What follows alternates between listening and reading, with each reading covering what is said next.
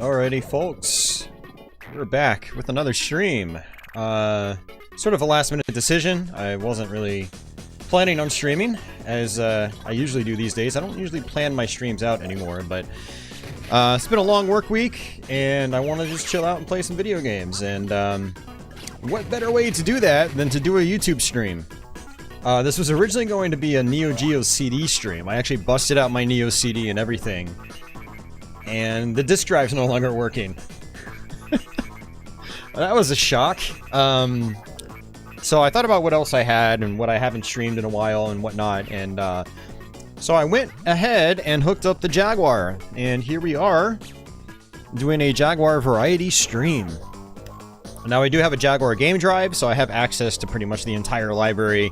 And so we're going to be using that for the course of this stream. And yeah, so we're going to play some Jaguar games. I'm going to try to focus on games that I personally enjoy.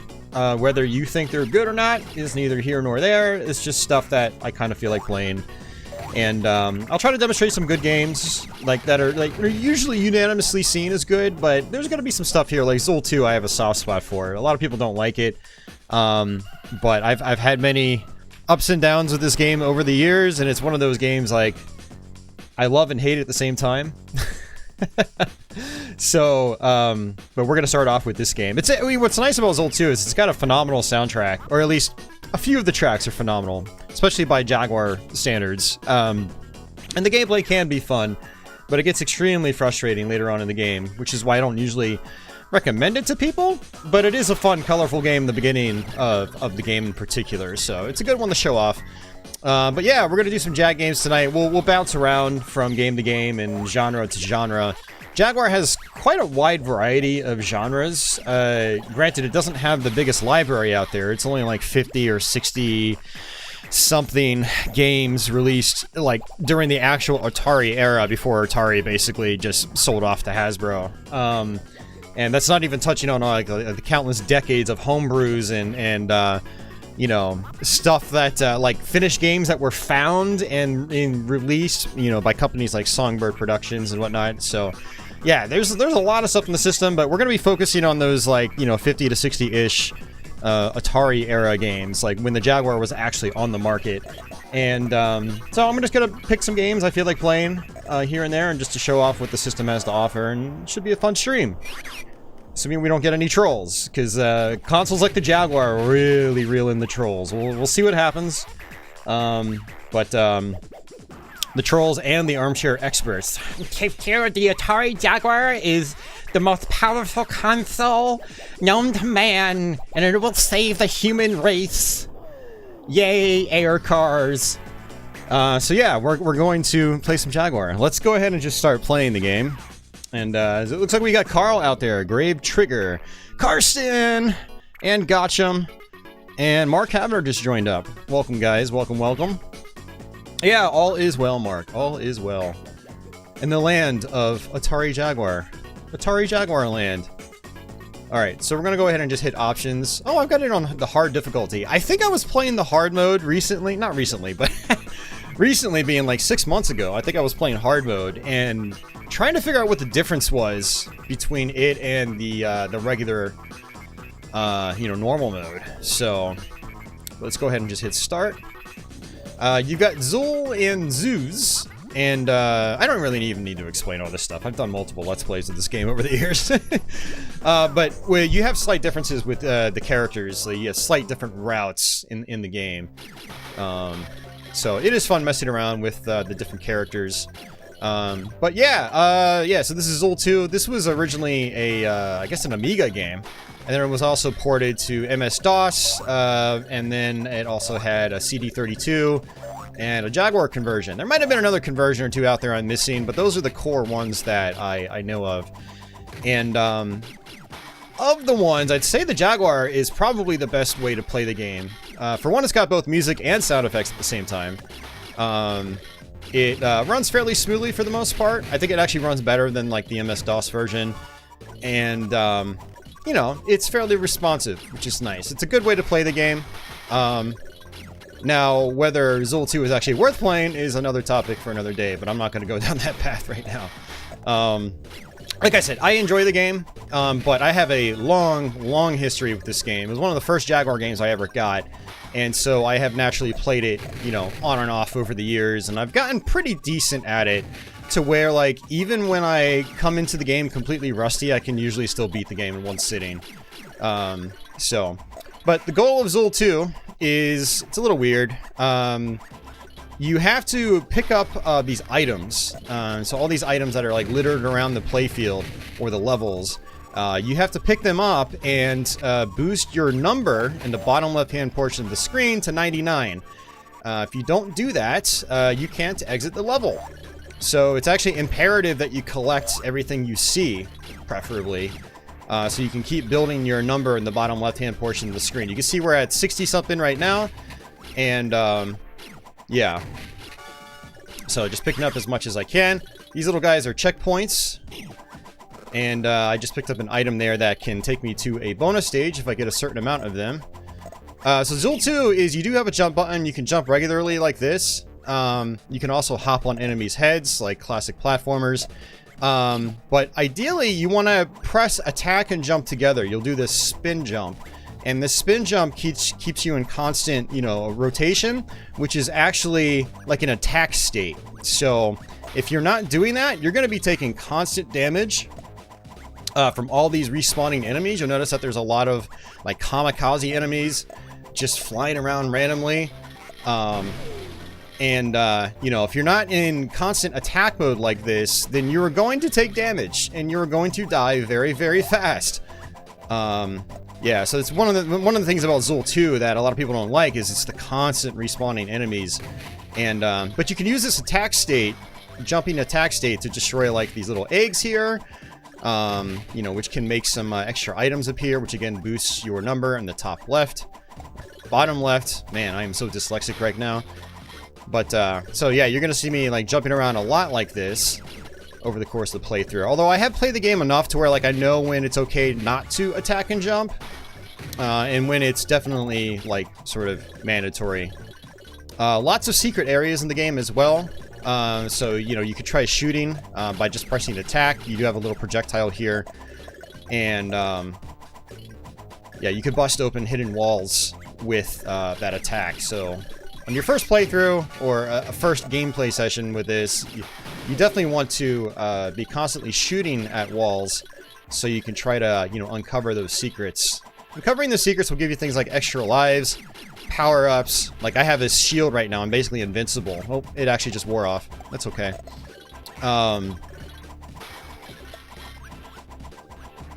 And occasionally they'll have like, you know, bonus room icons and things like that.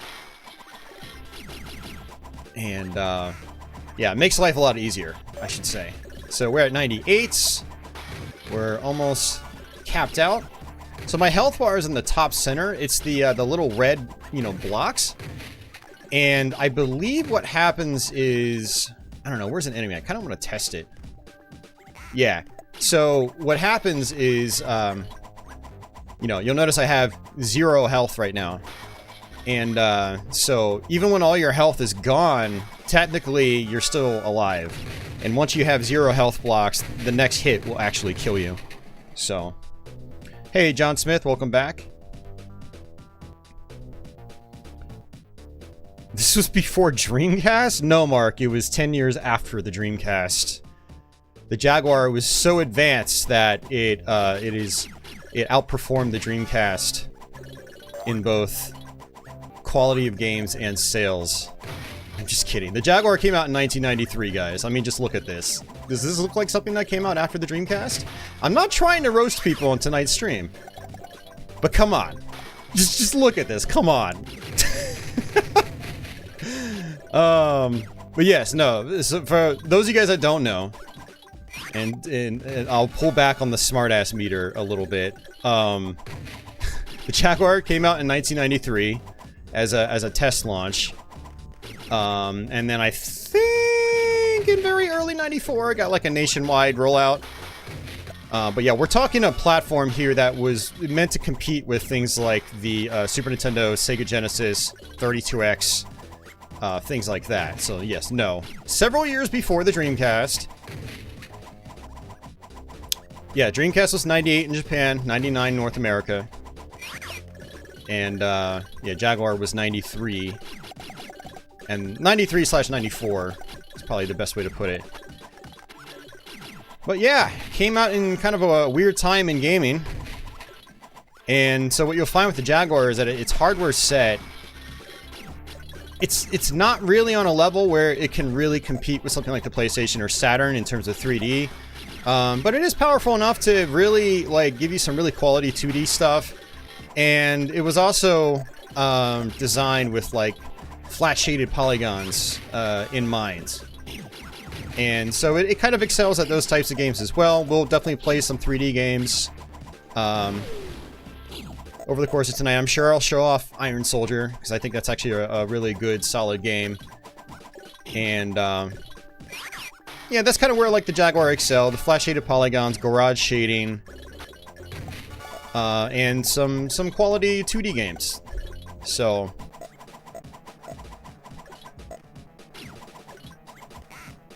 all right.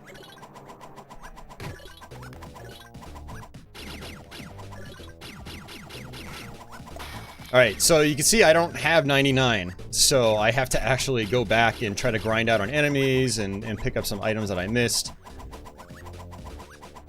Oh, man, who else can we roast tonight? No, I'm just kidding. I'm in a mood today. I haven't been feeling very good this last week in particular, like health-wise, and so like... today was really bad in particular. I was just completely out of it, so I wasn't even sure if I was like gonna be able to stream. Actually, I want to come back down here. I can see that there's probably a secret down there, and actually I might need Zoos to get that. I don't think I can get it with Zool. Might end up losing a life. Now, one thing you can do in this game is constantly grind out on respawning enemies. Every handful of enemies, they drop a health pellet. But I am running low on time too, so...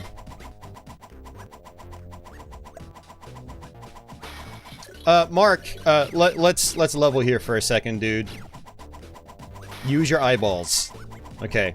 Eyeballs. Eyeballs are good to use. If you have trouble seeing, you should probably get glasses. Mark and I are friends, so, like, in real life, so I can roast him and get away with it. He's not some random viewer. I know Mark. I've known him since I was a kid.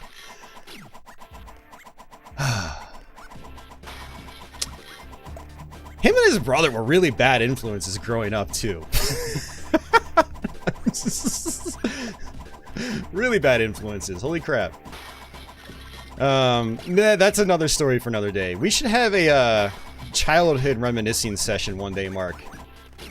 And make people laugh on the internet. Because there was some funny stuff that happened growing up. Okay, those are my items. That's actually what I was trying to do, but I also wanted to get my health back. Now, you know, there are 2D games on Dreamcast, but very, very, very, very, very few of them, I think, look anything like this. It's mostly just the shmups. Maybe Bangayo. So yeah, Giga Wing, Mars Matrix, Gunbird 2, stuff like that. Dreamcast, outside those titles, was so much more advanced. Like, it's like, if you just look at them,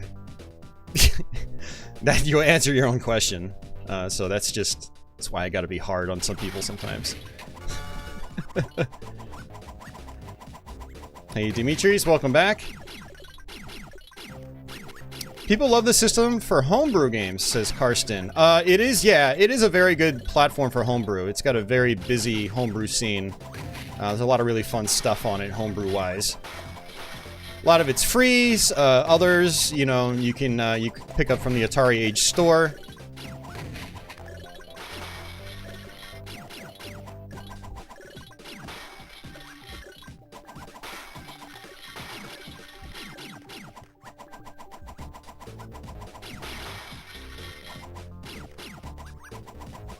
Yeah, lots of homebrews on this thing.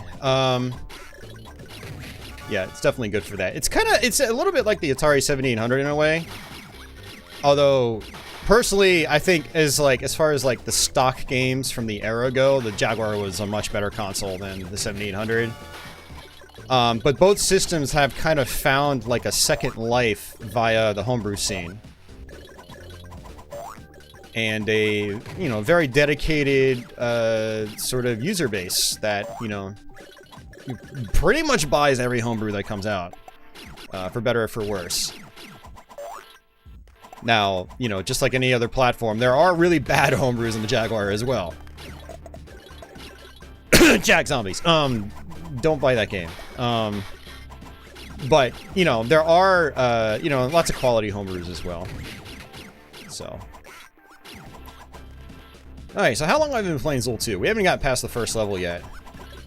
Each stage, or each level, I should say, is broken up into 3 acts. Oh, or scenes, or whatever you want to call them. Oops! But, yeah, then you fight a boss fight at the end of the 3rd one. So I still have to get 99 items. And it's not actually 99 items specifically. I have to just make the number go up to 99. It's not a one-for-one thing. So it's not like I pick up one item, that's one number. Nope, doesn't work like that. It's like several items boosts the number up by 1. Or the counter up by 1.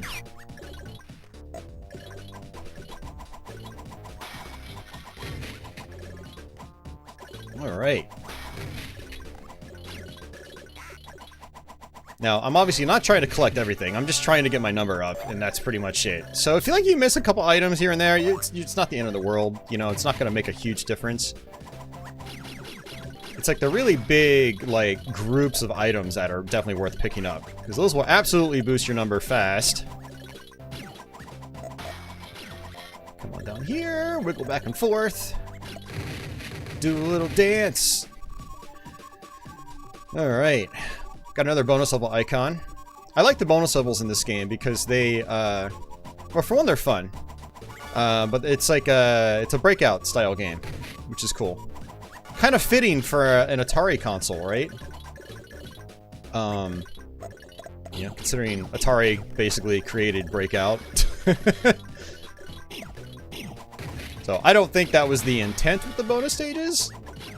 I think they just put them in because, like, oh, this is cool. And plus, this was originally an Amiga game. So they were probably there well before, like, they started development on a Jaguar version.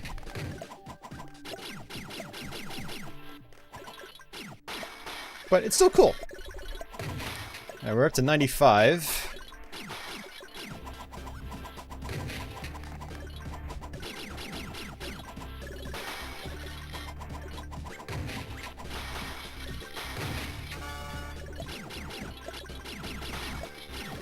Alright, close to the boss fight. And we're at the boss fight. What do I think of Alien vs. Predator on this? I'm not the biggest fan. I think it is a very solid game for what it's trying to do, but it's a little too slow and, like, maze-like and sim-oriented for my taste. You know, I prefer, like, Doom clones. Stuff that is, like, more fast-paced and arcadey. So when it comes to first-person shooters on the Jaguar, I naturally prefer Wolfenstein 3D and Doom. But what's cool about AVP is that it's got a lot of replay value. You have 3 separate campaigns depending on the character you pick. Oh, I didn't even get the bonus stage. I missed an icon.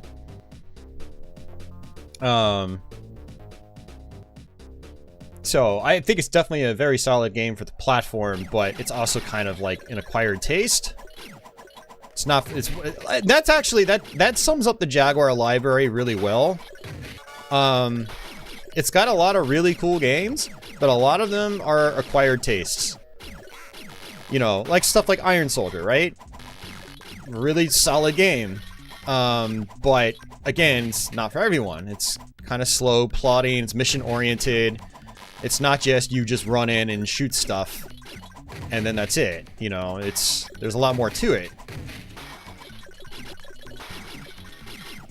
And so that's actually going to be my answer for a bunch of games in the system, like, you know, is it a good game? I hear it's amazing, like, it's kind of like, well, I don't know, it depends on your tastes.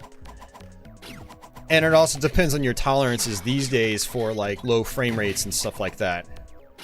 Because that is one issue with, not just the Jaguar, but a lot of early 3D first-person games in particular on console is, you know, kind of poor frame rates, Or poor by today's standards, maybe, you know, they're still playable, but it's not ideal, and it kind of hinders the experience a little bit. So, it all depends. I think what I'll do is I'll play a couple more stages here, and then I'll switch over to a different game. I feel like tonight's stream, I should be bouncing from game to game faster than I usually do. A lot of times what I do with these streams is like, I'll play through an entire game, and I don't think I really need to do that. Especially with Zool 2, because I've already played through this a bunch of times on my channel. I have multiple Let's Plays for anyone that wants to see an actual full playthrough. And I might even do an updated Let's Play in the future. Well, maybe I won't. No, I probably won't. Never mind. Getting ahead of myself. Alright. A lot of Sonic the Hedgehog influences. Right. Oh, I missed the bonus stage icon again. Oh, that sucks. Oh well, not a big deal.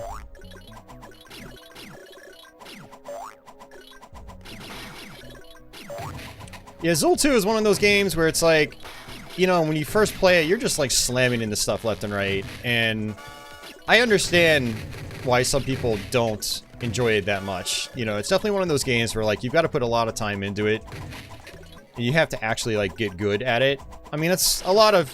I'd say that's a bunch of games actually, but I mean Zool 2 in particular, it's like you have to get really good at it to have any fun with it. Yeah, and I've gotten to that point. But I totally understand if not many other people want to get to that point with this game.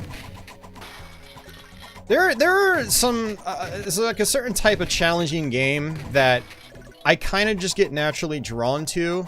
Like, I'll play it in the beginning, I'll be like, oh, I really don't enjoy this, but like, I'll give it several days or several weeks, and then like, I just naturally have the urge to go back and try it again, and that's kind of like what Zool 2 has always been like for me. It's like insanely frustrating, but it's like, I know if I just try again, I can get slightly farther, and I just rinse and repeat until I've actually mastered the game. Yeah, the Zool 2 is like that for me. Yeah, there are a bunch of games like that for me. Battletoads is another one. Although Battletoads, I mean, is infinitely more satisfying because there's more. I'd say there's more. Well, yeah, I was gonna say there's more skill involved, but I don't know. Kind of apples to oranges in this case. Yeah, this is Zool 2. Demetrius loves the color palette of this. Yes, it's great. So I think that's going to do it for Zool 2. Let's go ahead and switch games. So let me bring my menu up. And unfortunately, I have to actually power cycle the full console to do this. Let's see. Yeah, a lot of really kind of goofy games on this thing. I'll go ahead and start off with AVP since I know some of you guys want to see that. So we'll go ahead and load that up and give it a shot.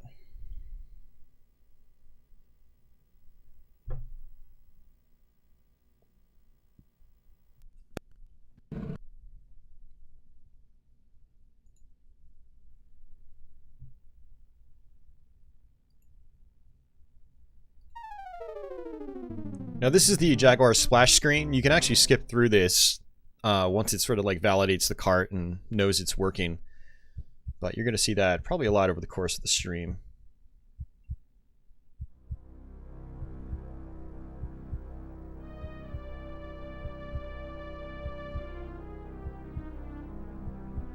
Yeah, and I will say, so like I got the Jaguar when it was on clearance, and so when I got it, it was still technically like a current system.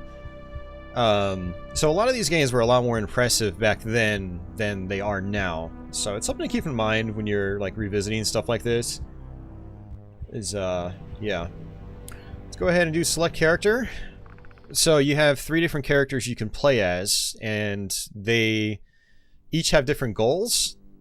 Honestly, I would say if you're gonna play the game, probably play as the alien, because the alien moves really fast, and it's got this cocooning mechanic I love those like melt transitions though. It's still so good. The Jaguar does have some really nice hardware graphical features that are like still pretty cool. So got to give credit where credit's due, right? But basically the alien dies real fast, but it also moves real fast. And so yeah, that's my main attack. That's my my mouth, and then I think C, yeah, that's my tail. So I think it's attack, tail, attack, and I think you cocoon an enemy. Let's see. 1, 2, 3. Yeah, so I just cocooned him. And now what's going to happen is this cocoon is like a checkpoint. So when I die, I'm going to spawn out of this cocoon here. So yeah, this is kind of like, you know, non-traditional. It's not just run and gun. Alright, and I cocooned him as well, so that'll be my second checkpoint. 1, 2, 3, cocoon him. And I think you can have up to 3 cocoons. And so that was actually probably a bad idea, cocooning all the guys here.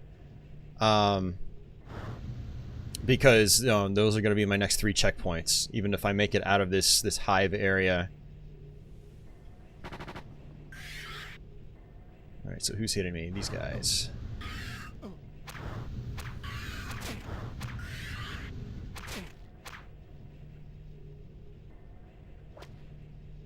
Now, the Jaguar controller has, you know, a keypad, which is often derided, but the keypad actually comes in handy. There are a lot of features here. You have like maps and stuff like that.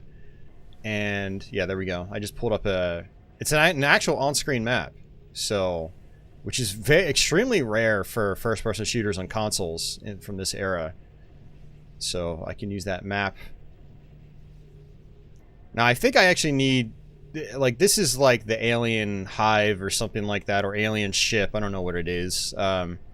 But it actually links in with the, you know, like the Marines ship. And then there's also a Predator ship that's docked on as well. So it's, you know, it's all 3, you know, all 3 races? I don't know what you want to call them. Kind of like just duking it out. It's a neat concept. And,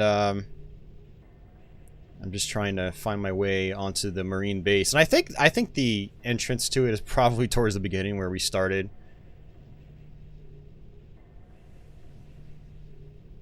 Let's go to check our options. You can actually raise the brightness of the HUD, which is nice. It'll actually raise it all the way up. So we can actually save our game anywhere as well.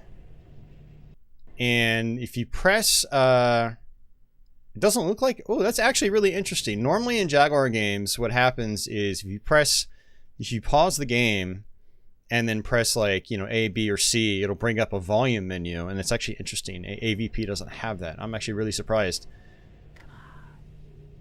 So it looks like the cocooning, like this cocooning status is on the left. So you actually have to let your cocoons do its thing. Hey, guns. Welcome back. And again, if I really wanted to... Oh, this is an airlock. I have to actually close the door. If I really wanted to, I could just turn the HUD off completely. So it's a little bit easier to see.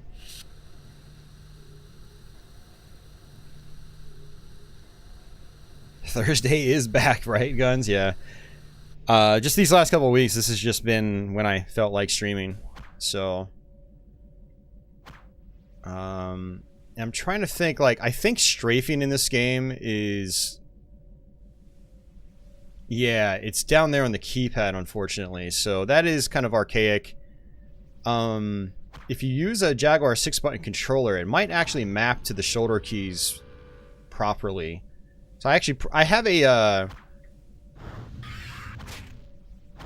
I do have a aftermarket... Alright, what's going on here? I'm confused.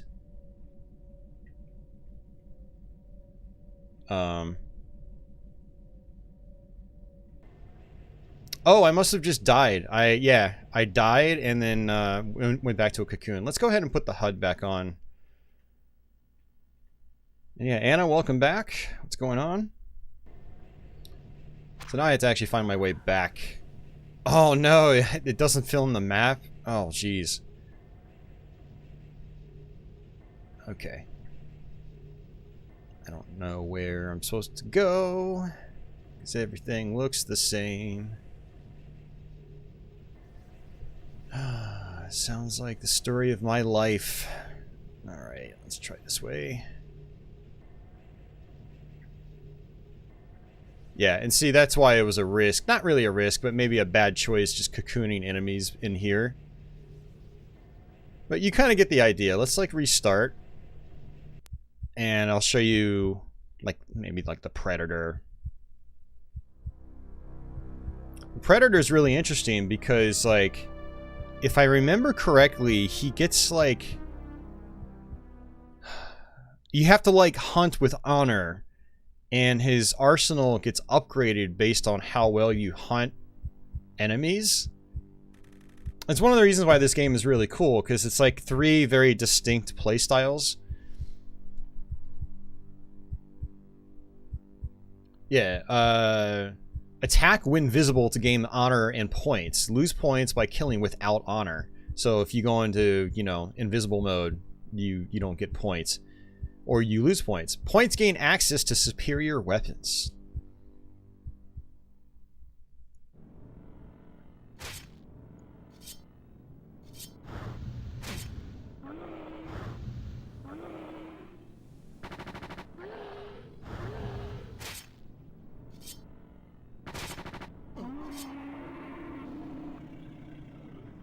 So I believe this is the Predator ship, and so I believe my health is in the top right as well. Let's bring that all the way up so I can see it. Yeah, it looks like I only have yeah, I only have 1 weapon right now. It's basically just these claws. And as I kill enemies with honor, I'll unlock the other weapons, which some are long range, some are much more powerful.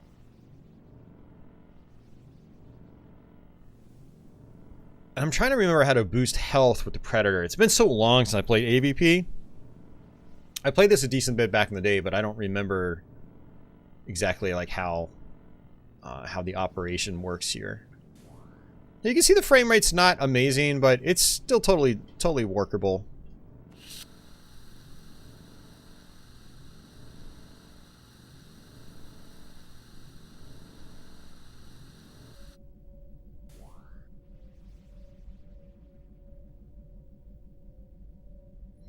Yeah, I know I've had some people, they've requested multiple times over the years, like when I'm gonna stream this game. Hey, Robert, what's going on? Oh, press 5 or 6. Oh, yeah, it's that item on the far left. That's right, that's how you get health back. Okay. So I have 5 of them, apparently, so I don't want to use it yet. I'm doing okay. Airlock not in use.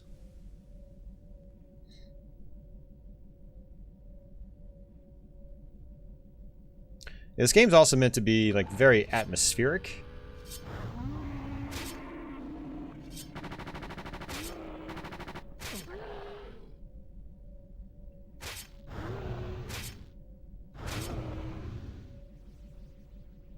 Taking lots of damage. So these are health packs.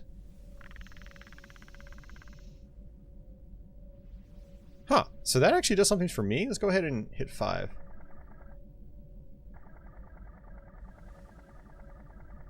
That's interesting. So I guess maybe you can, like, recharge it or something.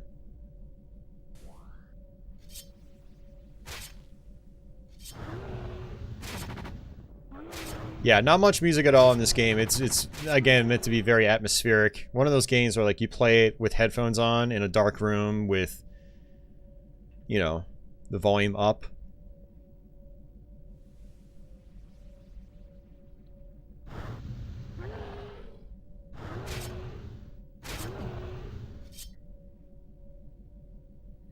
Yeah, the first AVP on PC I have actually a lot of fond memories with. And actually, I don't think the Predator... These are air ducts. You can actually get into them with the Alien and the Marine. But it doesn't look like you can do it with the Predator. But yeah, I have fond memories of the first AVP on PC. Oh, I see. So the medkits actually charge up your meter on the far left. Okay, it's good to know. And actually, what I can do is... I think... Well, let me kill this guy first. Must kill with honor. I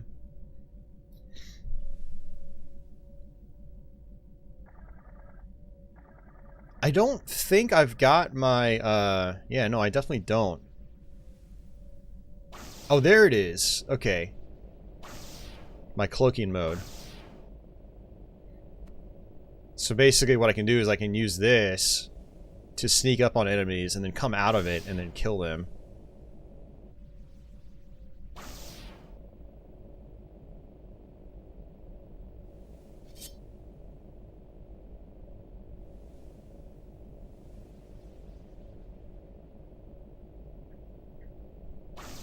Another med kit. Let's go ahead and use that. Uh-oh. I don't think this is gonna work. Let's see. Yeah, he doesn't know I'm there. That's really cool.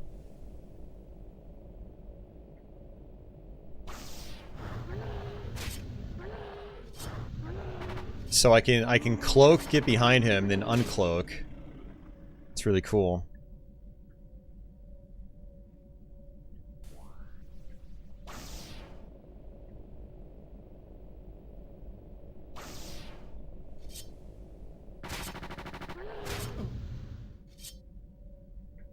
Uh-oh. Still haven't unlocked my first weapon yet.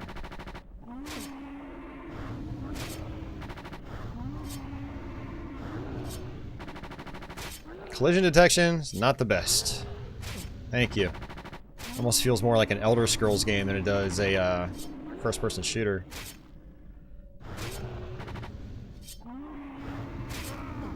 Alright, there we go. Let's go ahead and use some health.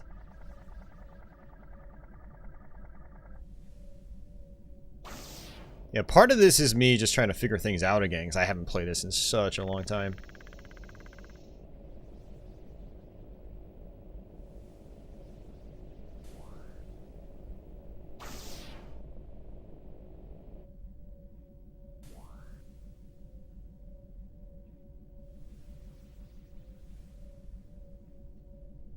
Either this elevator is deactivated or the Predator cannot ride them. I'm not sure.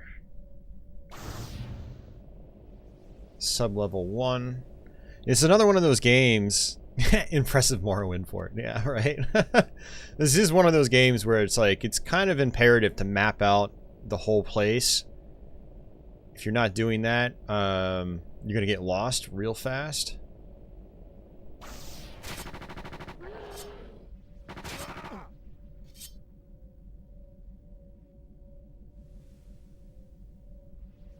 Oh, I've already pressed the button, Karsten. Trust me, I already tried that.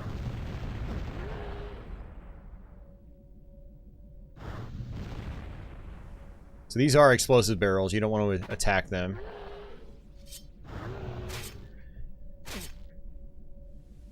I wonder if it helps to be like running towards them as I attack.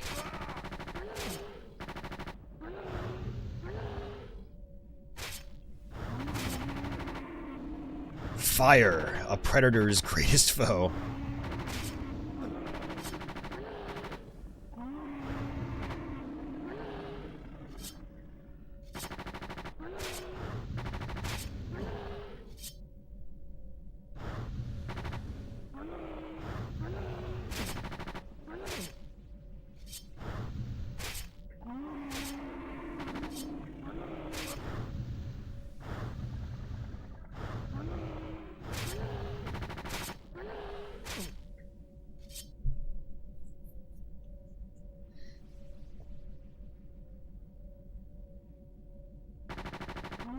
Still haven't unlocked my next weapon.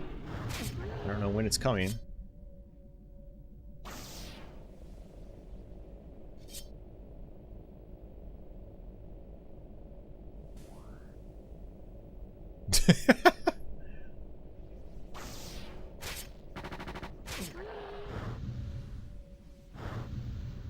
Well, we're probably gonna die. It's okay. I am finding that if you're like moving forward and attacking... Oh, we got the combi stick. Okay. Woo! Much more powerful. I'm still gonna die.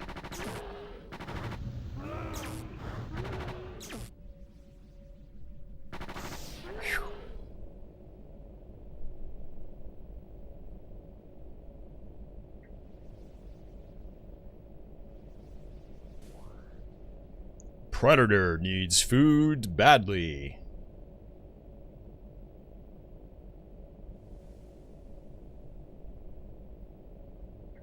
Yeah, I actually have not AVP, Alien Trilogy for PS1. Oh no, he saw me. And I still haven't really messed around with it. From what I understand, it's more of like a run and gun. Whereas this is more like, it tries to be slower, more sim-oriented in a way, more realistic. There are stealth elements and things like that. All right, I'll do a quick one with the Marine, just to kind of show you what it's like, and then we'll switch to a different game. But yeah, it is a really cool game, but it's one of those things where it's like it requires a lot of dedication, and you kind of got to be ready for it. It's not a run and gun like Doom, and what, you know, a lot of people come into this game thinking it is like a Doom clone, and it's you know, couldn't be farther from that. So it's not oh, Alien Trilogy is a Doom clone, but a really good one. Yeah, it always seemed cool to me. I just never put much time into it. What do I think of the Contra remake on phone? I don't even know what you're talking about, Karsten. I was unaware there was a Contra remake. I don't really follow phone games, really, at all. So I think I basically just came out of cryo sleep. And I'm going to pick up a gun right here. What on earth got a hold of this guy? And one of the things about this now is now we have to deal with a lot of aliens. And you'll eventually do that with the Predator, I believe, but the aliens are really frustrating to deal with the Marine, because if you walk on top of their acid, you lose health. So ideally, you don't kill aliens in tight hallways like that. You try to lure them out into the open.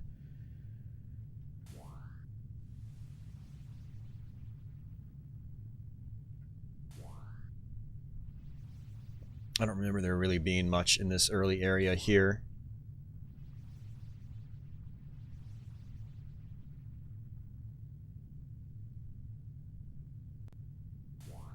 There are, I believe, computer terminals. Alright, so like I'm going to try to lure them out here. Ah, so probably going to get hurt by that. No, I'm good. Okay.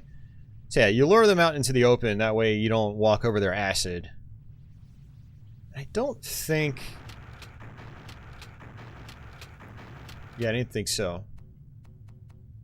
Now I'm trying to think... Do I have unlimited ammo with this weapon? It's not showing like an ammo count anywhere.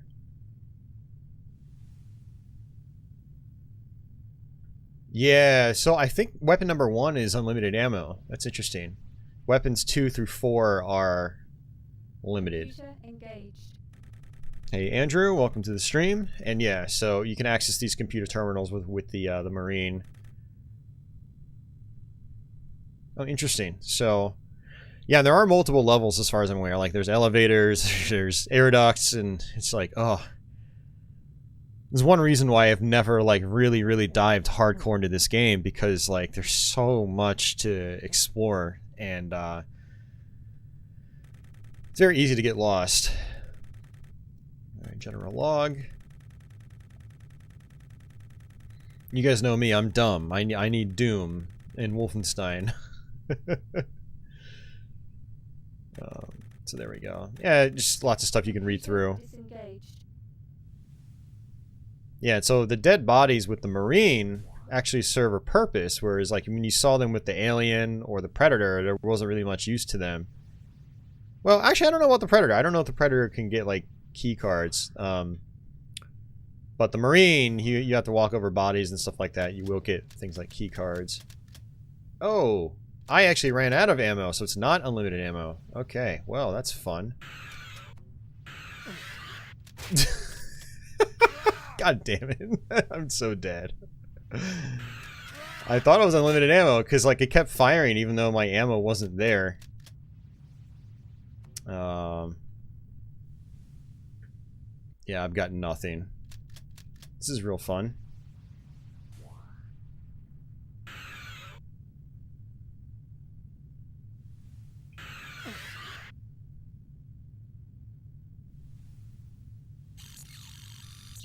Security card number 1.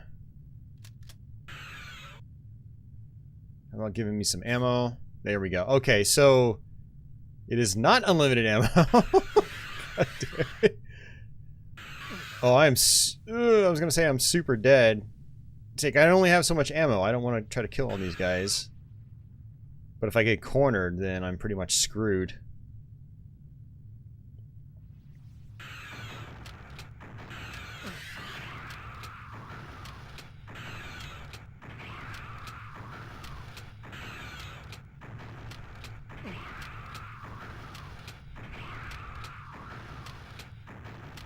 Oh yeah, I heard Alien Resurrection is extremely hard on PS1 for like all the wrong reasons.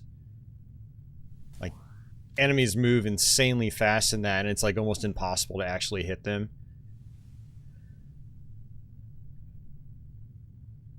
But yeah, you can see there's more strategy to this game than just run around and shoot people. I mean, maybe it gets to that point later on in the game when like you've got an entire arsenal. Maybe you get maxed out on ammunition, but yeah, it's definitely not how it is in the beginning. That's for sure. Yeah, it's cool. Let me know if there's like major audio sync issues, by the way, because my capture card is getting like basically a signal drop every time I switch games. Like there's the potential for the audio to act up. I need to try to route my audio input a different way because yeah, I've had problems with this capture card, which sucks because it wasn't cheap. All right. So if I play something like Doom or Wolfenstein, I'll probably wait until later on, because I've done so many gameplay sessions with those. I will show off an interesting one not a lot of people talk about. It's called iWar. It kind of shows off like the more flat shaded garage shading techniques that a bunch of games do.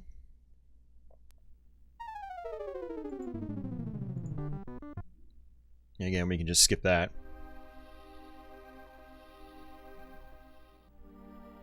Yeah, a while back when I got my flash card, I wanted to do like a full playthrough of this game on YouTube, but it's really, really long. So I'm gonna stick to normal. We'll play like a level or two. The first couple levels aren't very long, and it'll kind of give you an idea of what the game's like. And I don't remember if I went medium or heavy. This game is really challenging. And then I'm going to go with medium. That's basically like ship speed. And so this is a lot like Cybermorph in that it's all about just collecting pods and then finding the exit. But it's a lot more intricate than that in terms of like the actual combat goes. So I like to play in first person mode here. When you first start each level, you're basically invincible for a few seconds. So these are our pods. So we just grab those. Now this game, the frame rate can get insanely bad on this game. It shouldn't be too bad on the first level here. And unfortunately, I kind of have to take damage in the beginning. It's definitely a game that's tough to... It's sort of tough to get into because there's definitely a learning curve. And you kind of have to understand how it works. These things are basically switches, which will open up, you know, doorways and whatnot. You can shoot them. And these are teleporters. They take you to other areas. So at first you shoot really slow in the very beginning. Yeah, since my damage is critical. And I died. Yo, reboot! Good morning to you. Alright, let's see. I don't think there's a weapon pickup here. No, there's not. So I'm just going to try to just snipe these guys from a distance. I have 2 lives left, and you do get extra lives over the course of the playthrough. So I'm just going to try to just tank and hope that I don't just take too much damage here. But yeah, you'll notice that shading in the distance. That's just like, you know, part of the standard Jaguar, you know, hardware set. It's really nice. I like it. I've always enjoyed the garage shading look. But one of the issues with it is that, like, the Jaguar was just kind of too far behind the times. Like, when it released, the 3DO was already out. It could do full texture mapping at a much higher clip than the Jaguar can. And then the PlayStation came out late 94 in Japan. Same with Saturn. And it's just like, the port system was just like, you know, it had some good ideas, but it just wasn't meant to be. As simple as that, unfortunately. So, but there are some cool visual styles. I have a real soft spot for this visual look. Now, like, unlike Cyromorph, you'll notice that iWar actually, like, texture maps some of its objects, which is interesting. So it's like a mix of garage shading with actual texture mapping. Yeah, reboot. I agree. Yeah, clean shading, I think, is a little more appealing to the eyes than some of the early texture mapping. But what hurts this one is the fact that it runs so poorly. It's got a really awful frame rate. But it's one of those games where, like, I'm fine with it. I can get used to it. I've gotten really far into the game. Well, I've almost finished the game, actually. I think my save file is it's like at the second to last level or something like that. But the levels get massive at the end. Right, so I think I need one more data pod, apparently. So did we already come in here? We did not. Okay, that actually refills my health, and there's our last data pod. And then once you get that, the exit opens. And then now there are bonus stages between levels. You can try to earn an extra life. This is third person mandatory, so you basically just pick up these pods.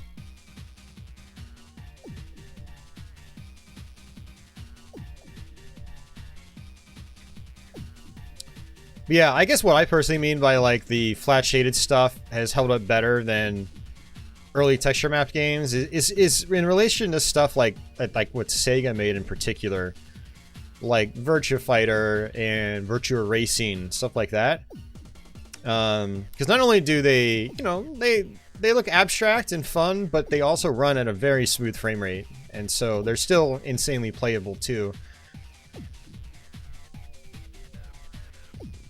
Iron Soldier, I think, is definitely a better example of, you know, a flat shaded game that, you know, runs much better on the Jaguar. Although I don't think Iron Soldier itself uses a lot of actual, like, garage shading. I think it's just, like, literally just flat text or flat polygons.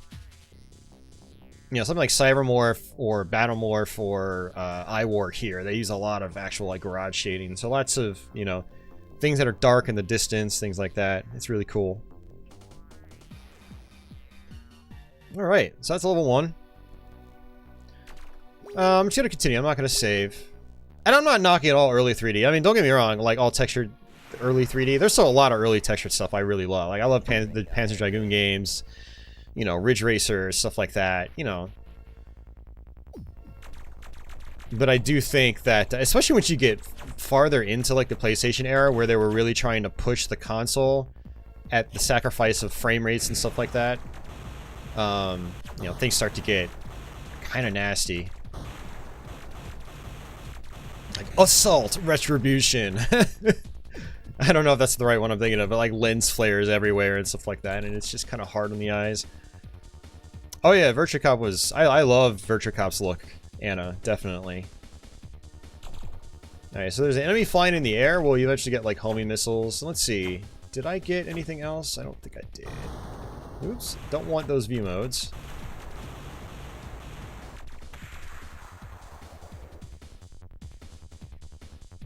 I enjoy the soundtrack in this game too. I love that mid-90s techno sound. This is breakbeats in particular. Alright, so you have to be careful with these things. You have to wait for them to go off and then go through them. Got it. You will die insanely fast if you don't time that correctly. So time it correctly. Alright, let's just go backwards into the teleporter. I love the teleportation transformations, or transitions as well. It's really cool. I probably should have saved that energy pod. Alright, so we can blow these up. They usually reveal data pods. Yeah, there we go. Alright, who's shooting at me? Okay, it's this thing over here.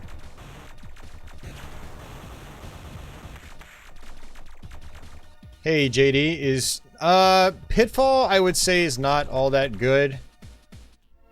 At least compared to other systems. I mean, it is playable, but it's got some major, like, frame skipping problems that makes it difficult to control, especially later on in the game. Towers 2 is really cool if you're into Western-style dungeon crawlers. But it plays in real time. I mean, a lot of Western-style dungeon crawlers were real time, but like they were kind of grid-based. Stuff like Eye of the Beholder. Towers 2 is fully like you move around like it's Wolfenstein or something. It's really cool. But all the same types of cryptic ass puzzles that you would find in a Western RPG. Like 80s, early 90s Western RPGs, what I mean. Dungeon crawler style. First person. I'd say it's definitely a good game for that genre, but it's also very, very, very cryptic and frustrating. So, you've been warned.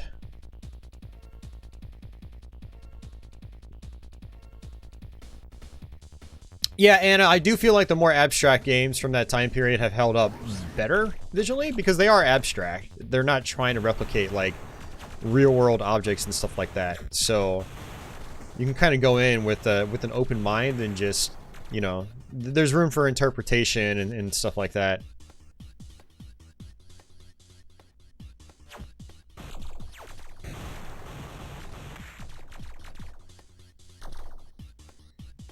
Alright, so there is a map function. It's not that. Oops, that's the music. There we go. So, the map, it's a little hard to decipher at first. But, you eventually kind of figure it out. Basically, I think it shows you what room you're in. Like, the teleporters will start blinking when you're in that room. So, that's how you can kind of figure your way around, the world. Picked up a Mark 1 missile launcher. Okay, cool. So, you can see, like, I've actually upgraded my main weapon, too. It's like a 3-way shot now instead of, like, a rinky-dink 1-way shot. So you do get really powerful in this game, and that's one of the things about iWar is that, like, I don't think people usually get to that point where they're actually powered up and it actually starts to feel good to kill things. Because it's very, oops. Whoops, did not want to do that. It's, very brutal in the beginning of the game. Like the first level in particular.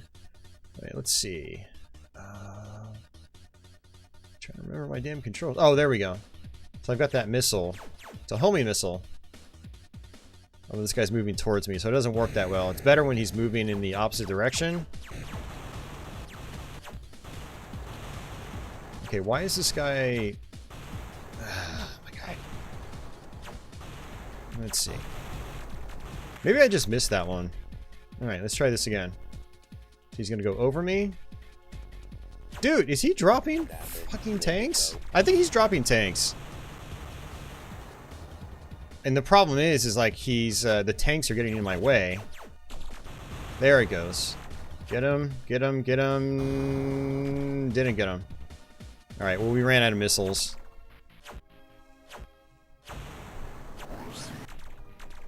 Attack of the Mutant Penguins is like being on acid? No, definitely not. But it is a fun game. I will probably show that one off before the end of the stream, because I think it's actually,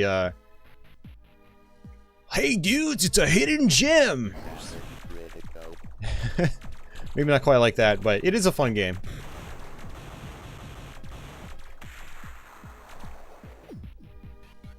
I think being on acid is more like playing Defender 2000.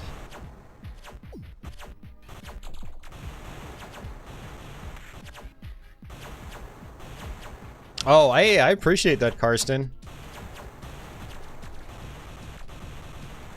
It helps boost my watch time, which I badly need right now because I'm not streaming and doing as many videos. Like all my stats have completely tanked.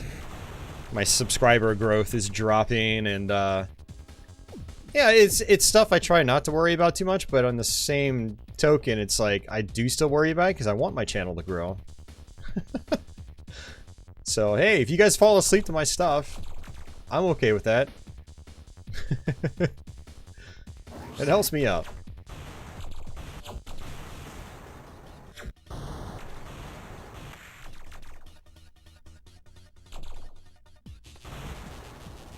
I'm gonna go back and try this way again. Well, I don't know.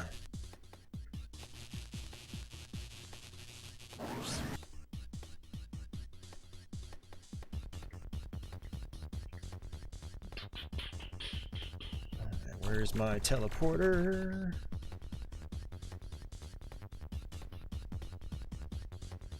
Oh, there it is. Oh, there's the pod. I had to activate this this jump. Okay, so now I can exit. And there it is. I mean, this is basically the entire game. The maps get more and more complex. You do get a lot more weapon power-ups and stuff like that. And yeah, it's interesting. I like this game.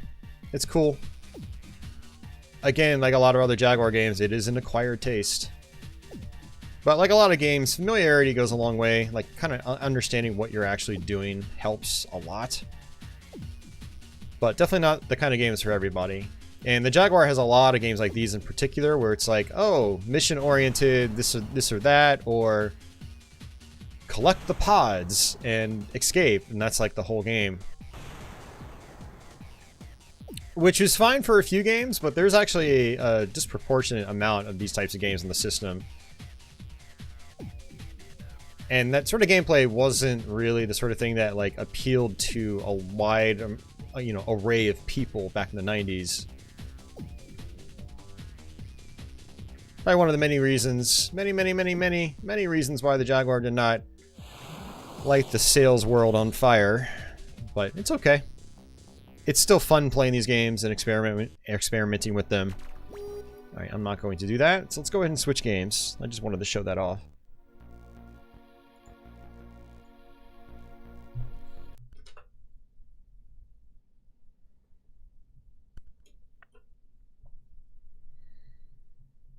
Savitor, good evening, just got in. Have you played Iron Soldier yet? We have not. We will do that probably in a little bit. I started off with Zool 2, then I played some Alien vs. Predator, and then iWar was our third game. So we'll try to do like a mix of stuff. Yeah, we'll try to do a mix of stuff just to kind of show you like, and I'm trying to like, yeah, play some decent games, things that I feel are decent. Again, iWar I think is a decent game, but it's definitely not for everybody. And again, that kind of like sums up the Jaguar library in a nutshell. Very few games on the system with like mass appeal. But lots of games with, you know, acquired taste. Doesn't mean they're bad, just not for everybody. Karsten picked up the Final Fantasy 1 through 6 pixel remastered games on Steam. Oh, nice.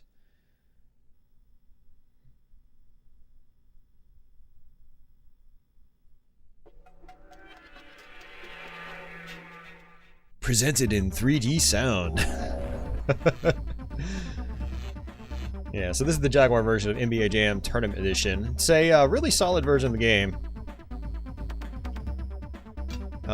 I have not played this in quite a while either, so shoot, block, turbo, pass, steal.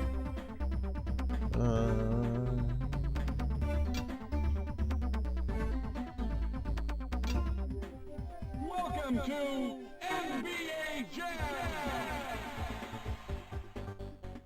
Tempest 2000. Yeah, we'll probably play that by the end of the stream. I don't really know who's good or bad. I don't know if this is true in the console versions, but apparently the arcade versions of the game, like, the stats are lying. I think Mark Turmel, one of the original developers of the arcade game, mentioned that. Whoa, there's some crazy wobbling on the left. That was weird. Maybe that's like overscan area. I can crop that out. That is super weird. Alright, it's passed. Let's shoot. Got the 3 points.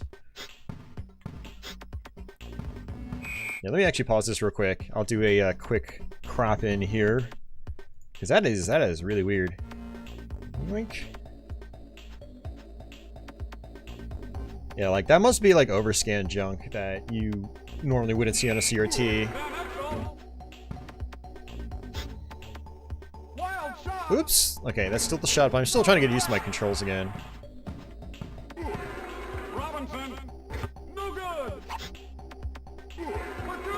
It's been such a long time since I played NBA Jam. Alright, so B is turbo, and then shot. If you do turbo and shot next to the hoop, you'll do a slam dunk. Alright, what's my... Okay. B and C together to shove. Shoving is really important in this game. Boom.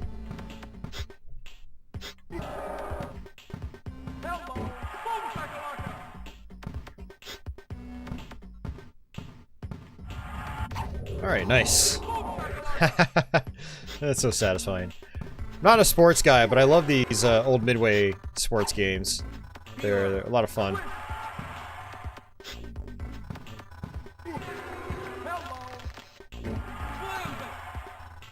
Alright, so it looks like we're tied.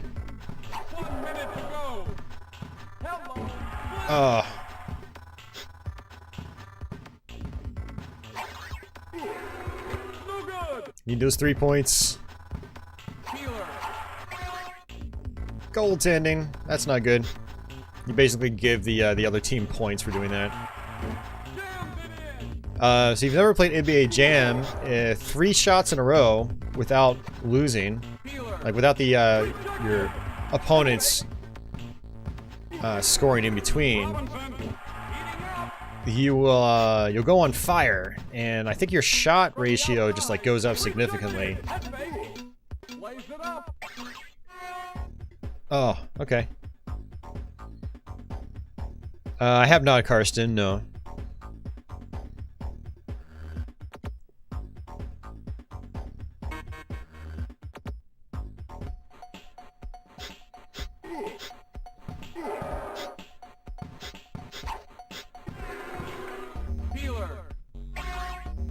Goaltending again.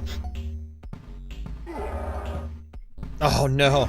I thought I had control. It was my AI teammate had control. Oh my god, this music is horrible. I never realized how bad the soundtrack was in this version. There are a lot of Jaguar fans that are like, this is the best version of the game! And while it is a really good version of the game, I'm not gonna lie, there are definitely some things that it's lacking in. Oh, goaltending again.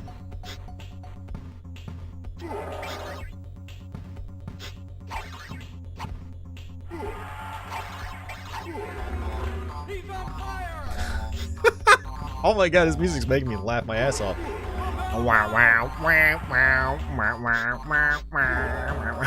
Holy crap, dude. The Jaguar is capable of really good music. It really is. This is not it. Goaltending again. Hey Aberdeen, what's going on?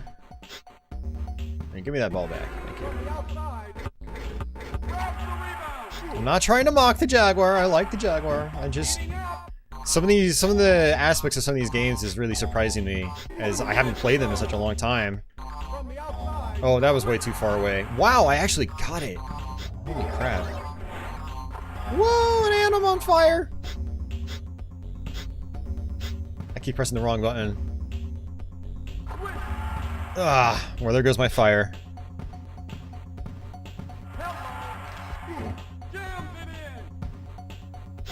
27 and 29. Uh-oh. Got a three-pointer.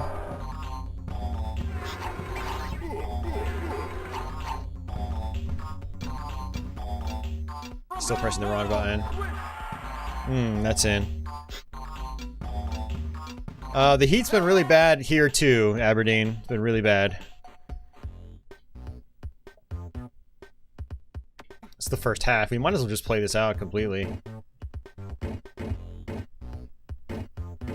Rodman. We are now Dennis Rodman.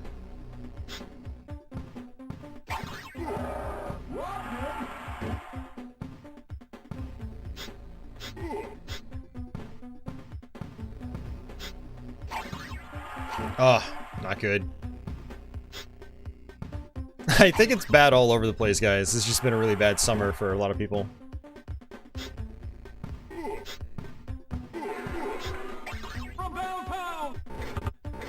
Oh, and of course the AI misses. Uh-oh. What am I doing? Okay, could you stop doing that, please?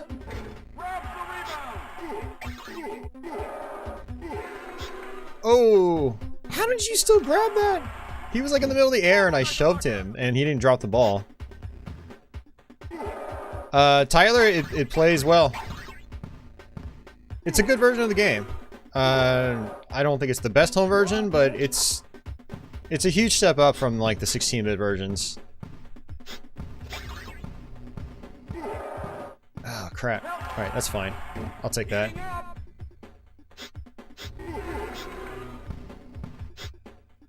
From the outside. Get it? No, 108 degrees. Yeah, that's insane, dude. From downtown. No good. Head fake.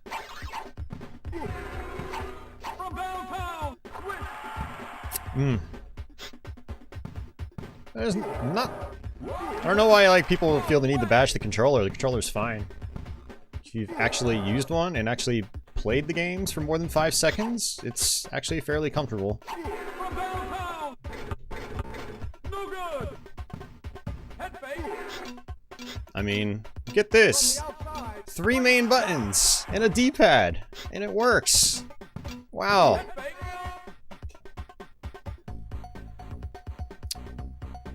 One thing that people don't know though with the Jaguar is that there are 2 versions of the main 3-button controller. There's one with gray keys, there's one with black keys, and for some reason, I don't know if it's like cost-cutting measures or what,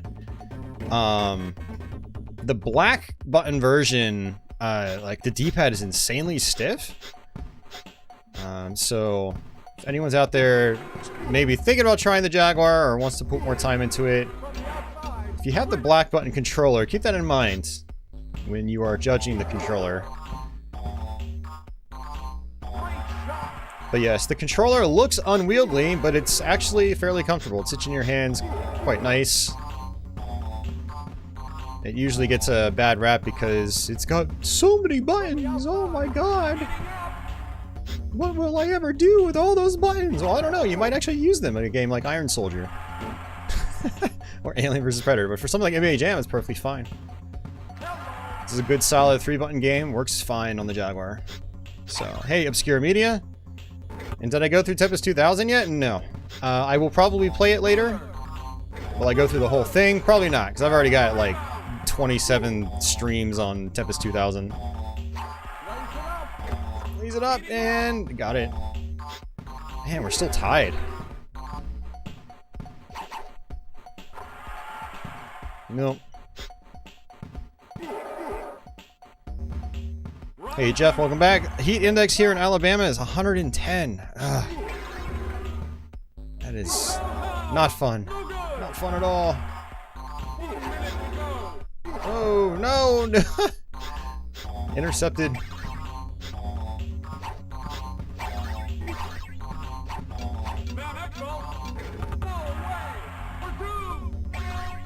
Goaltending. I knew that was going to happen.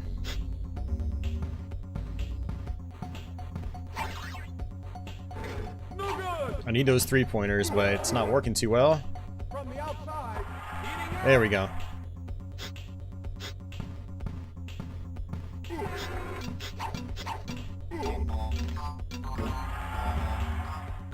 Alright, let's go for the full thing. That'd be hilarious if we made that. It works sometimes. It works sometimes. Alright, this is our last round. Quarter. Oh no, that was the full game. Holy crap, I thought we were on the third quarter. Yeah, I thought we were on the third quarter. Oh well. Yeah, that's NBA Jam Tournament Edition for the Jaguar. If you want to see like side-by-side comparisons with other versions, I recommend looking up Digital Foundry's DF Retro's PlayStation launch retrospective. They put out a few weeks back. It actually talks about NBA Jam T.E. because that was released like either at launch or like right after for the PlayStation, and he actually ends up going into a deep dive comparison of all the versions, including the Jaguar one. So, but yeah, definitely recommend checking that out if you want to see comparisons.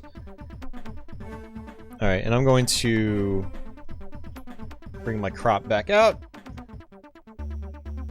What's up, Patchouli? Looks like my kitty has joined us.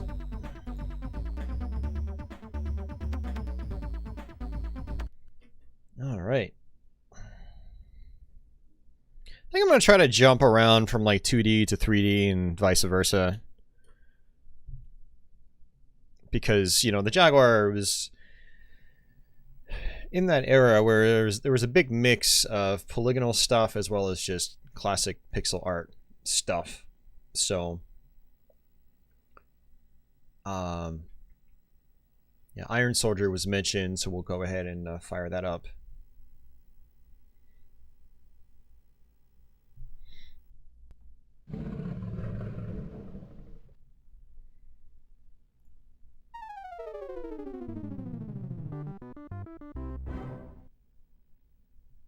How do you guys cope? Staying inside? Pretty much, yeah. I know that's what I've been doing.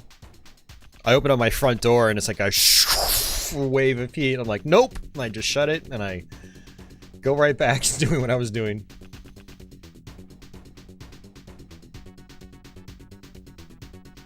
I mean, that's not entirely true. I mean, the heat's been really bad here, primarily because of the humidity, but I have actually been trying to go out and do other things more often, like play more pinball on location and whatever. As I'm still working from home, it doesn't look like that's going to change anytime soon. So it's very easy to get cooped up, especially now that I'm Monday through Friday, and my days feel like they just drag on. Anyone bought the new Atari VCS? My friend Retroactive Kevin here, he bought one, did a review on it on his channel. It didn't look all that great.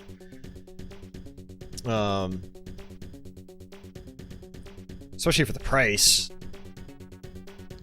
I could see myself maybe getting one just for some of its features and controller if it ever like drops in price a lot. You know, have it for the channel. So yeah, this is Iron Soldier, and it's another mission-oriented game. I really like how this game just does certain things, like the mission select. It's an actual polygonal cube with texture maps of the you know, the levels that you're gonna play. It's pretty cool, nice effects. But we'll start off with the bust, kind of go from left to right. Never picked one up, should have. Yeah, I mean, if you had a Jaguar back in the day and you had games like this, you probably would have been fairly happy with it. Especially if you got it later on in its life cycle. Which its life cycle is only like 2 years. You know, the games were significantly cheaper by then, and yeah. So yeah, this is a mech-based game. Man, look at those chunky pixels. Doesn't look nearly as chunky on a CRT. We're going through a FrameMeister upscaler in RGB, so the pixels are razor sharp. But yeah, you start off with a rifle, and that's pretty much it. You also have a little fist you can use. So yeah, this is it. You can see there's a little bit of garage shading on like your you know, your trees and stuff like that. But yeah, it takes place from a first-person perspective. Again, it's mission-oriented. Our goal on this level is to basically get to the end. There's a couple of warehouses we have to bust open and to get a special item. Everything else in the meantime is just, it's like, you know, destroy whatever you want, try to survive. You use the keypad to switch weapons, and so I have the manipulator, which is my fist. I'm actually bashing a building right now, and the building will actually do that. So lots of destruction if you want it. I'm going to switch back to my rifle. Now the Jaguar controller has these overlays that go on top of the keypad, so you can like look down onto the controller and be like, oh, okay, so number, you know, 7 is my rifle or whatever. You can just run over tanks like that or walk over them. Certain types of buildings are more likely to give you certain items than others. So like the warehouses will usually give you some kind of, you know, like ammo refill. These ones right here with the pipes coming out, with the exhausts coming out, they'll usually give you, you know, like shield refills. So like, yeah, that striped box is a shield refill. My shield's in the bottom middle of the screen. So there we go. And it's the manipulator again. So if you want to save ammunition, because you are limited on ammo in this game, you can just bust out your fists, and that's actually more shield. Hey Mernon, how are you doing tonight? Welcome back. Ever play the Iron Soldier sequel? I have played both sequels. Iron Soldier 2 on the Jaguar, and Iron Soldier 3 on the Nuon and PlayStation.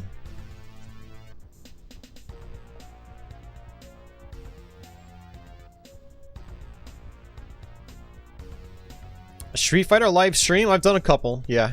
I did the Street Fighter Anniversary Collection on PS2 a few months back.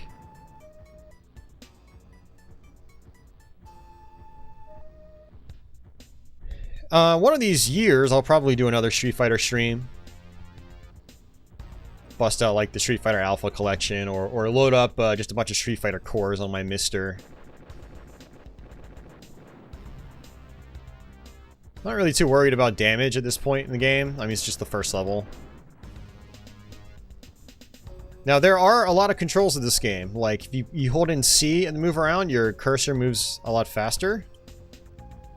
You hold A and press back to reverse. You hold A and you can tap it lightly to walk slowly.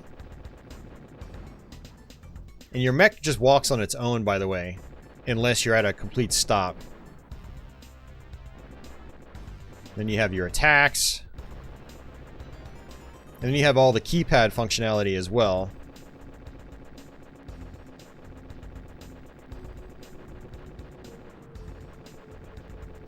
And actually my ammo is almost empty. Oh, it's out completely. Alright, so I have to destroy these real fast. I don't want to die.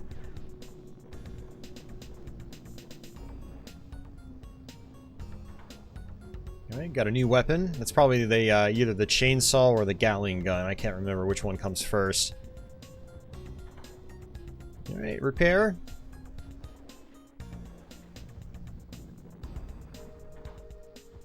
Rifle reload.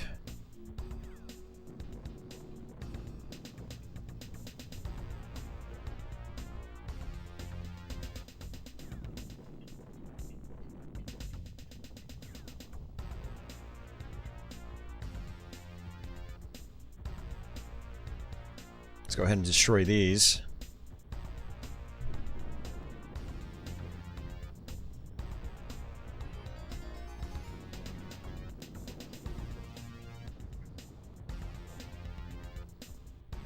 Alright, that's it. Mission complete. Well done. You have found a new IS equipable weapon, Iron Soldier. The Badger hand grenade. Oh, sorry, grenades are second. Okay. Alright, so now we're going to have to use these grenades on this care package level. Iron Fist Enterprises is using massive cargo ships to transport Iron Soldier mechs. Blow up the ship before the Iron Soldier units can deploy. So we have to destroy like 2 or 3 ships here. Cargo ships.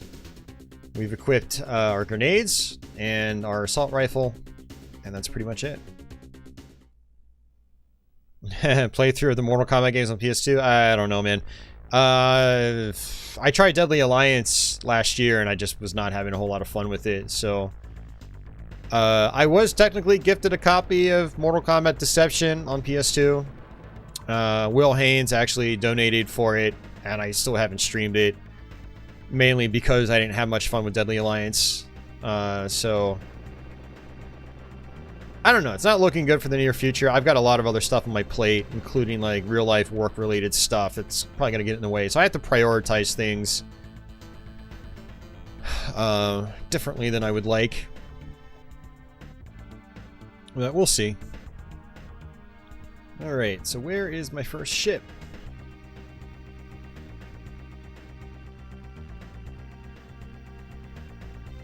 It's over there.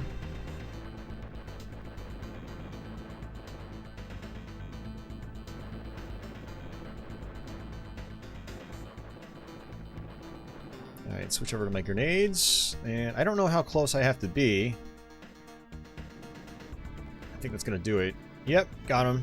Alright, switch back to my rifle. Now there is a turret mode, so you can like walk one way and then shoot and aim another way.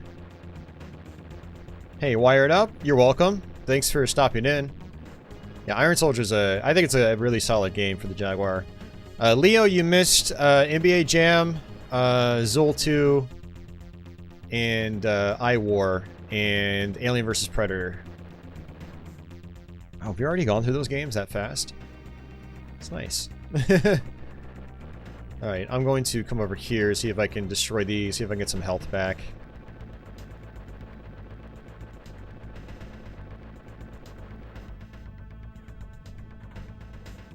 Yep, got some health back.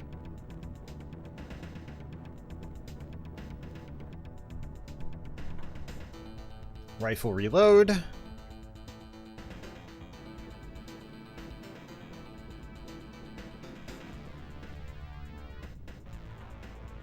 Rifle reload.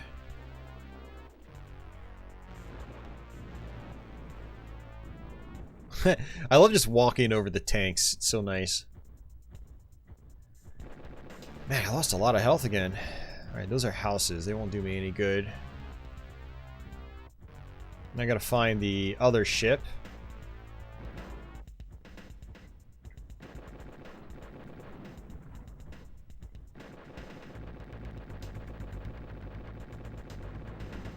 Now, you actually are timed on this one. There's no actual, like, on-screen timer, but if you're not fast enough, the ships do go away, and then you fail the mission. You have to do it over. So, like, it's actually mission-oriented. If you fail the mission, it's... you gotta do it again. Alright, switch over to my grenades.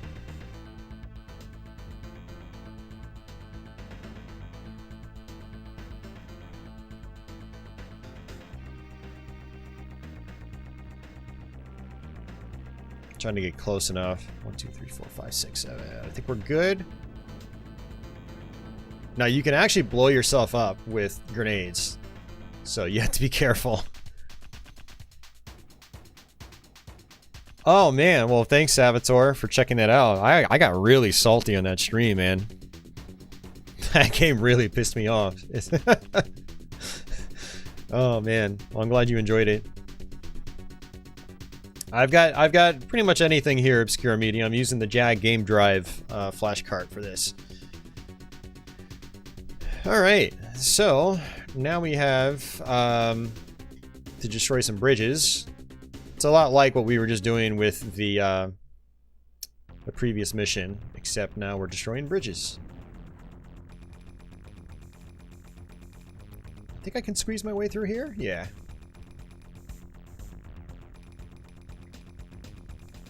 Some turrets over here.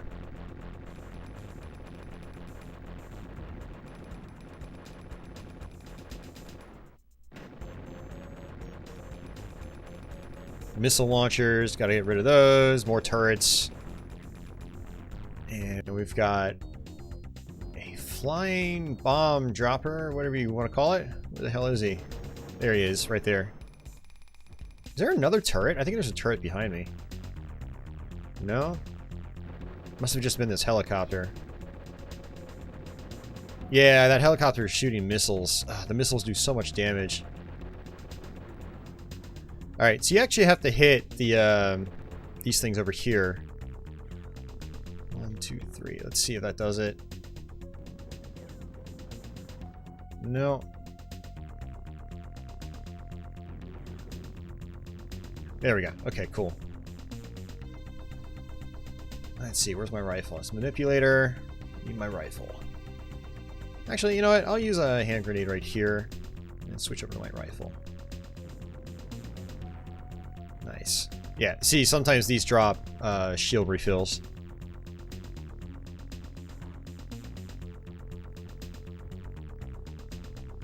Alright, so another bridge on the other side. The first 4 missions are by far the most basic. To kind of like get you up to speed. Now, you can still die really easily in them, and you can still fail them really easily. But they're simple. It's just walk, you know, go to one side of the map, destroy a bridge, go to the other side of the map, destroy a bridge. Oh, now that I think about it, how are you going to get off this island? How am I going to get off this island once I'm done? Is my Iron Soldier strong enough to just, like, walk through the water? I don't know. Never thought about it until now.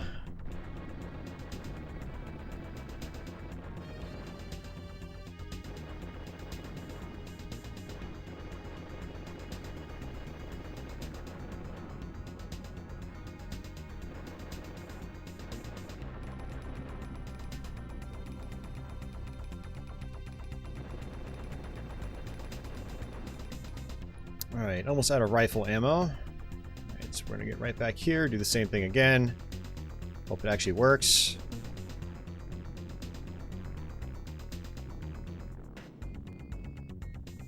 There we go. Man, it takes a lot of grenades. There might be one more bridge. If there is, oh no, that's it. Good. It's just 2 bridges. Awesome. The island complex is now in turmoil. The Resistance has even found a new weapon on the island, a chain cutter. So now I have the chainsaw, I believe. Alright, we'll try this last mission. And then we'll switch games. So a midnight raid on an enemy supply dump will give the Resistance supplies that are badly needed. The dump is watched by 4 guard towers and several tanks. Keep a lookout for new weapons too. Yeah, this is where I think you get the Gatling gun. Now, unfortunately, the chainsaw, you can only equip the rifle or the chainsaw. So it's like, that's a tough one because there are a lot of flying enemies and stuff like that. I'm gonna actually stick with the, screw it. Let's just do the chainsaw just to show you what it's like.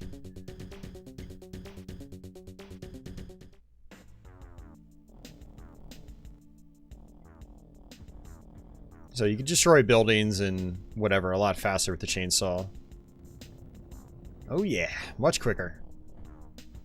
But I don't have a long-range weapon right now, unless you count my grenades.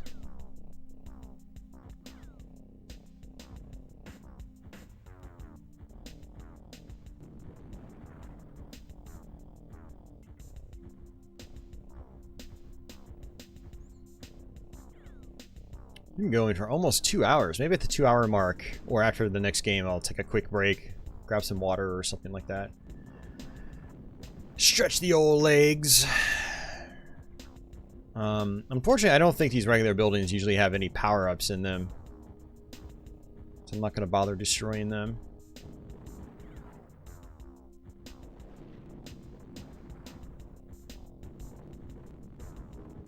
Yeah, there are the watchtowers they were talking about. I wonder if there's somewhere else I can go to try to get some health back or something. I don't know. Let's just switch to my grenades.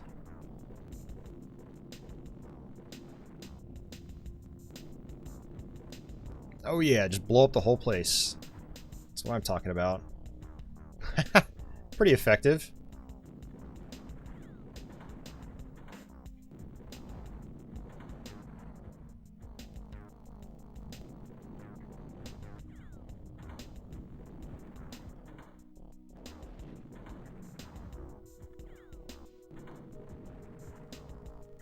still probably gonna die because I'm very, very low on health right now.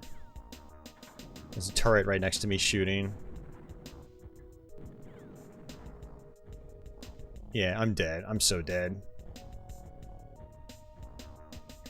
Yeah, and like there's a turret over there in the distance. I'm gonna get shot if I try to destroy these things.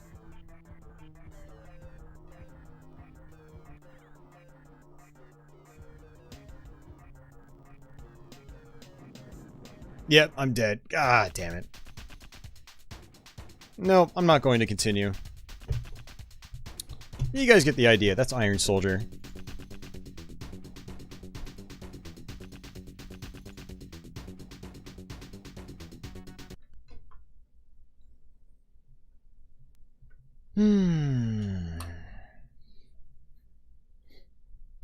All right.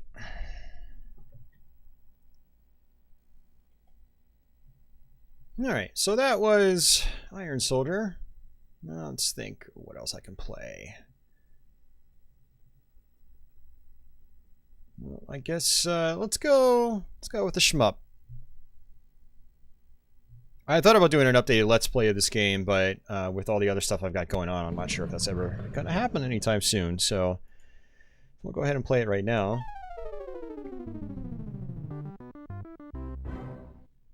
And this is the Jaguar version of Raiden. It's one of my favorite games in the system. It's not an amazing conversion or anything. It's one of those ports that was like interpreted.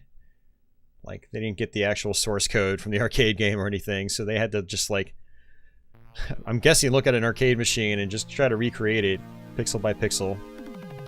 So yeah, they didn't really get the physics right, and they didn't really get the fire rate right, and it runs at 30 FPS. And there's some other liberties taken as well, like adding new music, touching up the graphics in interesting ways. But I still like it a lot. It's a fun version of the game. So you can play via 2 credits, 5 credits, or 8 credits mode. So we're just going to do 2 credits. It's basically 1 credit to get in, and then you get 1 continue. Yeah, the old-fashioned way of porting. Exactly, Leo. Hey, John Evan. And kind of the trick to survival in this game is basically sticking with the red spread shot and then hugging one side of the screen. Because enemies that are off the screen won't actually shoot at you. So it's a way to minimize the amount of bullets that are on screen. Yeah, the controls are also a little laggy compared to other versions of the game. So not really ideal in that regard. But again, still fun. And there's the Meekless, a little blue guy. He appears right at the very beginning of the game. Don't think he's supposed to appear that early, but I'm not going to complain.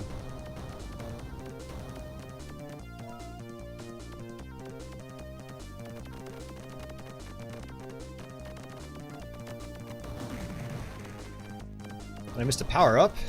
It's fine.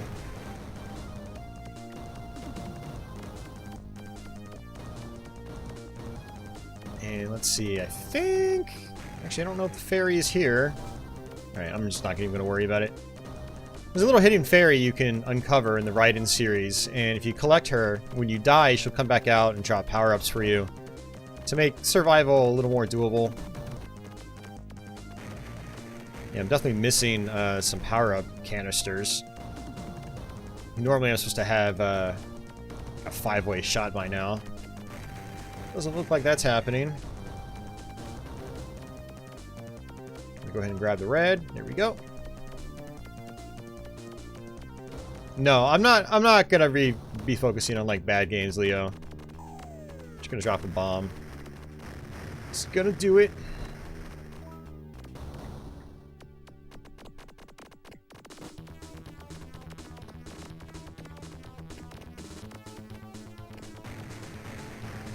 See, same strategy with this boss. You can just leave him off screen and he won't actually shoot at you. So you can kind of wait until he gets higher up. You notice that the bullet speed is really slow compared to the arcade game.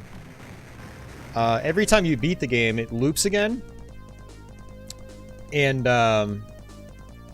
every time it loops, the bullet speed increases. John Evans been playing on his Genesis Mini. Hell yeah. Yeah, Leo, you should probably just stop firing up Checkered Flag. You're never going to like it. Trust me, I'm in the exact same position. I've probably legitimately tried the game again and again, like 15 to 20 times over the years. No joke. It's like once every couple of years, I give it another honest go, and it never happens, never clicks. So I'd say we should probably just stop wasting our time. Checkered Flag on the Jaguar is one of those like notorious games for just being seemingly rushed. It has one of the worst frame rates on the system, and it controls like a dog. It's just not, it's not good, period. Which is a shame, because it is a flat shaded polygon game. I do like the look of it, and I do like some of the cheesy music in it, but the gameplay just kills it. It's just, it plays horrendously. There are like a small handful of Jaguar fans that are like, oh, I love the game, I've gotten good at it. It's like, well, more power to you, I guess. I don't think it's ever going to happen for me.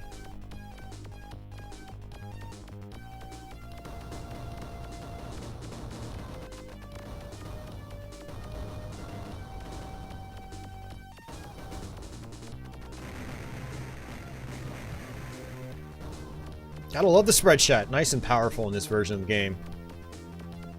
Should probably actually switch over to my homing missiles though. They're weaker than these forward-facing missiles, but they're really good for like little tanks and popcorn enemies.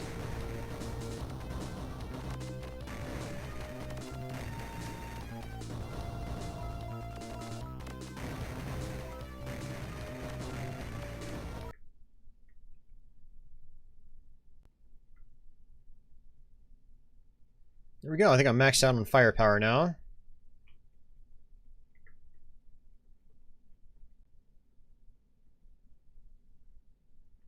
Alright, let's switch over. There it is. Alright, homing missiles. Alright, our missiles are not maxed out. They're supposed to be a little bit bigger and go a little bit faster. Hey, Aquas, how's it going, man? Jaguar Raiden.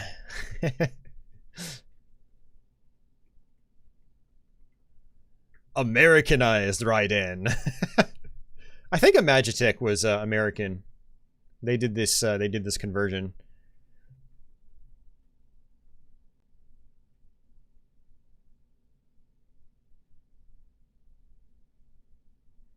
Game audio just disappeared. That's weird. It's still giving me audio levels. I'll deactivate it and reactivate it.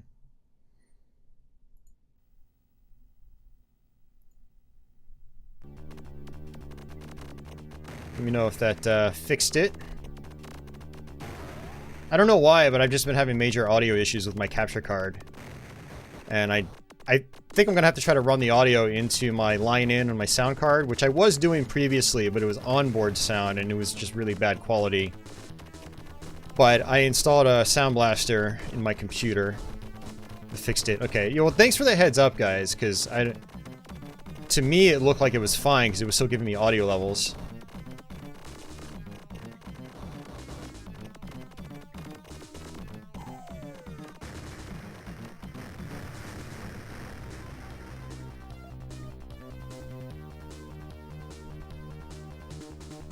That's on CD. I can actually play CD games on my flash card, but I haven't updated the firmware yet, so I actually don't have that support at the moment.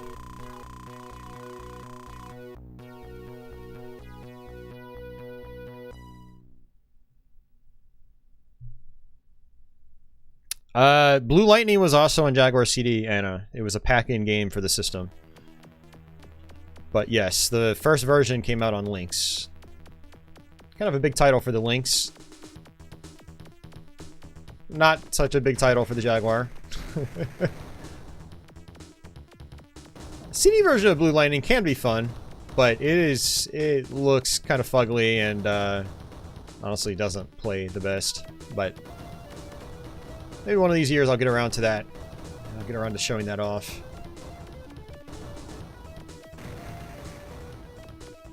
Yeah, I need to update my Jaguar game drive. I'm several firmware updates out of date now.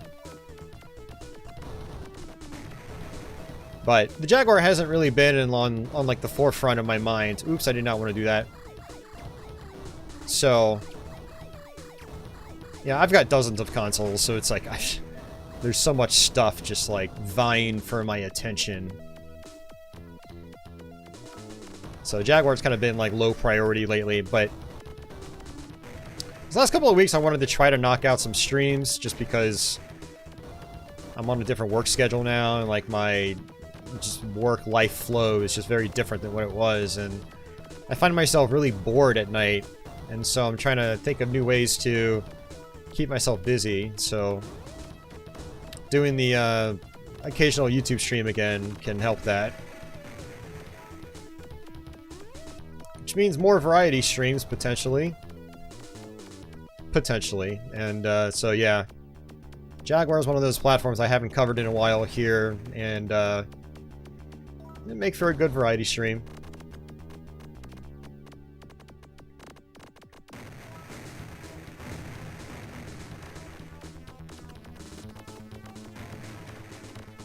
The nice thing about this spread shot... Oops, shit, I didn't mean to do that. Is you can really keep your distance really well. Oops, wow. Seriously, I was trying to just dodge that. I'm trying to not be a scrub. I'm trying to actually dodge things instead of just bombing. I'm just going to bomb them now, because I'm clearly a scrub. Yeah, that sucked. Really badly, actually. Yeah, this version of the boss actually... Are you serious? I got hit by that? Okay, alright. You know what? Screw it. Just gonna bomb, bomb, bomb. And because I didn't find a fairy, I don't get any power-ups back. Yeah, that was horrible. Horrible. Well, I'm probably not going to get a 1 credit clear. That is a bummer.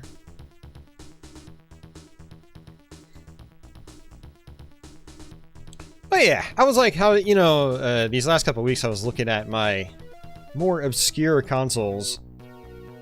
Thinking, you know, maybe I could just like bust out a variety stream on some of these. Figure out some games I want to actually play. It's like Jaguar, Neo-Geo CD, Sega CD. I need to load up my friend's FM Towns Marty with some more ISOs so we can do that. Yeah, stuff like that.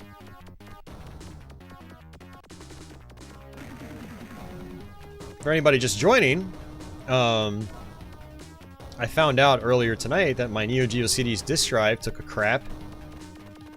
I was going to actually originally do Neo-Geo CD tonight, but I can't. Try to play a game and it just makes this really bad grinding noise, and then the disc just stops spinning altogether, so I'm going to have to open it up and see what's wrong with it. Could be a bad motor or something like that. The woes of owning real hardware. It's not fun. Not fun at all, actually. It actually saddens me quite a bit, because I love my Neo-Geo CD, and I've had it for a long time now, and it's been rock solid. Up until now.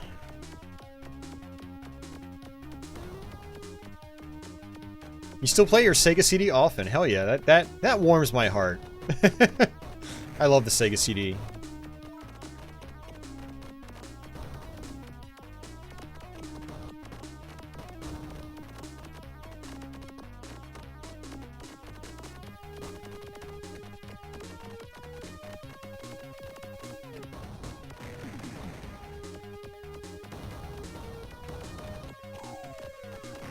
Just bomb. Kill this guy quickly. Alright, the fairy is right here, but I'm not going to be able to... Oh, I got it! I was going to get sniped by that turret. Yeah, see, the fairy would have actually helped my survival on the previous boss, but... I did not uncover the fairy on the first level. One of the things about this version of Raiden is that the screen scrolls faster than the arcade game. So, like, if you're used to the arcade game, you need to really adjust your playstyle in this version. Because your same routes yeah, your same routes are not going to work in this version.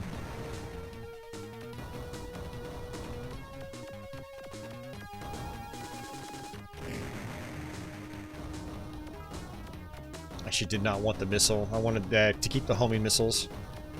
That's okay. I'd like to at least get to the space stage, because some of you guys out there that are familiar with the arcade game, and maybe not this port, is there are, again, some liberties taken with this conversion. Wow, that was fast.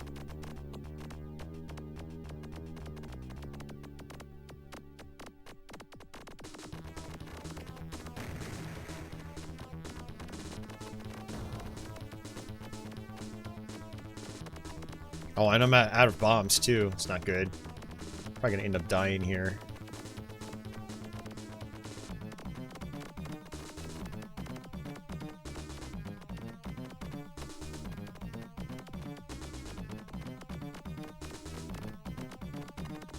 Oh, yep, died.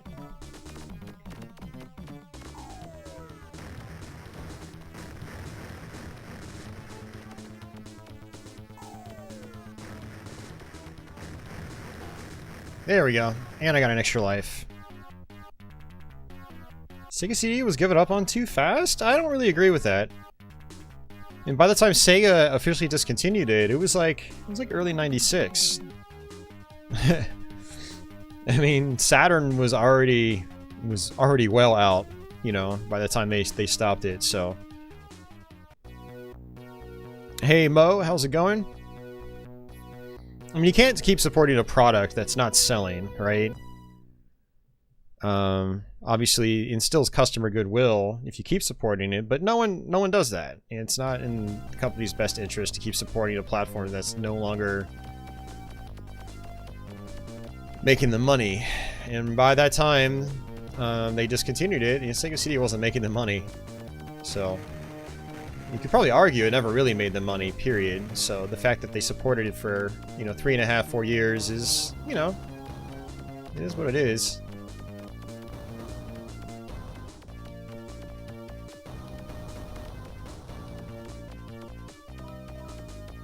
Well, Sega definitely committed to the Sega CD, and it's got a pretty big library.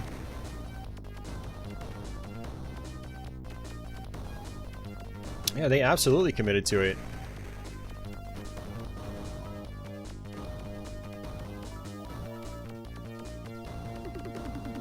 Did they commit to it in the wrong way? Perhaps. Focusing on somebody, you know, Sega themselves focused on a lot of FMV games.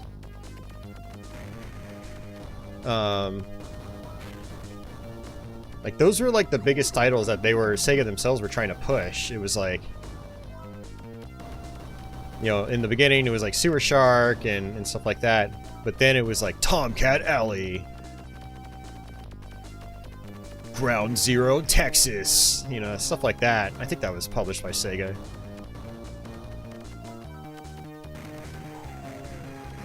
But I don't think it's fair to say they never went all in on it. I mean, they definitely... I can't imagine those video productions were cheap either.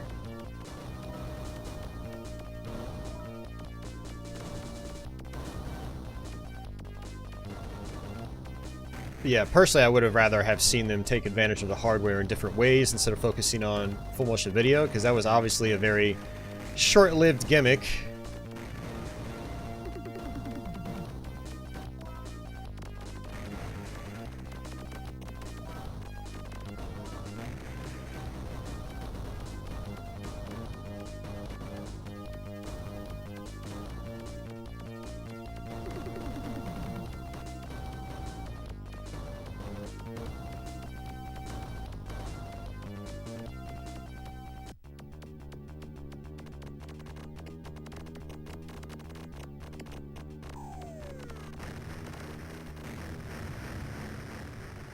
Alright, so for this boss, I like to just try to... Ooh, shit, bomb. He's gonna throw out these pods. They are actually kind of a pain in this version of the game. It's actually kind of funny. Some of the bosses in this are way easier than the arcade game, but other bosses are a lot harder.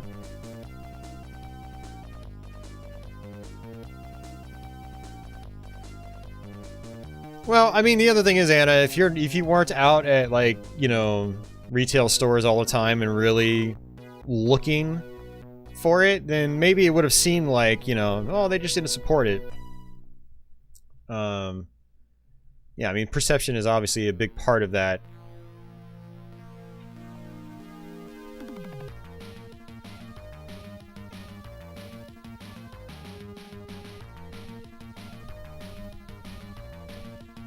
John Evan, I have the Model 2. I've owned all three. I have not owned an XI. But yeah, the Model 2 is what I currently have.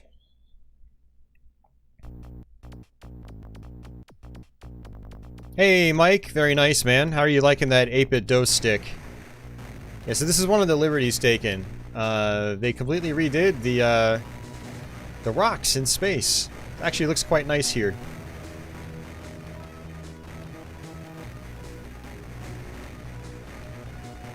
Hey, Atrocity, welcome back. Yeah, I really like the 8-bit dose stick. I wasn't expecting a whole lot from it, but for the price, it's a really solid stick. It's decent parts, very nice build quality.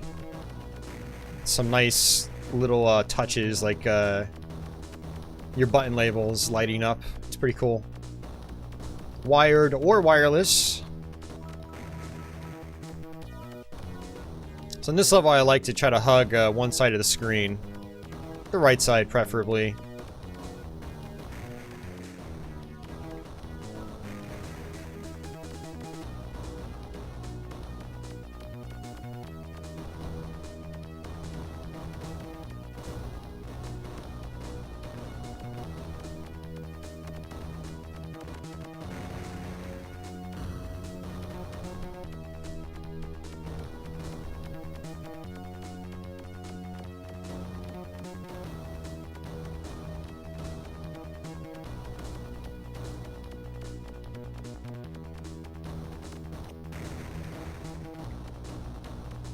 Start to end on a 1cc, it's probably like, it's probably like 40 minutes.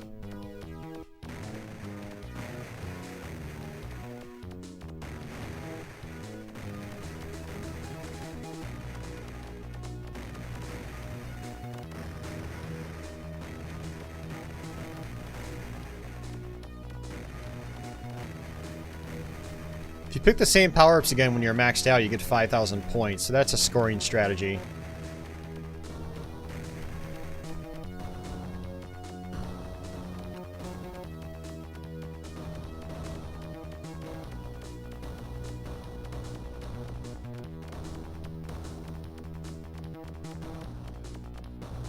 Unfortunately, I only have one bomb. That's going to make this boss really challenging.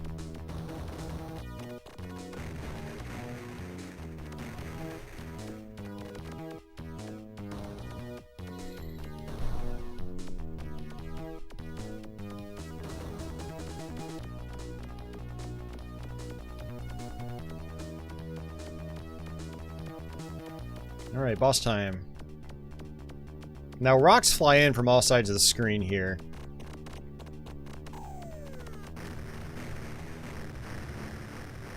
Quick kill! Hell yeah! Alright, we did it.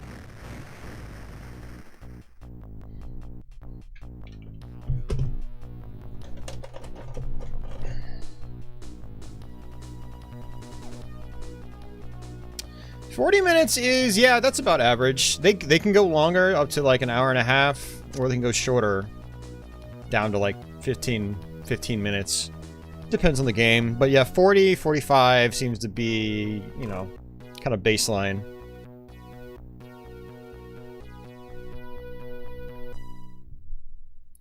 Atrocity, you're not wrong. Yeah, it does feel laggy. The movement is different from other versions of the game. But it's the sort of thing you get used to, and one of the tricks is knowing how to kind of like manipulate bullets and stuff like that. So if an enemy is off screen, it cannot shoot at you. And so what I recommend people do is just hug one side of the screen or the other. That's a really good beginner's crutch.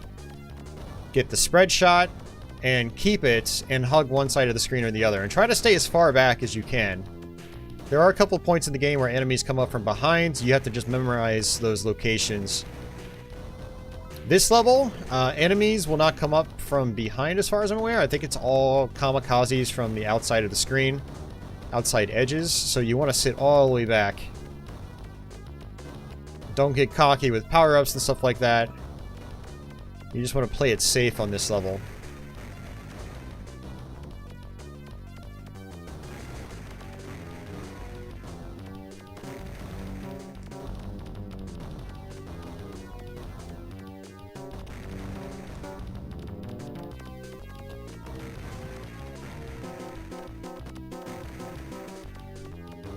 Honestly, this is probably the toughest level in the game.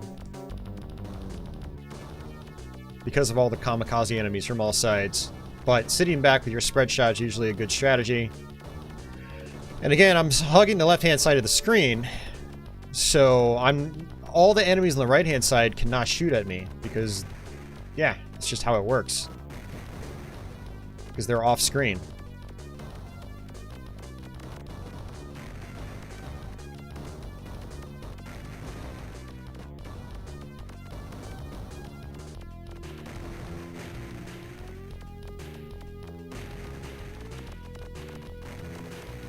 And because the red shot is so powerful, I don't even bother with the blue shot in this version of the game. Like, never. Well, not never. If I die and the fairy comes out, I'm probably better off picking up the blue shot. Because it is, at its lowest level, it's more powerful than the lowest level red. However, when I'm higher up in weapon level, the red is by far the best. It's so powerful in this version of the game.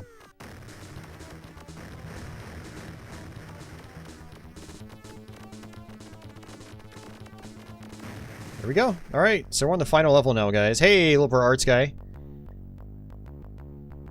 Oh, Mo beat 1942. Very nice, man. Also beat Super Street Fighter 2 Turbo today. Yeah, the AI is pretty notoriously challenging in Super Turbo. Alright, thanks, Savitor. Take care. Thanks for hanging out. I appreciate that.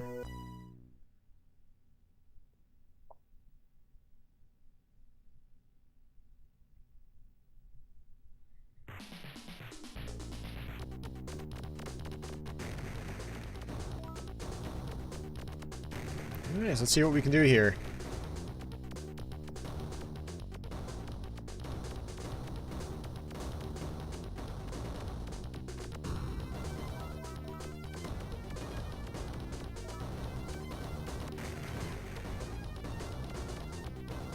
So again, I mean, even on a level like this, you can just hug one side of the screen. If you want the biggest score, obviously you don't really want to do that. But when it comes to just survival, it's a perfectly valid strategy in this version of the game. I absolutely recommend it for people just trying to beat the game, get a 1 credit clear. And then try to adjust your play strategy from there on future runs as you're trying to, you know, build a better score. Now, one thing I don't like is that when you continue in this game, it doesn't erase your score. So to get the highest scores in the game, you basically have to play on the 8 credits mode and just keep continuing. So, not really a huge fan of that. I wish there was a separate leaderboard for each mode, but there's not. Okay, we're up to 3 bombs. As long as I don't die, I can use those on the final boss. But the off-screen tactic, we're going to be using on the final boss as well.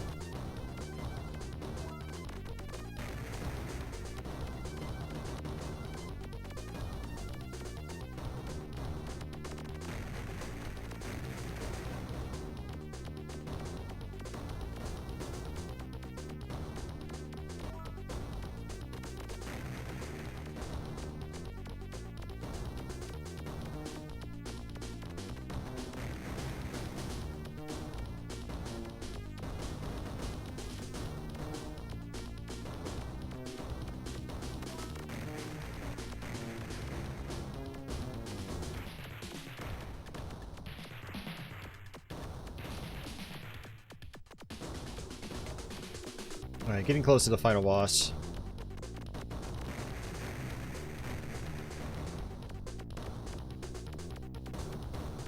I love the art design in the first Raiden. Like, it's very cold and militaristic, but it's also just so detailed at the same time. Like little ramps and stuff like that, going up to different platforms and little walkways and stuff like that.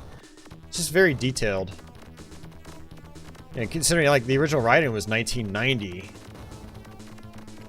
there was just so much effort put into the, you know, all the art assets. I love it. Alright, let's just go ahead and use our bombs. Just try to get rid of these parts. So, like, this guy's gonna do stuff like that. Well, I can just push him off screen. It's kind of cheesy. Whoa, I forgot about that.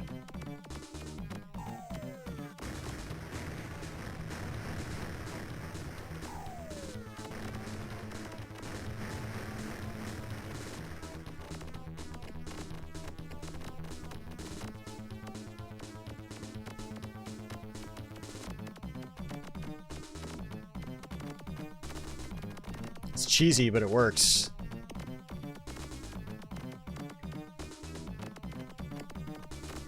Like his main attack just stops like halfway through it because I pushed it off screen. I love it.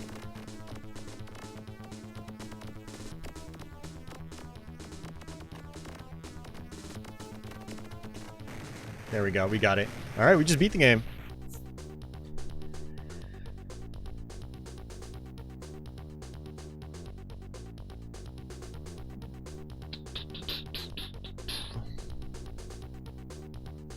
How do you trigger the Akuma fight in Super Turbo?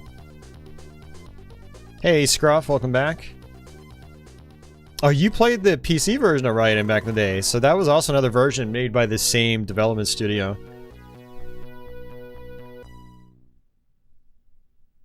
Oh, hey, Cedar Valley, well, I'm glad you enjoyed that. Thanks for saying something. Glad to see you're out there.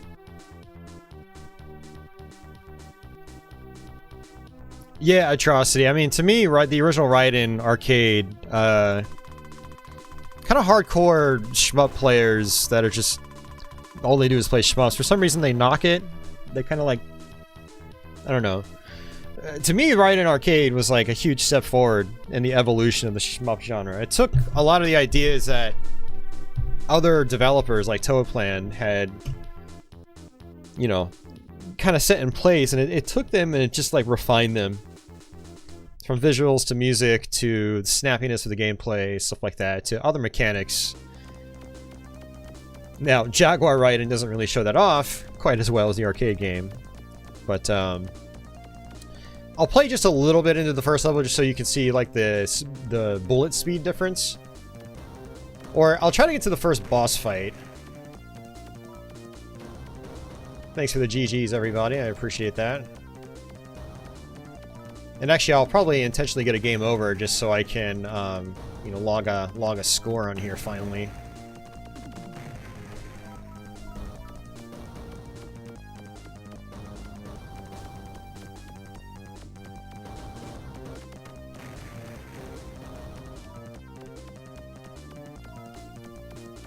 Yeah, you got like the little cows and the farms walking around and stuff like that. I love it.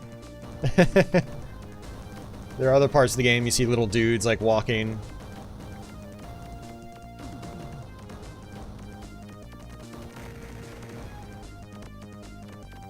Alright, this is our first fairy location. Yeah, she is in the same spot. It's just when you first play this, it's just hard to get, because again, the screen moves faster in this version of the game.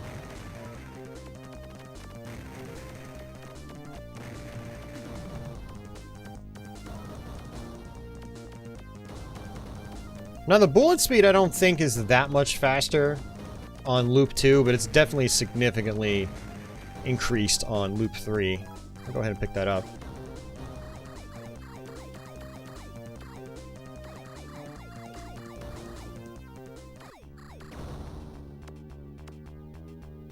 Oh yeah, that's a lot faster. That's way faster.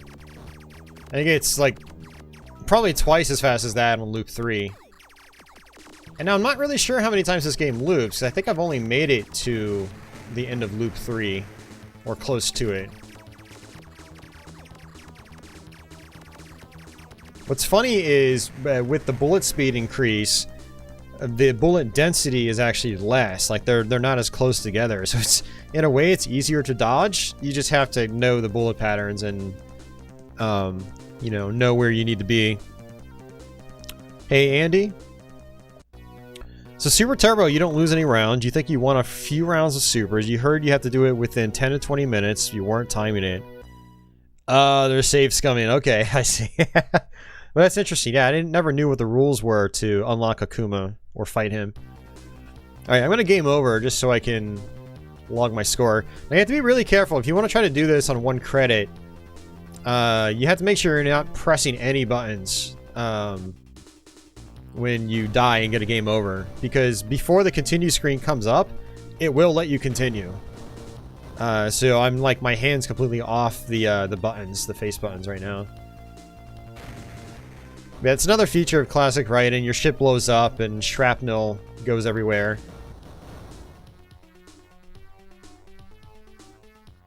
Okay, yeah, so D-pad doesn't do anything, which is good. Just gonna let it time out. Am I gonna try to finish iWar? I'm not. No. I did play iWar earlier, though. I showed people what it was like.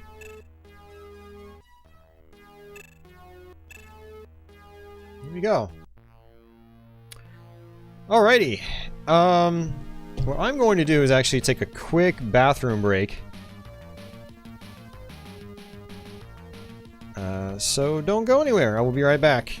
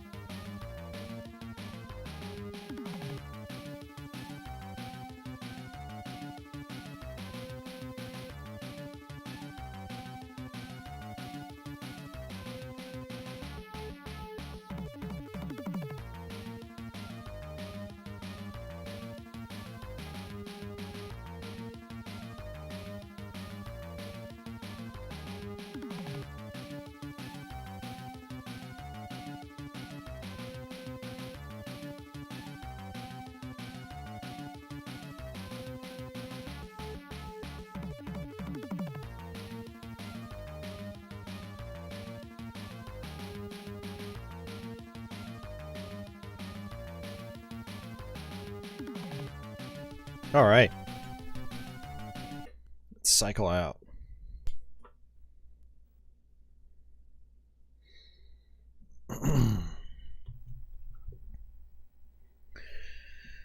Oh, man. Alright. So that was a 2D game. I guess I will play... No, since I am trying to show off, like, decent games. Well, I don't know. Someone earlier had asked about Towers 2, so I will show you guys that.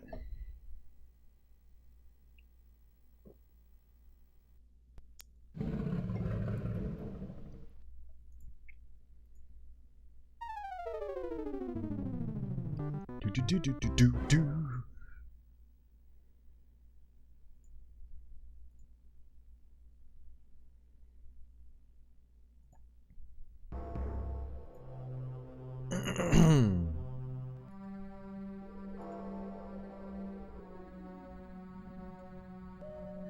Alright, Towers 2, Plight of the Stargazer. We will have to see where the crop should be once we get into the game. So you can either start or continue. I'm going to start. Like I said, this is like a, you know, classic 80s / early 90s Western style dungeon crawler. Except it plays 100% in real time. You move like it's a modern first-person shooter.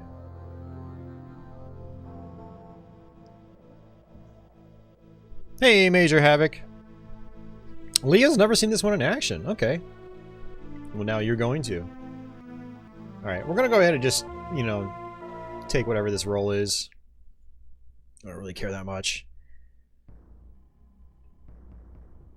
Okay. Let's zoom this out a little bit. There we go. It's kind of a dark game. But yeah, this is my sort of menu screen. And it's been a while since I played this. So it's going to be a while. It's going to take a little while for me to figure this out. So let's see. B is attack. A brings up this. Okay. So when you're in this mode right here, you can basically go and grab items and bring them into your inventory. And of course, I've just got a dude attacking me right away, which is not good. Yeah, I died. That was horrible. That was horrible. We'll try it again. Hey, Hamilton, welcome back.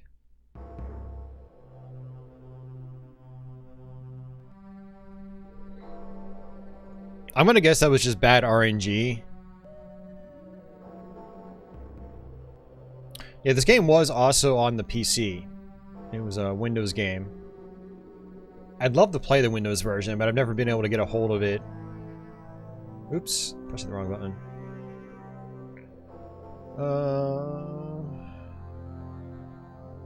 Let me go someone with high strength. I guess that was him.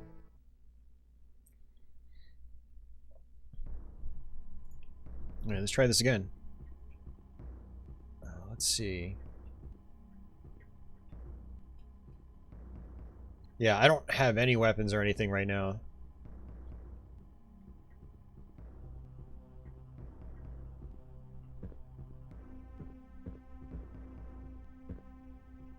Pick that up.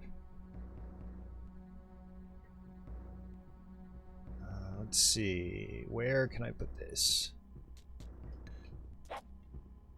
That's not what I wanted to do. Crap. You can throw objects. Oh, by the way. Let's raise the sound volume. Ah, it's maxed out. Okay.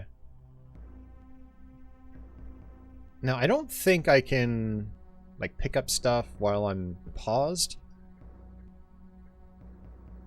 Yes, Hamilton, I did. Yep. There we go. Oh, that increases inventory space. Okay, okay, get away from me. Shit, we're gonna die again.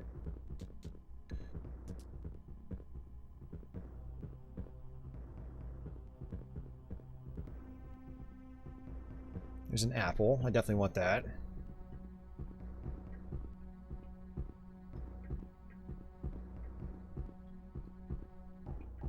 Now I can eat that. Okay, seriously, dude. Could you get off my ass, please?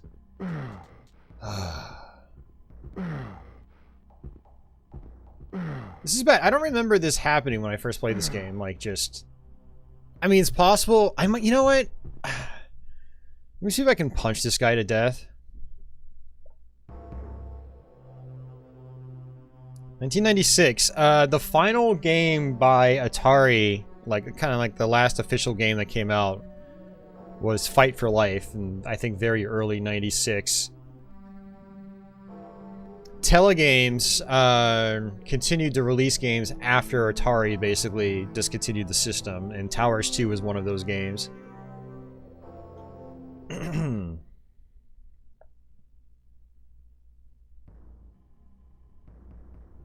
I'm pretty sure there's a solution to that, Andy. There are walkthroughs out there. If you ever go back to the game, I recommend referring to one of those.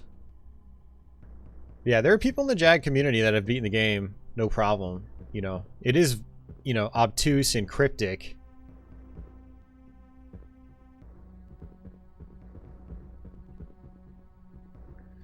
But yeah, there is a strategy to it. This will take me up to another level, which I don't want to do yet.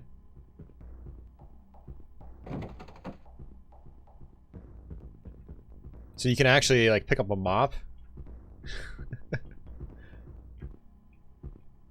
I don't know if I can actually use it as a weapon. I can. Ha ha ha!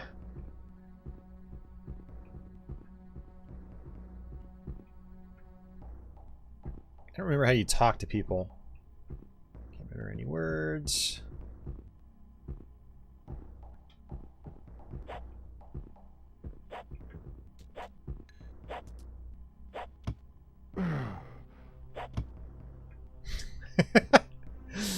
I killed the janitor. Alright, let's see if he's got anything.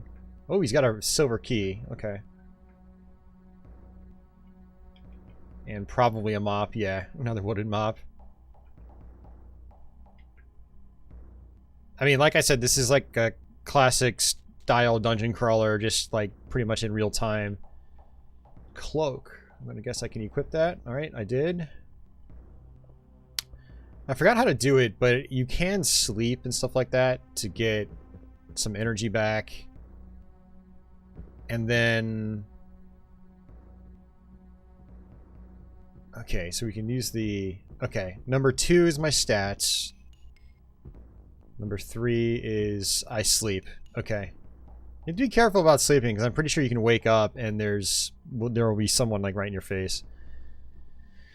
Oh, yes, this is another game where you probably want to use the Pro Controller, so I think you can strafe left and right individually with the Pro Controller.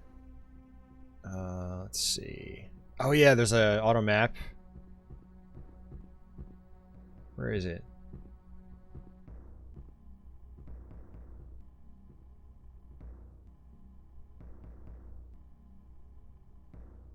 There it is. Yeah, so it does map out each floor. Very handy.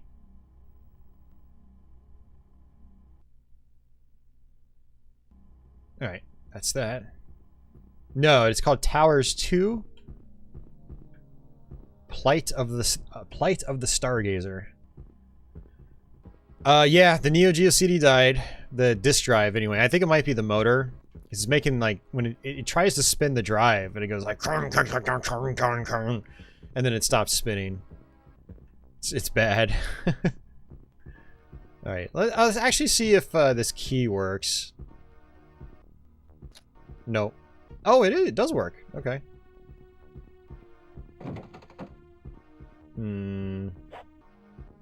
Mop versus knife. What do you think's gonna win? Probably the knife. Actually, this guy might not be dangerous. Let's see. I don't even remember how you talk to people in this game. In the throne room, there's a secret door, but I don't know how to open it. Okay. So he's a friendly. You don't want to go around just attacking everybody. Oh yeah, there are, yeah, like, secret walls, push walls, and stuff like that.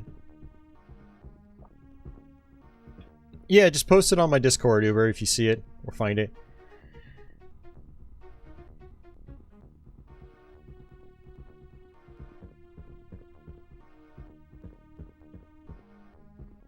Game Boy Color version. I forgot about that.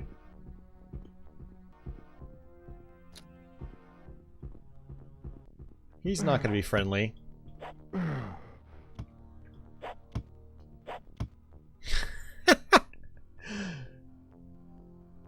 Man, the broom might be better than my sword.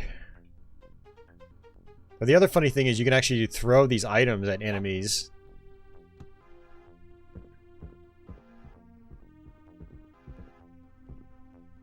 Looks like we got some more armor.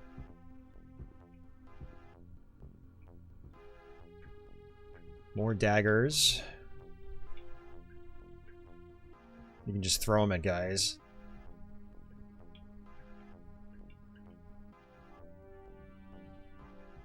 It's regular CD, top loader. Quiver. So I guess we might be able to use arrows later.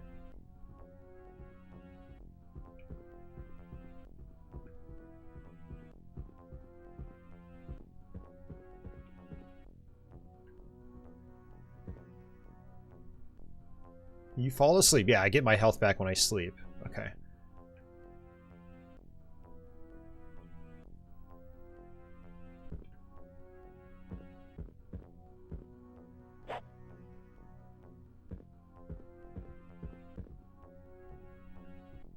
What is this? Club. Oh, okay.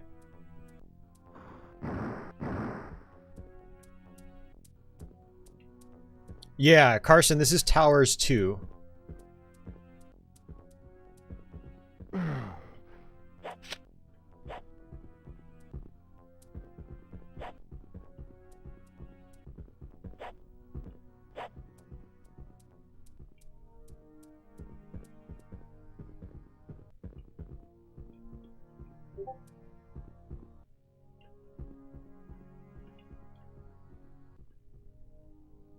Where are you? I want to throw a mop at you.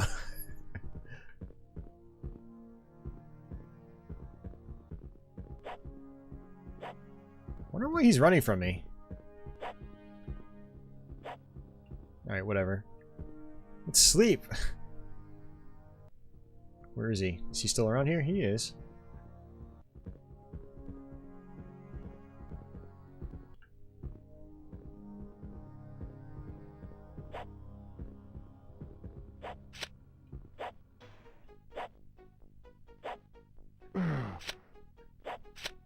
There we go. Got him. Let's see what he's got. Just another knife. Or short sword, I should say. Just toss it. I don't really need it. I've already got one. I don't think your weapons degrade in this. Alright. Who's doing that? Oh, another one.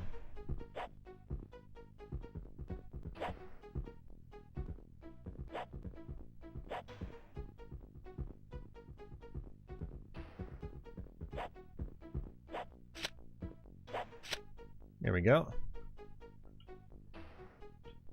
Another short sword. Again, don't really need it. Just throw it. Hey, Mark. What's going on?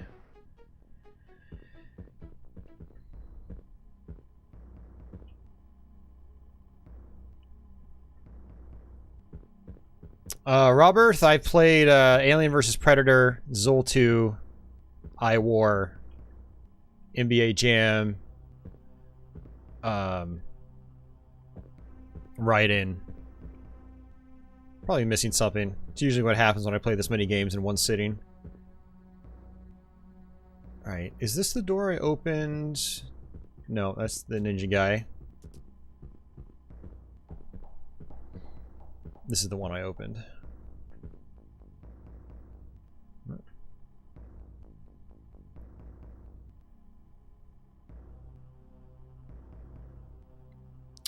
Yeah, I think it's the motor, Uber. The lens itself looks like it's doing okay. It's trying to read. But yeah, it's probably just a bad motor. And I need to get the motor replaced for my 3DO as well. I need to do that. Maybe I'll try to do both at the same time. It's probably not the right door. Nope, does not fit.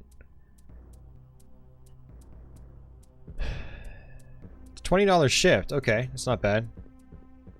If it gets it working, it's not bad.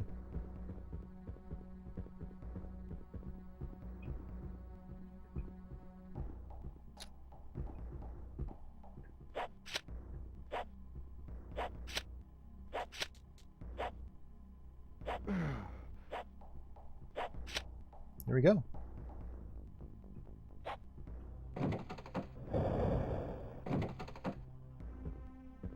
Yeah, it's cool being able to show off some kind of interesting Jag games. I know, like I said earlier, a lot of these games aren't for everybody, but there is some interesting stuff in the system. So it looks like I got a bow. I want to unload some of this stuff too.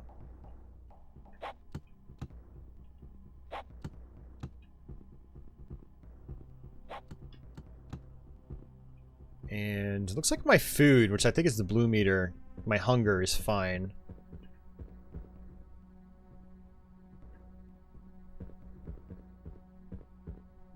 Oh, never mind. It says I feel hungry. So I guess I was wrong. Let's eat.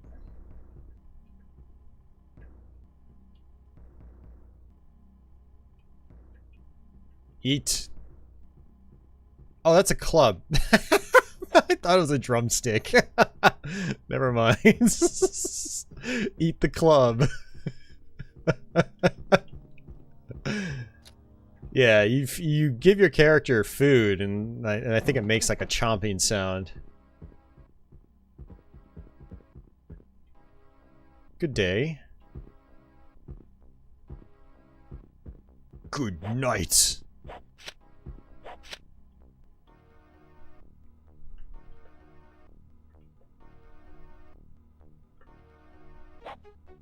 I don't think I can eat the broom.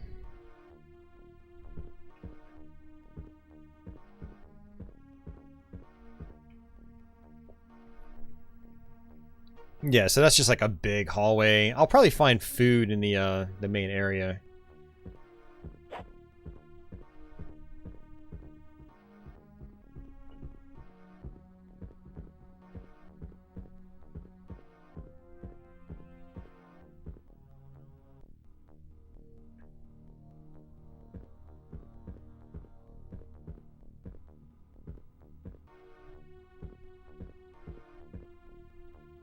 Or not.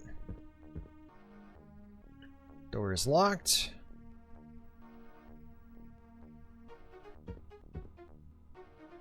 I need to go around it.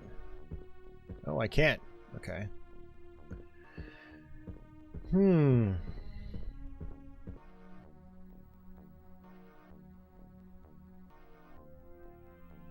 am very hungry. Both in the game and outside the game.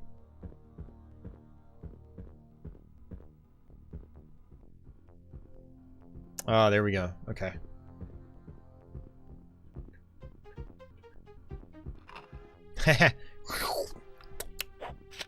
Oops, did not mean to attack you. Sorry, my bad.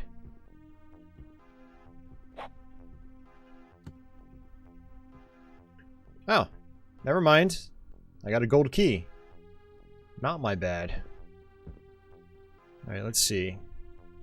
We can read these. Dinner will be canceled tonight. Okay. I'm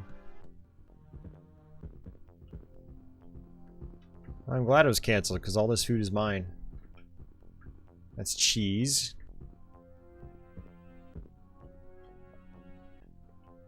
It's an apple. Andy is back. I didn't know you went anywhere. Or maybe you said something, I just wasn't paying attention. Let's see. Gold door.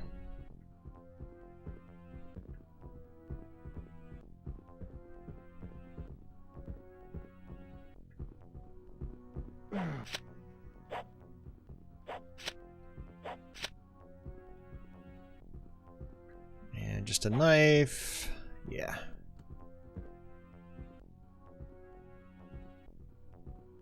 It's like if there's no enemies in the area, you can just sleep. Oops. Get all your health back. I think that's the strategy.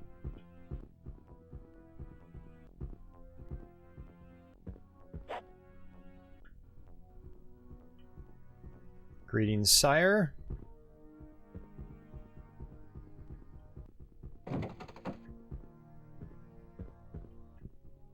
Let's see what this says.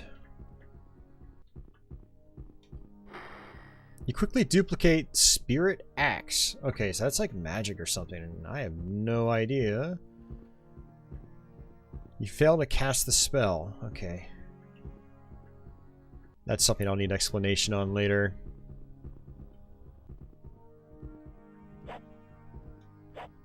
Alright, see ya, Mo. Take care.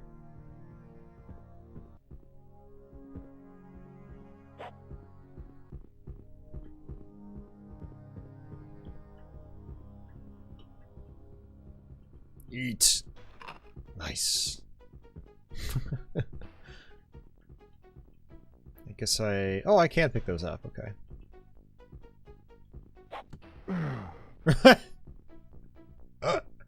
If it bounces back and hits you, you take damage. So this is one of those games, I think there are puzzles like, there's like a trip switch and, you know, it makes a gate open, but if you go off the switch, it closes it, and you might have to drop items on top of the switch. Yeah, there's a lot of things like that in classic dungeon crawlers.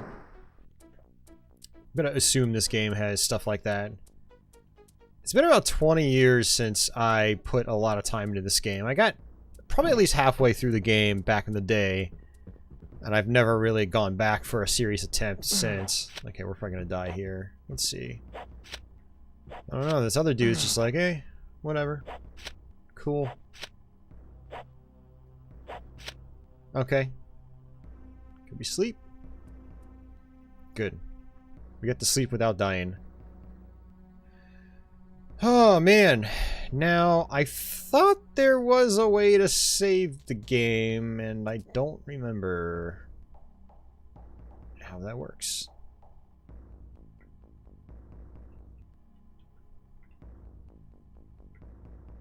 I really don't.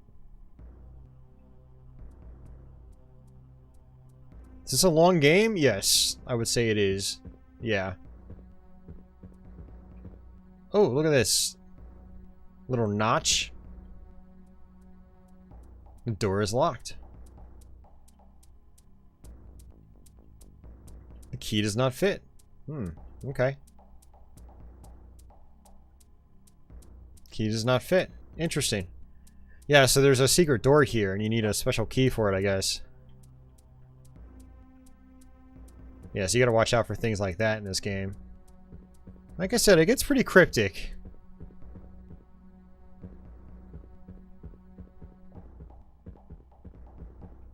Oh, that's not good.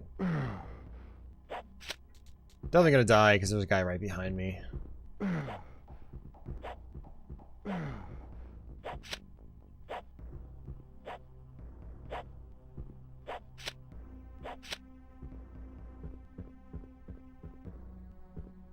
Uh-oh.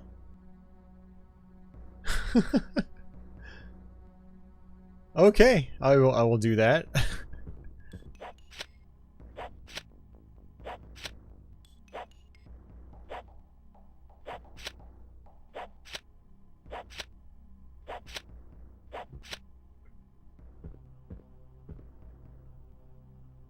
Alright, so what is this? Mace of Elements. Bag. I don't know if I can open the bag. Oh, actually... The bag... Oh, I see what's going on.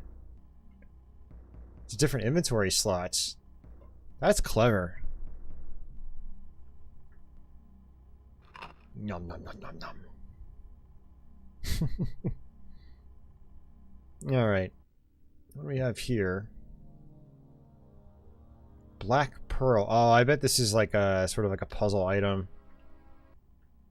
I bet you it is. I probably want all of them. Just a wild guess.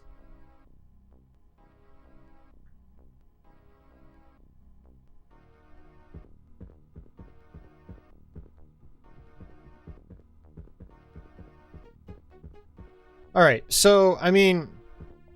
So there's a lot to do on this floor, it looks like. You can see I still haven't cleared out everything. But let's go, like, all the way across if I can. Let's see, where am I? I'm down there. Okay.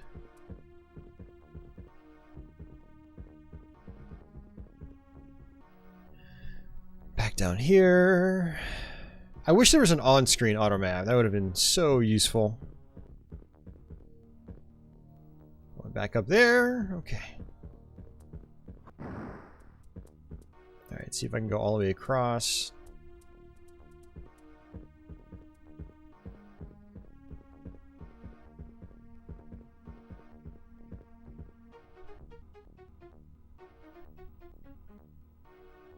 Alright, so if I want to go in this hallway, I guess I can just use a key that I already have. The door is now unlocked.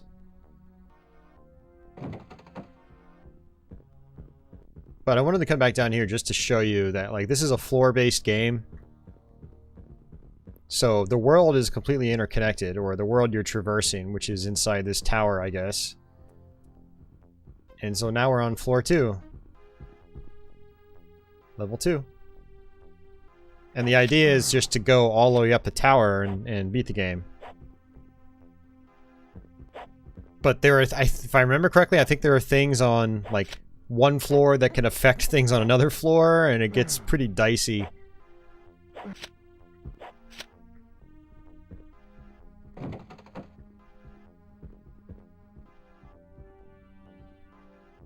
I've always liked being able to look out this window.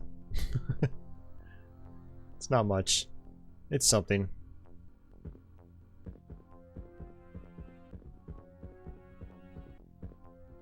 Oh, another secret door right here. Ooh, actually opens without a key this time.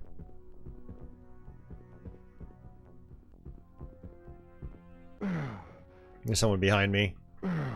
Feces! Oh, too late to eat the feces. I tried, though.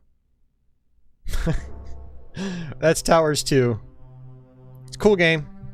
But again, like a lot of other Jag games I talked about, not exactly a pick up and play kind of game. Requires a lot of dedication.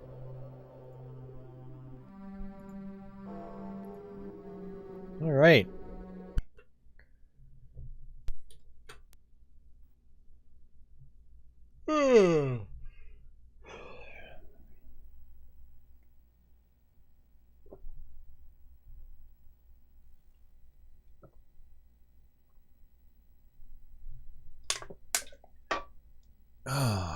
But yeah, Retro Simon, welcome back. Good sir.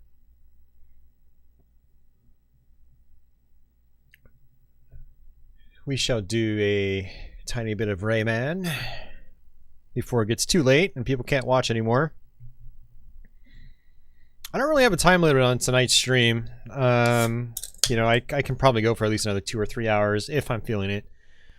I might stop it a little bit earlier, but we'll see. Depends on how many guys out there are hanging out. How many of you guys are chilling with me?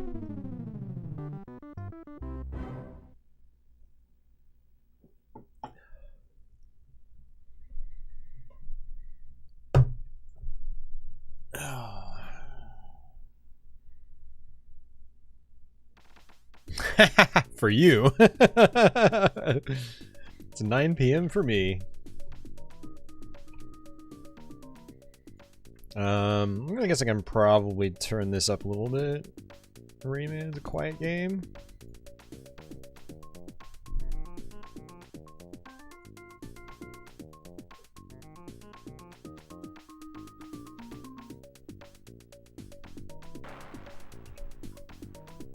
All right.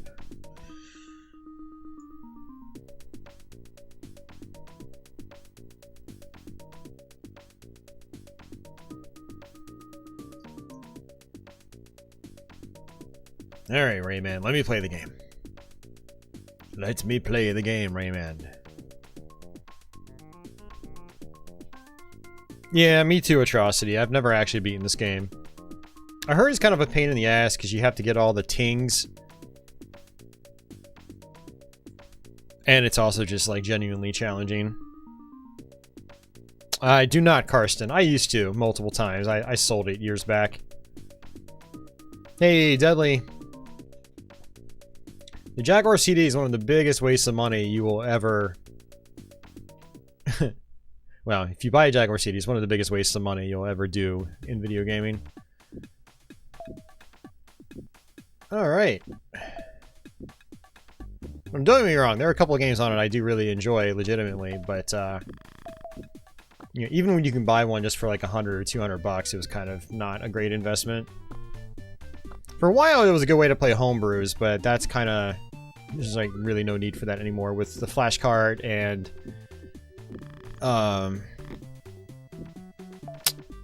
just homebrews being released on cartridge. So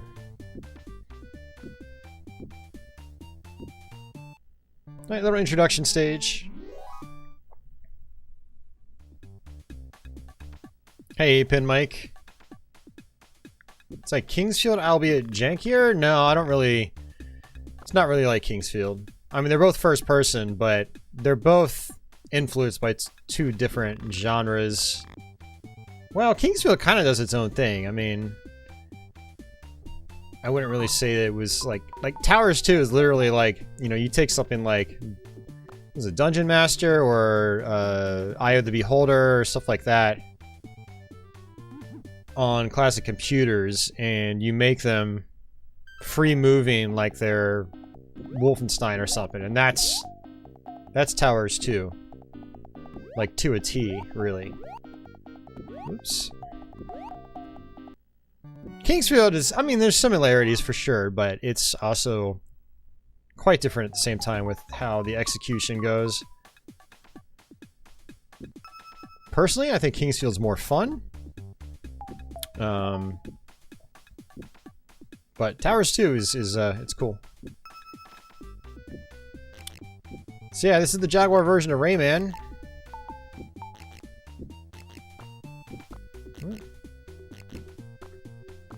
It's cool. It's a fun game. It's Rayman.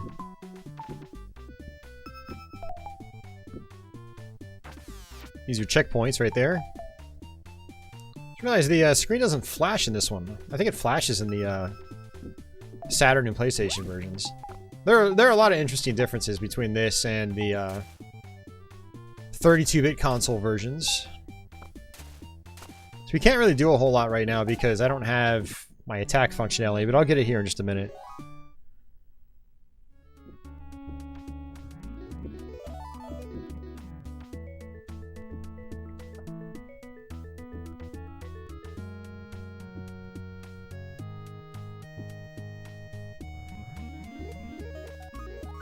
Yeah, Deadly's got a Jag and a game drive, yep. Yeah, Reboot, says it was great for homebrew, but now it's pointless. Yeah, the Jag CD. And he would know, because he actually makes homebrew for Jaguar. That is the Reboot. Alright, so now we can attack.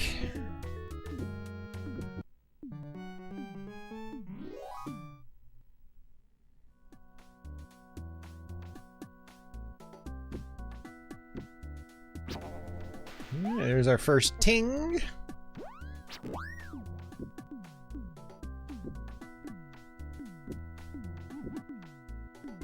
We've got 6 lives.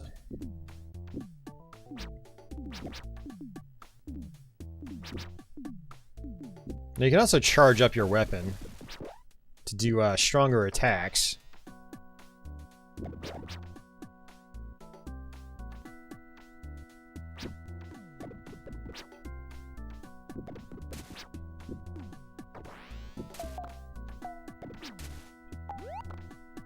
That's a really good animation in this game too. Like you hit the fish and their teeth fall out.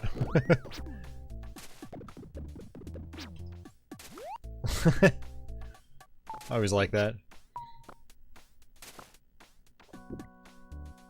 Now I'm not gonna bother trying to like explore all over the place. I just want to like kind of go through these levels briefly and just kind of show you what the game's all about. But yeah, there's a lot of exploration in this if you want to try to get everything, which, again, if I remember correctly, I think it's pretty much mandatory. Like, if you want to beat the game, I think you have to find all the tings. Or maybe that's just for a good ending or something like that. I don't remember the details. Oops. You get these gold fists and your attacks become more powerful and faster. Oops.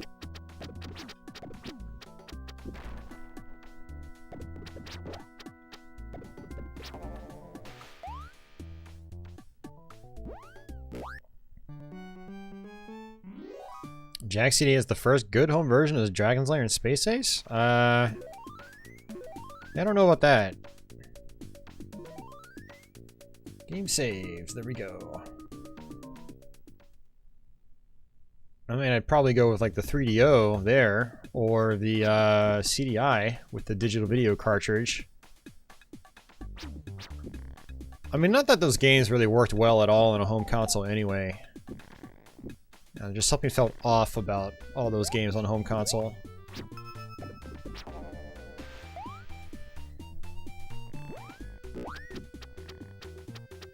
Yeah, Battlemorph is a legitimately solid game. Big improvement over Cybermorph, for sure.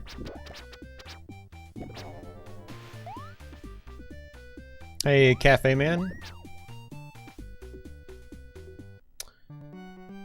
Yeah, the biggest difference is, well, level design is very different throughout the game, apparently.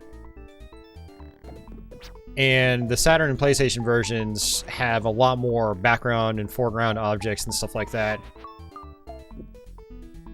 And obviously they've got the CD soundtracks.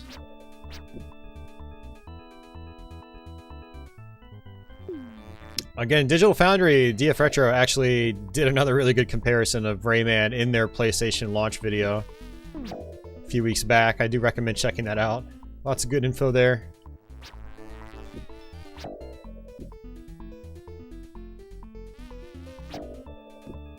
And that's our first boss. Yotego working on Neo-Geo Pocket? Oh, is he gonna like veer away from arcade cores for a little while?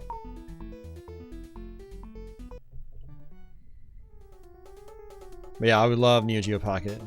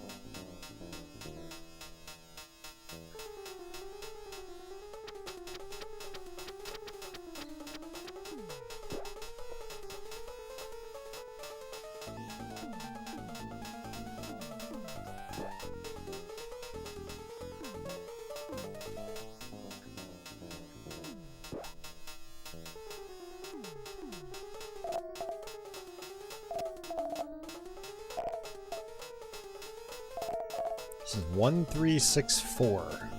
I don't know what that means, but okay.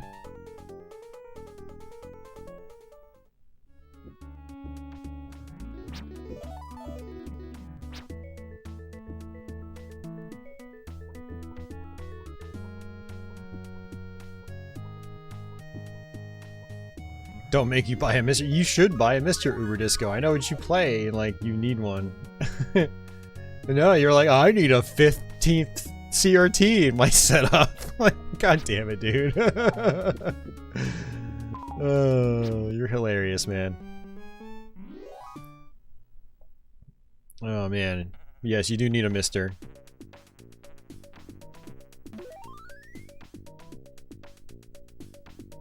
And the thing to think about Uber is that you can also run the Mister into those CRTs. It's got a VGA analog out. Forgotten Swamps. 1364 was the 50 life cheat code you had to input. Oh, interesting.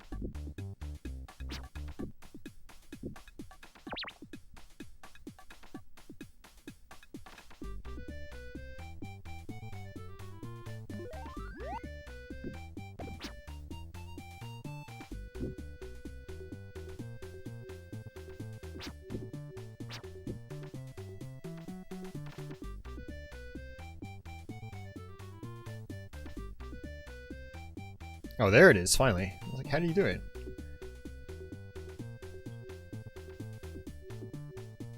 Help. How the hell do you do that? I don't even know how I did that. Hey, Texas Pete, welcome to the stream. Let's jump. Oh, it's just A, literally. Seriously. It's not obvious. Maybe it told me, and I just skipped through it. That's fine, too.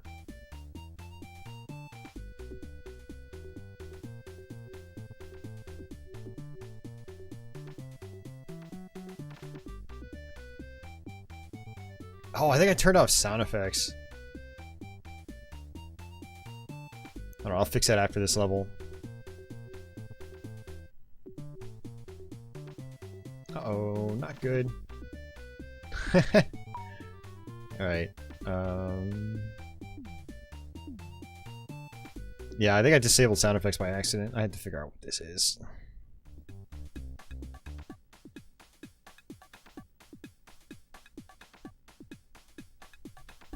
Alright, let's see.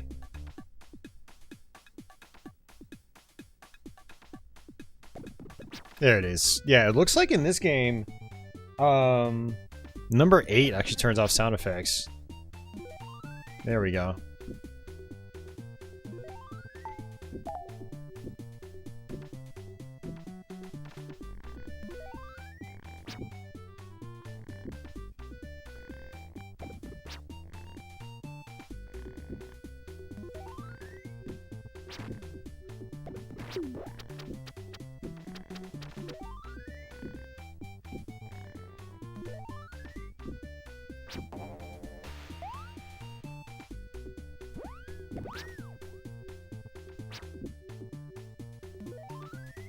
Oops.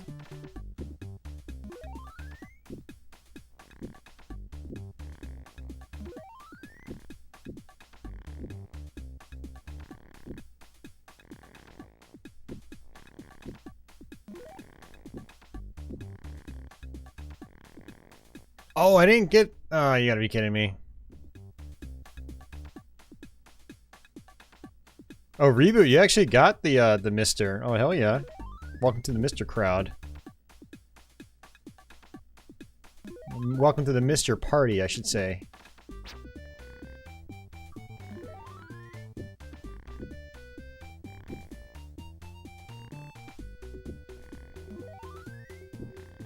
Yay, Buffalo! Another Jag fan in the house. Hell yeah.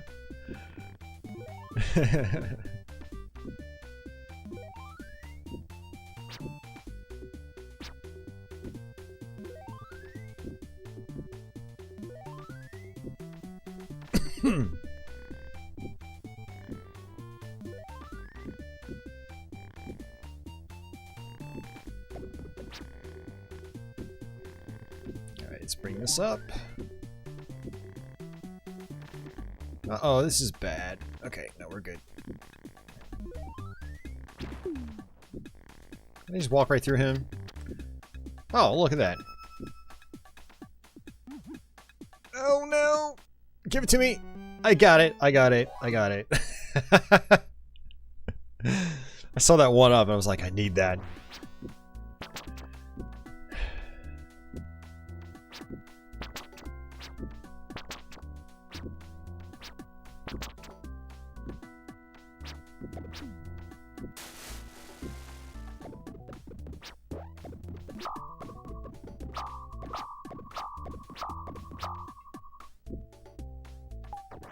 Here, you should just not buy a Jaguar, but then buy the homebrews.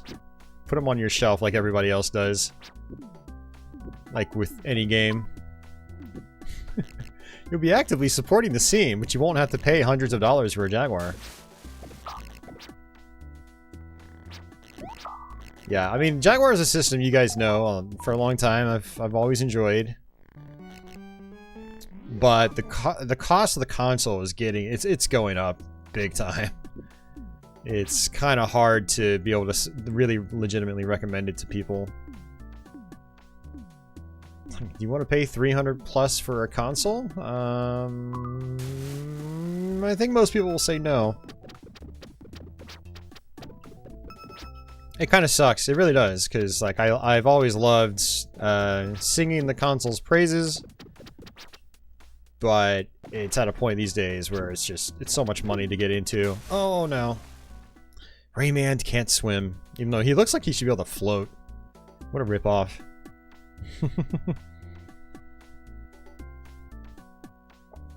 Oh man.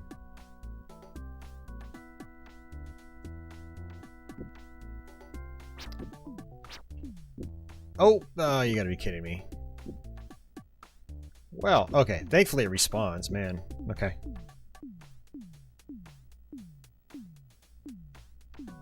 Buffalo played through this a couple months back. Nice. Did you get everything?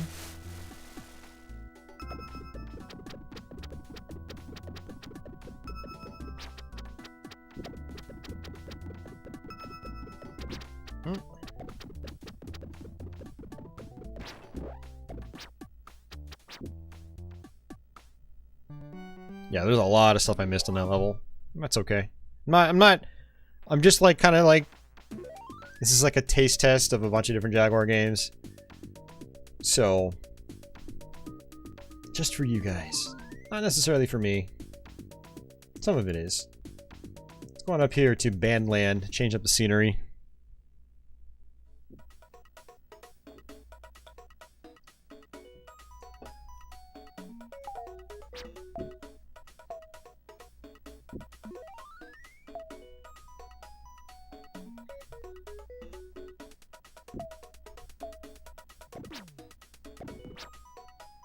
Yeah, Atrocity. The emulation is not amazing. Some games are a lot better than others. A lot of the homebrew is actually really good in Jag emulation. And some games work fine. Remember correctly, I think Tempest 2000 works alright. Zool 2 is probably fine, you know, stuff like that. You start getting into like the more complex games and becomes a little more problematic.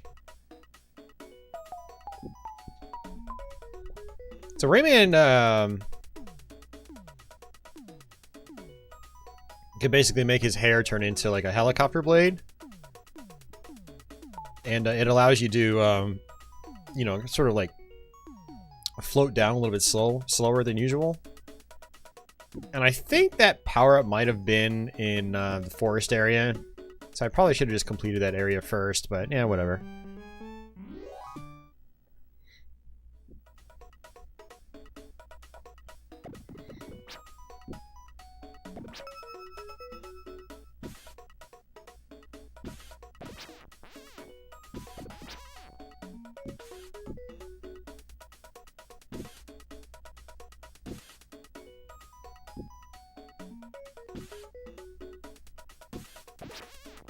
I don't know if I can, like, bring that down. Nah, whatever.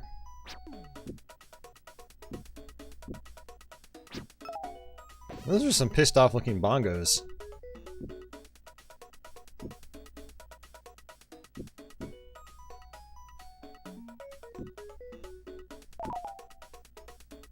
I mean, if I had to live in a world where musical notes had like spiky edges and they could kill me, I'd probably be angry all the time too.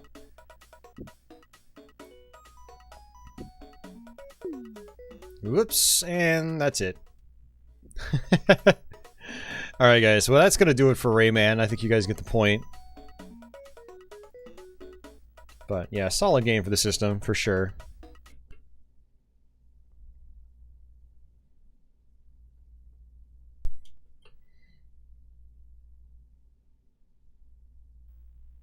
Alright.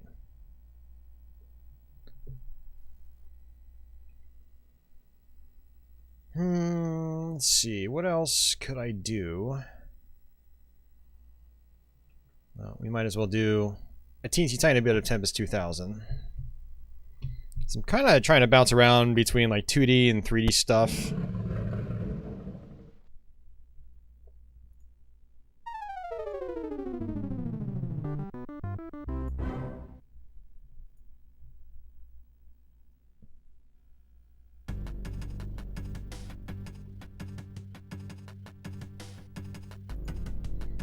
So I've already played this game on the channel quite a bit.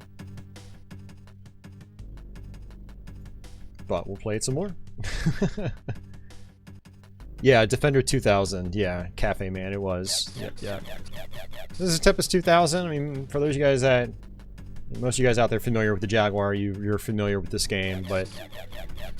This was kind of like the, sort of start of like the retro revival phase of the 90s.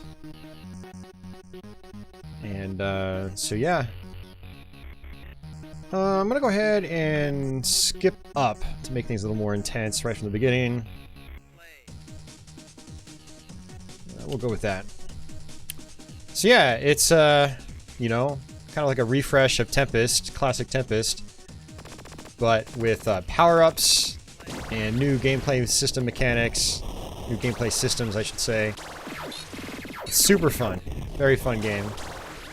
So as you kill enemies, these power-ups come up to the top of the playfield, and you want to grab them. If you don't grab them, the game becomes impossibly difficult. Power-ups are mandatory in this game if you want to survive. Now, unfortunately, the Jaguar version suffers from a lot of frame drops. And so if you've never played the game before, it's like you're not really going to have any idea what's going on just by looking at it like this. If you do ever play this game, you want to start from the very first level. It eases you in.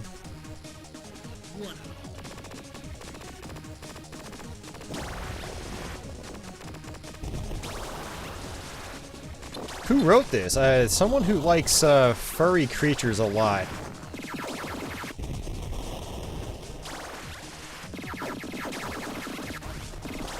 One of the power-ups is jump, and it allows you to jump over enemies that get to the top of the web.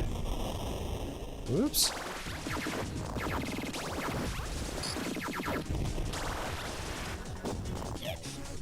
Yeah, this is by far my favorite game on the Jaguar, and actually, believe it or not, it's one of my favorite games of all time. I've played it so much over the years.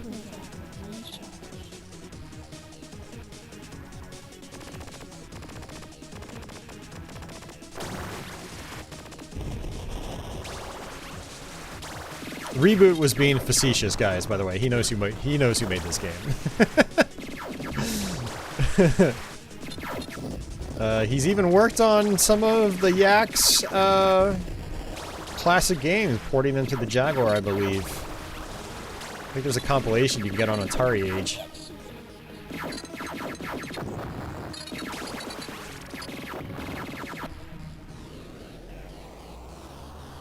Alright, so we're gonna go to a bonus stage. If I complete the bonus stage, I skip ahead 5 levels.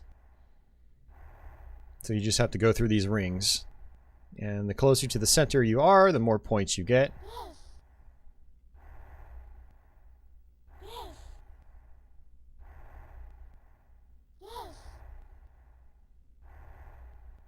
And yes, Pin Mike. Yeah, Pin Mike said Atari did release Missile Command 3D. Yep. Yeah, so the Jaguar has Tempest 2000, Defender 2000. In between those, there was Missile Command 3D. I think in between. Missile Command might have come out after Defender. No, I think Missile Command was before Defender. And then later on, Telegames released Breakout 2000. Probably the weakest of the bunch. Defender 2000 is kind of a weird one. I might show it off later tonight. But I do really enjoy Missile Command 3D legitimately. It's pretty cool. Mike J loves Tempest 2000. Hell yeah. You've got good taste, sir.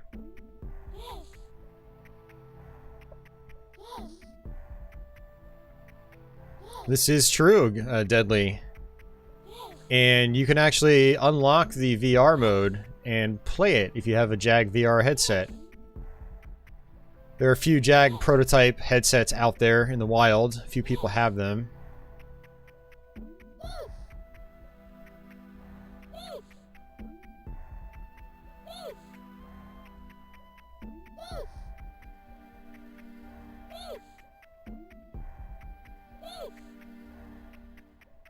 You did not buy Defender 2000 on Xbox, Cafe Man. It doesn't exist. You're talking about that retro revival version that plays nothing like Defender. It's on PS2, Xbox, probably GameCube, maybe even PC, but I know exactly what you're talking about. Defender 2000 is strictly the Jaguar game. It only came out on Jaguar.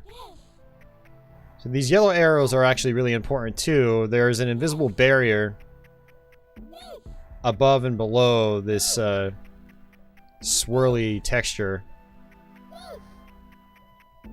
And the yellow arrow will push you past that barrier. Space Giraffe, not so much. Yeah, Space Giraffe is an interesting one. It is.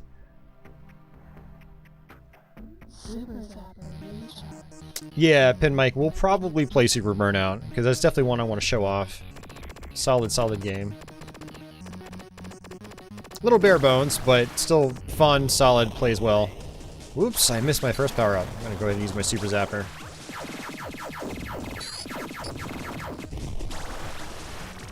Patchouli, what are you doing? My cat just jumped down.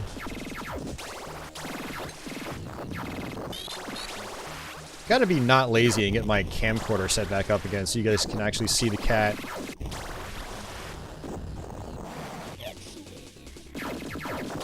Yeah, so if you get a certain amount of power-ups per level, you'll get a warp triangle, and you get 3 warp triangles and you go to the bonus stage like I did.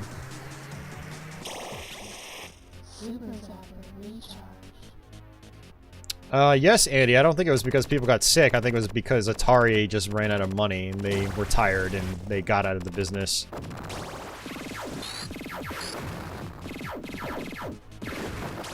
I mean, Atari released the Jaguar CD. Of course they would have released the VR headset too.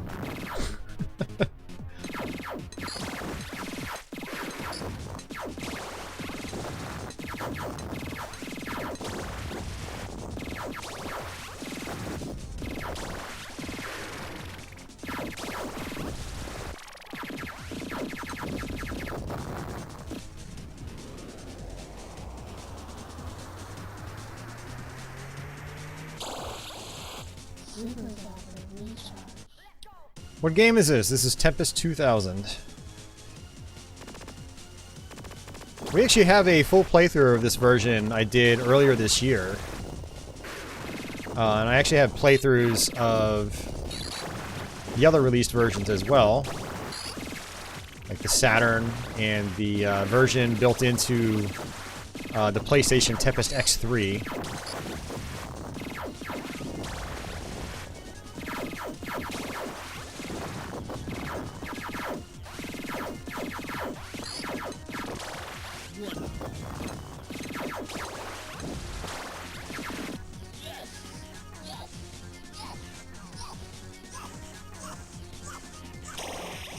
Yeah, exactly, Leo. Pretty much.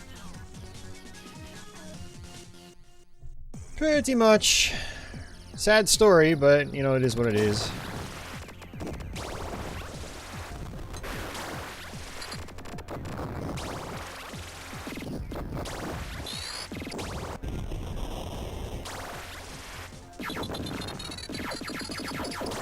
Missed that power because there was that, yellow enemy at the bottom. They zap whatever part of the web you're on and kill you instantly.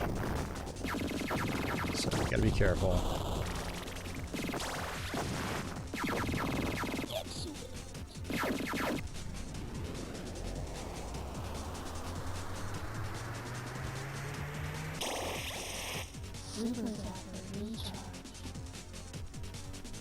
Alright. Continuing on. The Tempest 2000 does have a lot of view modes you can access by hitting various numbers on the keypad. Like this is a static view. Frame rate tends to run a little bit better in this view, but it is harder to see what's going on.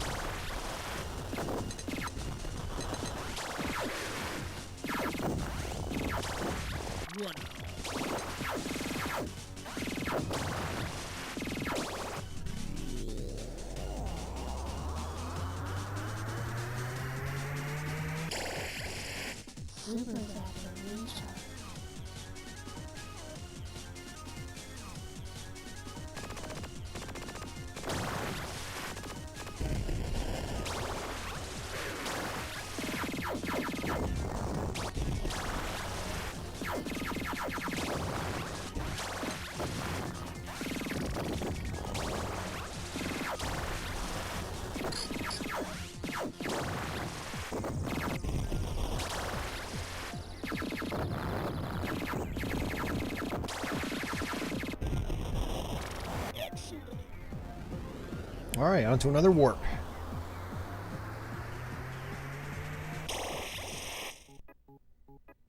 Alright, so for this you need to just stay on the green track.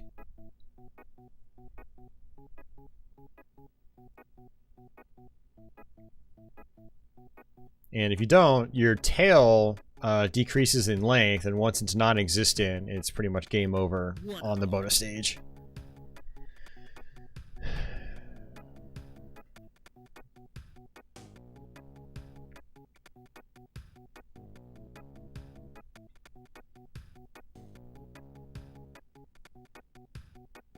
Don't listen to Andy. Battlezone's fine too. But I do agree, Robot Tank is really good on 2600. It's like, why can't you have both? Why do you have to just be like, no, you don't even play this one. Yeah. I know everything, and because I think this is really good, the other one's just bad and not even worth trying. It's like, why not try both? Yeah, that's just not in my... No, it's just not in my line of thinking. I can't do that. You gotta have one or the other. It's black or white, man. Black or white. PlayStation or Saturn. N64 isn't even a thing. PlayStation all the way. All the others suck. That's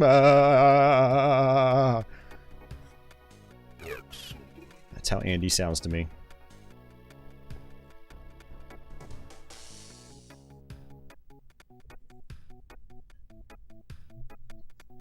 Boom! Mic drop from Leo. Holy crap.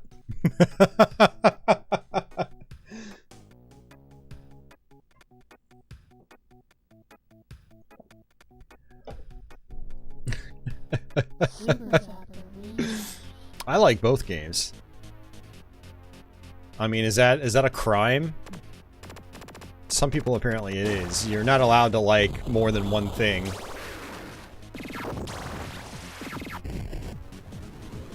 There are people right now probably screaming at their screens like, why are you playing this dog crap of a console? It's because I like it. I enjoy it. Is that a crime?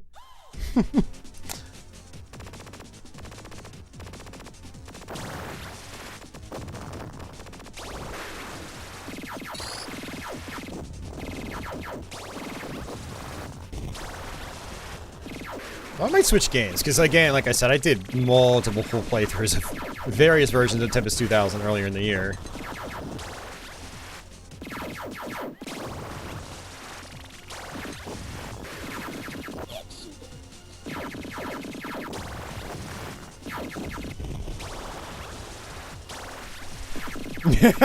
Guns goes derp derp, actually. Actually, come on.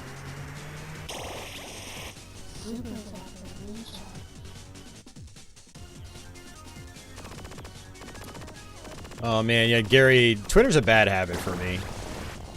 I don't actually post that much, to be honest with you, but I still check for like likes on previous posts and stuff like that. It's just not healthy for me. Alright, jump enabled.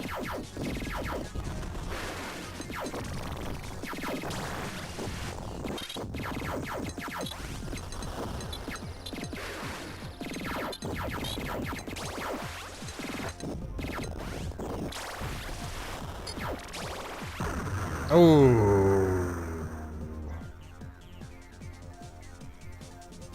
Emulation of this is bad. Well, emulation of Tempest 2000 I thought was decent, but it's been a long time since I've tried it. Like, there was an old emulator called Project Tempest. Like, the point of it, I think, was to emulate not so much the Jaguar, so much as Tempest 2000. And now we have other emulators like Virtual Jaguar, which have progressed it forward, but they're still far from perfect. So, you know, quality of the emulation is going to vary from game to game. It's like, it is worth trying some Jaguar emulation, you just have to figure out what works well and what doesn't.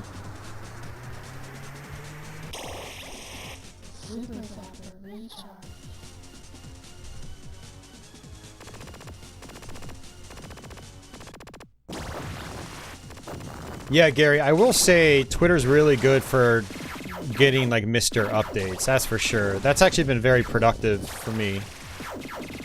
But the problem with platforms like Twitter, any kind of social media in general, is just opinions run rampant. Whether they're well thought out or not, and you're just exposed to all that, and it just becomes overwhelming. Honestly, it kind of makes me lose faith in the human race a little bit every time I browse through it. But then when I see a Mr. Update from Yotego, it makes me smile. So, I don't know.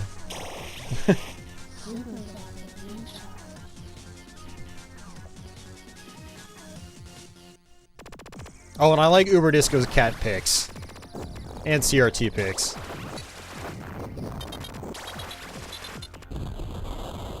Oh, look at that frame rate. Oh my god, we're down to like 5 frames a second. That's bad.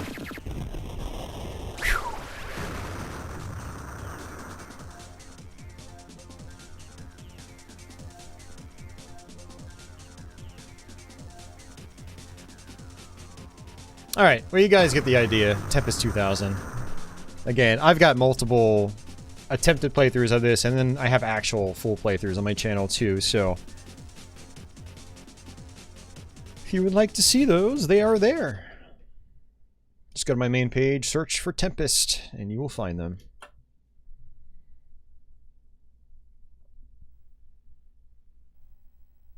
Yeah, if those of you channel members and Patreon backers, you need to get on my Discord server so you can see Karsten's goofy-ass dogs. They're so adorable.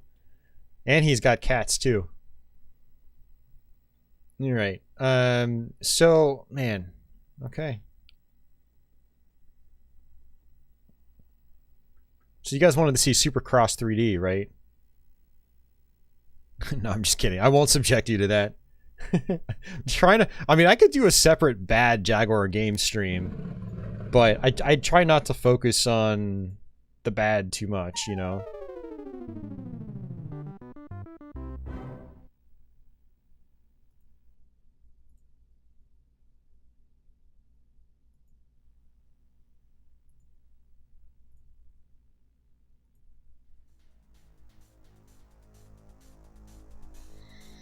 B for options. Uber Disco wants Club Drive. Alright. B, accelerate. A, brake. C, does nothing. Alright. A. Options. Select a bike. I don't think I unlocked the Punisher. I'm not going to do very well at this because it's a really challenging game with the default bikes and the AI.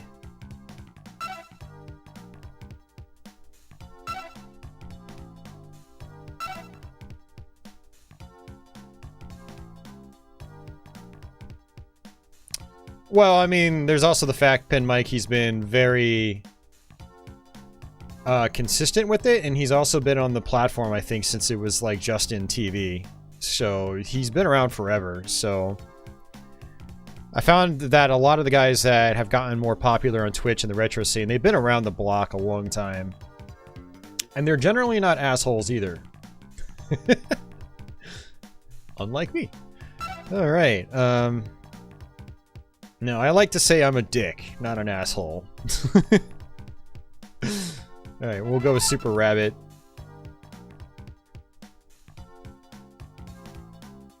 Alright, so that's pretty much it. Let's go C to start. Yeah, the updates on Twitter are the easiest, Gary, for me personally. Discord is fine, but I find a lot of Discord servers that are populated quite a bit. There's just way too much chat going on to follow it. I'd rather have a web forum than a live chat like Discord for something that's really populated. But Twitter and following like some of the core authors is just really easy. Thanks, Guns. Yeah, I mean, that's I'd go with that too. Direct, yeah. Ready, set, go! All right. So, one thing that's kind of nice about this game is that it sort of tells you the best path to take. You can see the road actually has this nice little grayed out line. If you follow that line and you're braking at the right times and not going off the course, you should be fine. But the problem is the AI is also kind of brutal, even on this like default mode I'm playing. I think we're on like training mode in terms of the difficulty.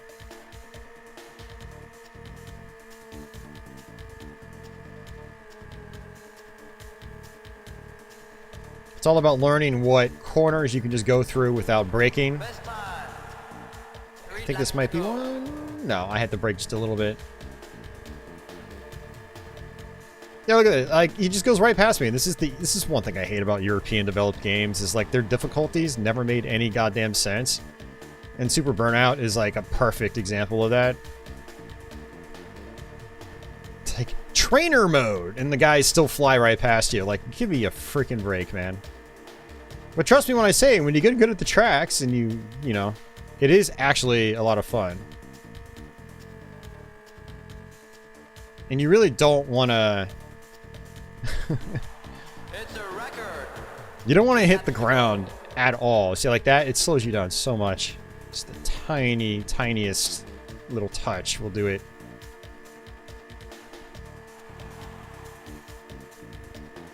There we go. That was nice. I do think this first course is actually one of the more difficult ones. And it's kind of interesting that they put this first.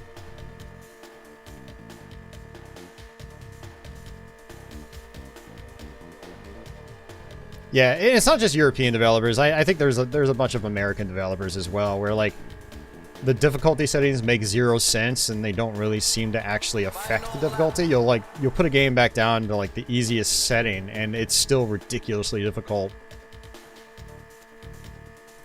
It's just like, why even have the options there to begin with?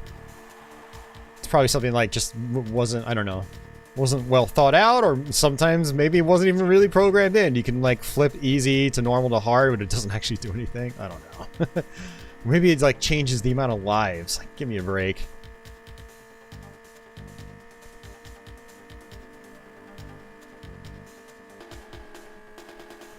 Still in 5th position. And I'm really far behind the pack too. Like, look at that. It's so dumb. All right. I need to figure out what the code is for the Punisher. Let's see. I'm gonna look it up.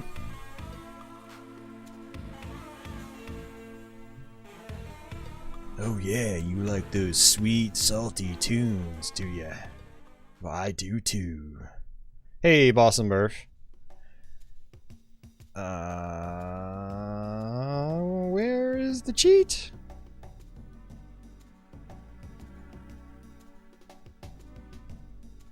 Why is this so hard to find?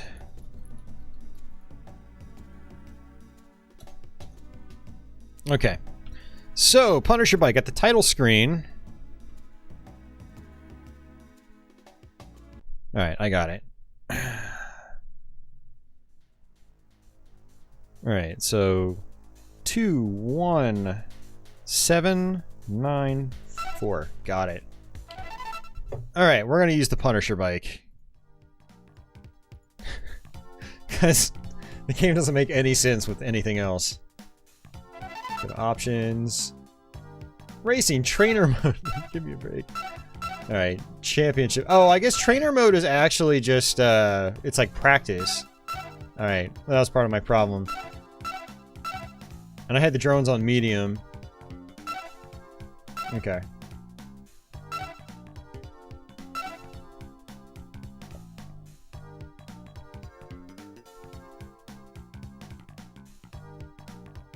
Carson says, damn, the sprite scaling in this is fantastic. Yeah, it really is. It's definitely, you know, a showcase title. There it is, Punisher. So he's basically the best in every category, so. Alright, let's try this again.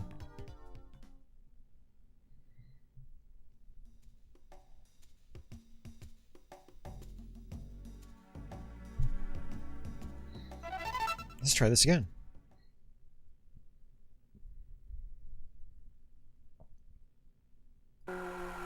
Ready, set, go!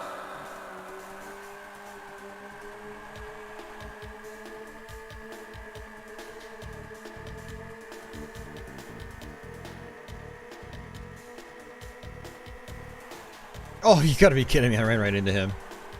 Yeah, that was my fault completely. Even with this bike, I don't know if I'll catch up. We'll see. Looks like I am already. Okay.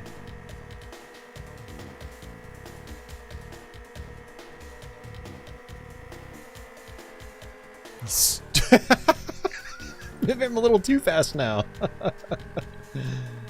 Wow.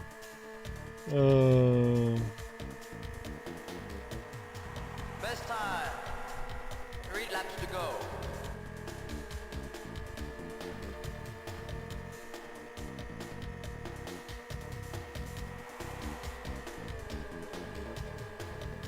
Yeah, he is so much faster than the other bike I was using. Or, I'm saying he, but you know, the Punisher bike is so much faster. I'm gonna have to brake a lot more, though.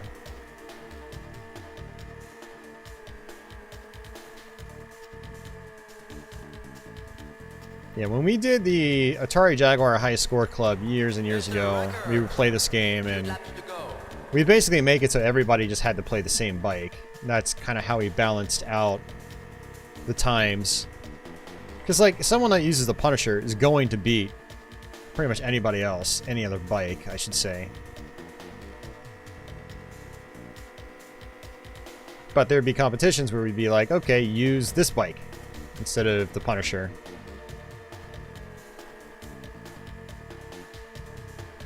But yeah, same difficulty. You can see that we're in second place now. It makes a huge difference. Final lap.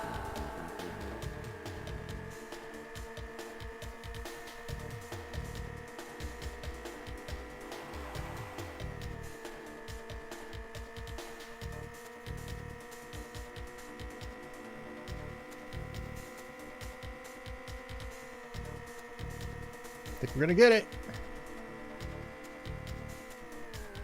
Oh no. Oh no. That's fine. Not a big deal. Yeah, we didn't get it. Very close though.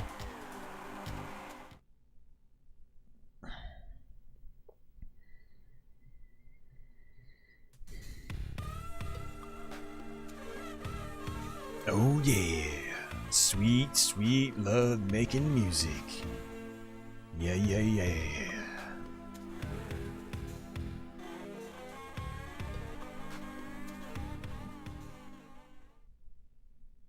Yeah, the actual sound quality and music quality is really good in this game too, which is like when we were playing NBA Jam, I was just kind of like shocked at how bad the music was, because you play a game like this and the music is phenomenal. Or at least the quality of it, whether it's your type of music is one thing or another, or one thing, but the actual quality is just really, really crisp.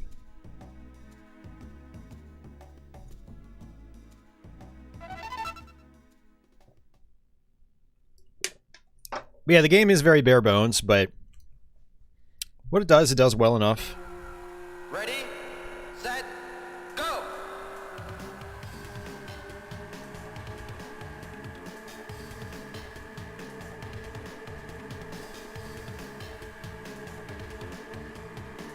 Yeah, Atrocity, I would agree. Yeah, it's... Oh, come on.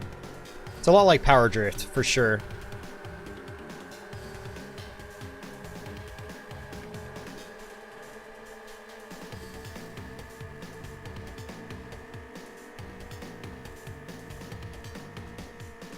Now, unfortunately, roadside objects are pretty much limited to just, like, one item at a time per side.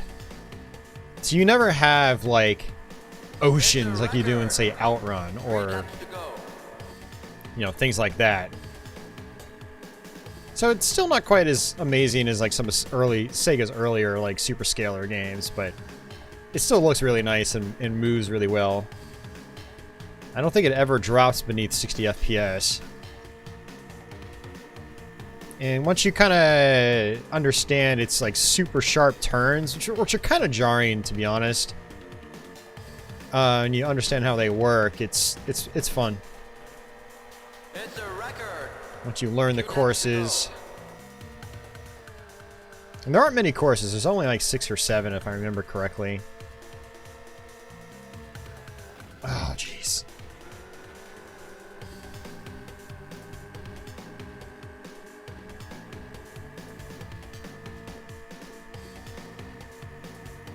Yeah, this is one of those games on Jaguar that is definitely a solid game, but when it came out back in the day, people were all getting hyped up for stuff like Ridge Racer and Daytona, and it was just, I mean, hell, Virtua Racing had already been out on 32X. 3D was all the rage, and this was kind of a dying genre already at that time. I think it even got poor review scores as well.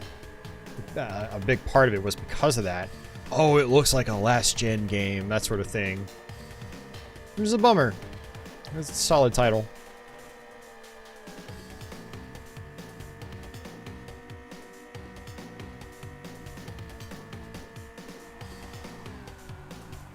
But it doesn't matter, because we can still play it now. That's all that matters, right? To me, that's all that matters. I don't even care about like what people said back in the day. It's sometimes interesting to dwell on for a few minutes, but, you know, the game's good. The game's always going to be good. Yeah, I gotcha. The frame rate is smooth. Yep, yep.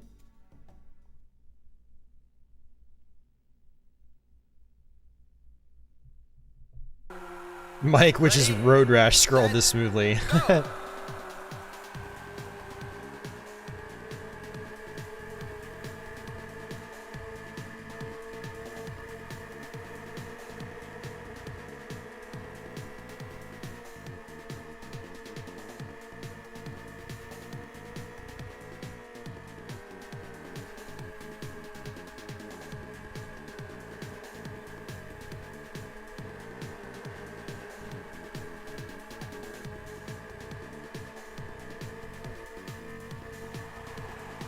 Just trying to focus. Lots of quick, sharp turns. Record. 3 laps to go. You know, I'd love to. Maybe this exists on YouTube, and I just haven't found it. Oh. Maybe it does. I haven't actually tried looking for it now that I think about it. Like a playthrough of this game, like a first place playthrough on the default settings with one of the non-Punisher bikes. Because I almost wonder to myself, like, if it's actually doable, and if it is, like, how strict, you know, how strict do you have to be with like your timings and turns and stuff like that? Do you have to race 100% perfectly? Like, that's just not, you know, fun to me. I'm very curious. Like, I mean, you guys can see a huge difference here. Like, this bike versus the first one I picked. I mean, this is technically the best bike in the game, so, like, you would expect me to do better, but this much better, it's like, wow. Feels like there's definitely some balance issues going on. Final lap. Yeah, I'm pretty sure you can actually race without drones, which is really fun as well. Trying to just beat your times or beat friends' times. That's what we used to do in the early days of YouTube. It was fun. I'm in 3rd place right now, though. I'm definitely not gonna get higher than that. I've just made bad turns, I guess. I'm braking at a lot of these turns because they're just, they're very tight. I'm not trusting them. It's a record. That's fine.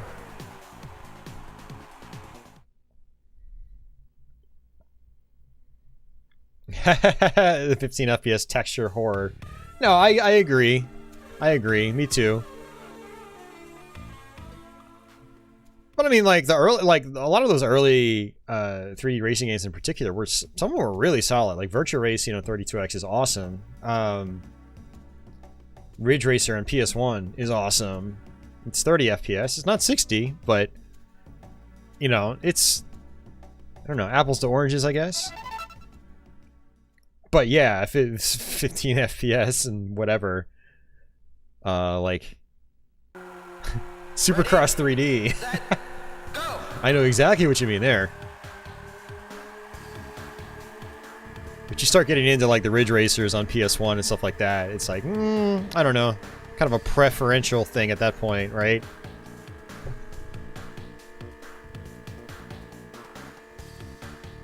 Or you just love both, which I do.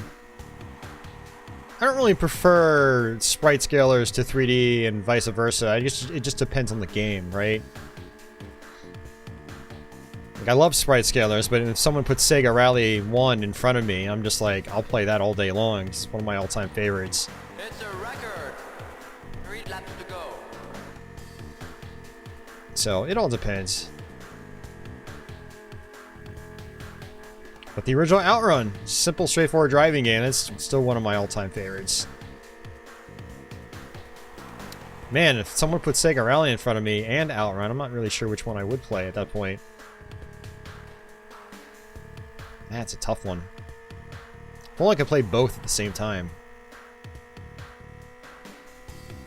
Yeah, like, this track is really easy compared to the others. Like, they probably should have just made this the first track. Ease the player in, you know? Good old Western developers from this time. A lot of times they didn't think about balance or flow or that sort of thing. It's like, oh, let's just put a really hard track in the beginning.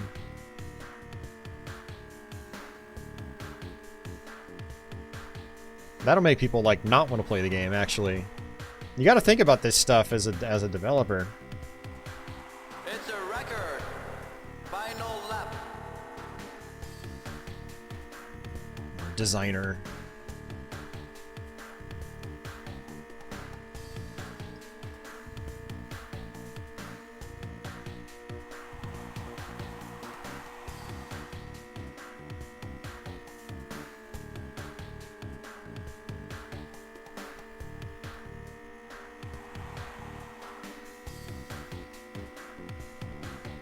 Yeah, we're gonna end up just I looped past him. That's funny.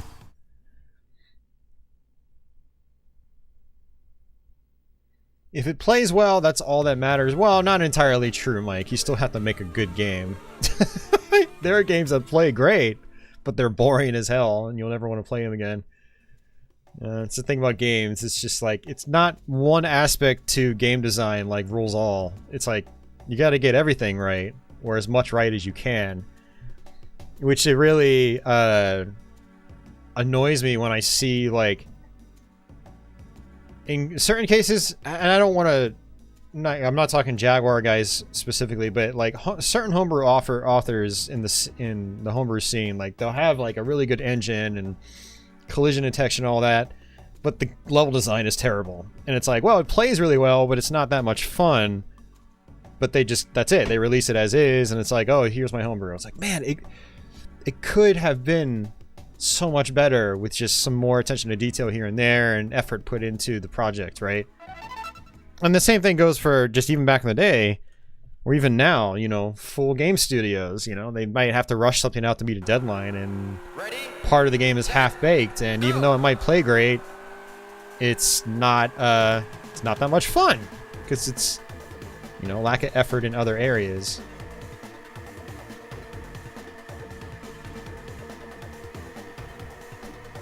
You can have the smoothest 60 plus FPS game, but with poor gameplay, and what's the point, right? Ow.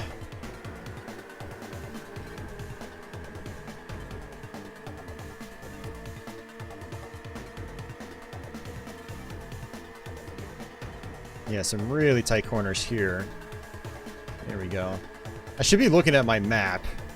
There's a map of the track up top, which is nice. And it does track all the racers.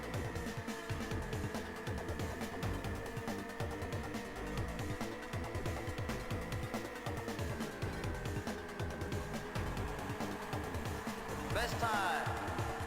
3 laps to go.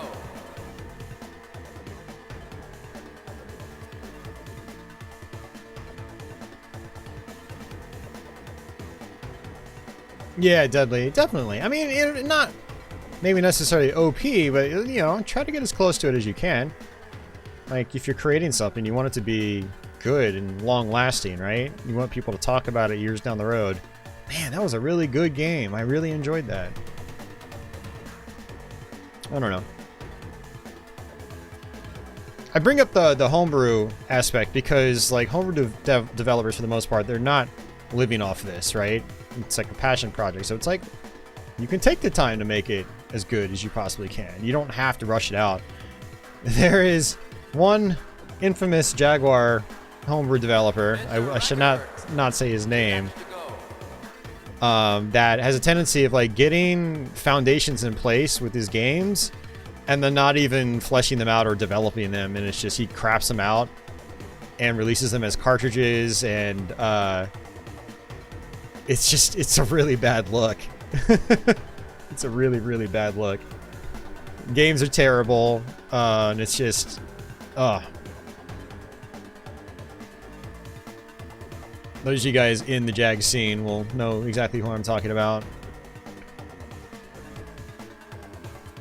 And that's like an extreme example, but I've seen like homebrewers on other platforms where like the engine is really solid and like, you know, the gameplay just kind of like, you know, at first it's okay, but then the game goes on for way too long, and then it just becomes really tedious, and it's like balance issues like that, like I think like should have been tweaked and looked into, boss patterns, things like that. And the game just ultimately isn't as good as it could be, but it's there. It's like you can see like they were almost there, almost got it, and this turn keeps killing me every single time. Hey Darren, how's it going, man? Welcome back. Well, I guess we're not gonna actually beat this game because like these last couple races have just really knocked the crap out of me.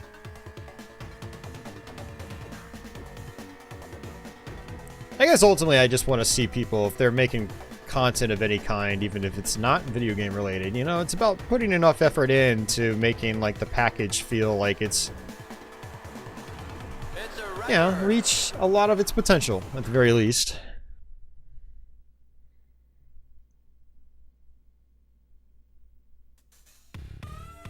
Darren says, mine coming up to Canada and packing up the house for you. I didn't even know you were in Canada. For some reason, I thought you were, like, in the UK or something. But yeah, no, I definitely will not be doing that. I don't even have a passport. I can't even get into Canada if I wanted to.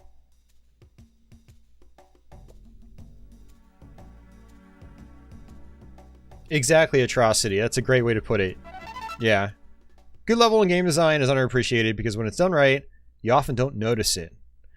Because you're too busy having fun. It's hard to get right. Ready, set, go! Thoughts on the Steam Deck? I don't really have many thoughts. Pin Mike. It's probably cool for people that have a big Steam library and want something on the go, but I don't really have a need for it. I've barely used my Switch in recent months. So yeah.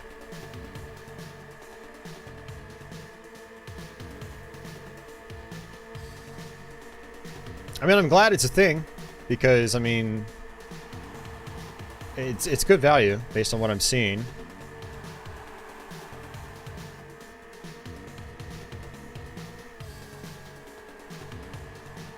It's a record. 3 laps to go.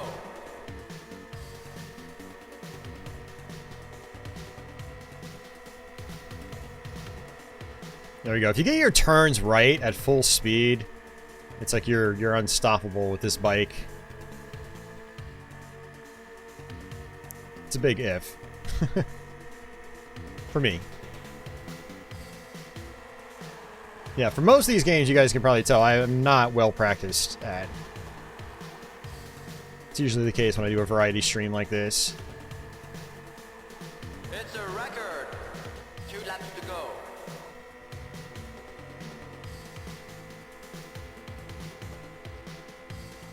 It's so fast.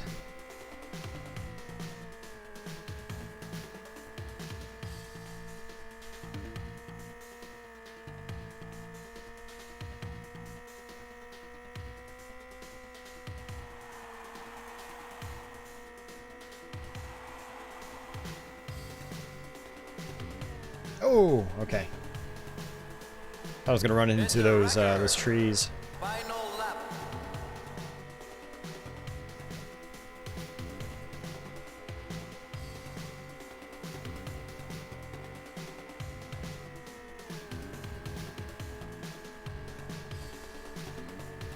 It's hard to take my eyes off the course to look at chat, so I apologize for that, guys.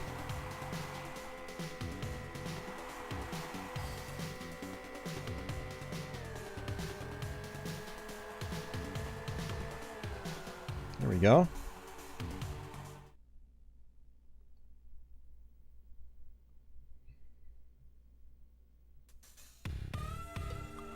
Oh, man.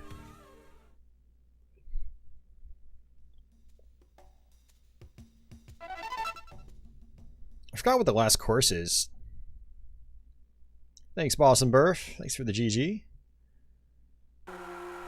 Ready, set, go! Looks like the curbs here are pretty smooth.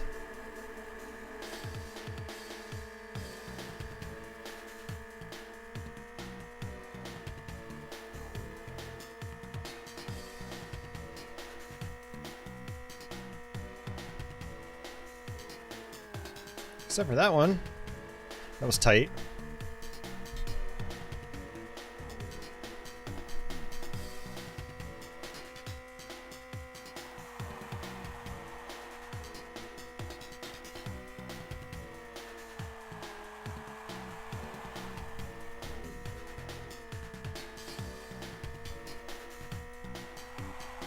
It's a record. 3 laps to go.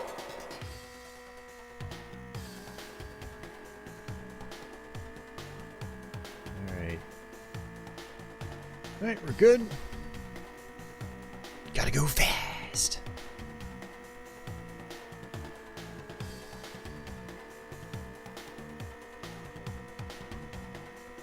Yeah, you can usually whip right through these back and forth turns like this.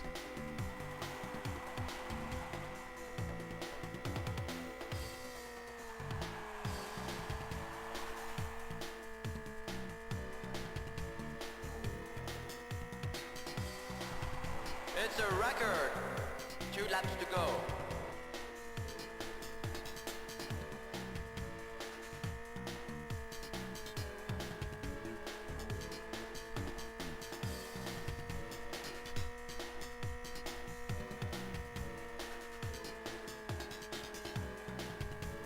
Alright, lap 3 out of 4.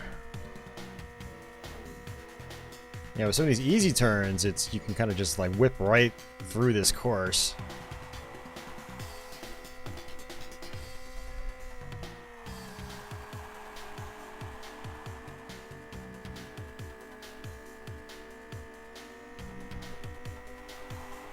Final lap.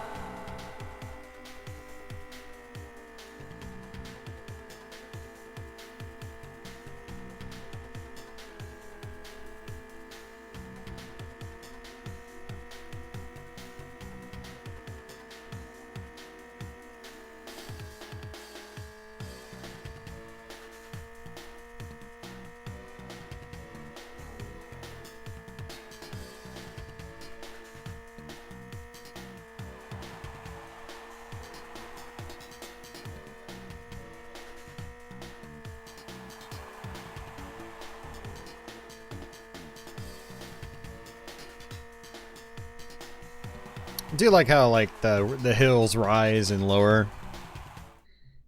It's nice.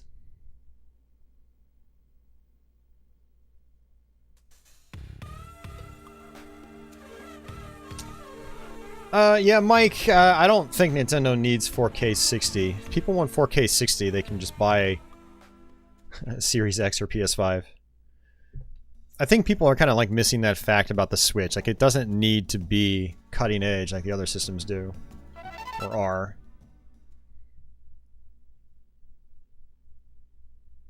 Especially with like Nintendo's first party titles where they're just so polished. Go! Even with the console's low specs, it's fine.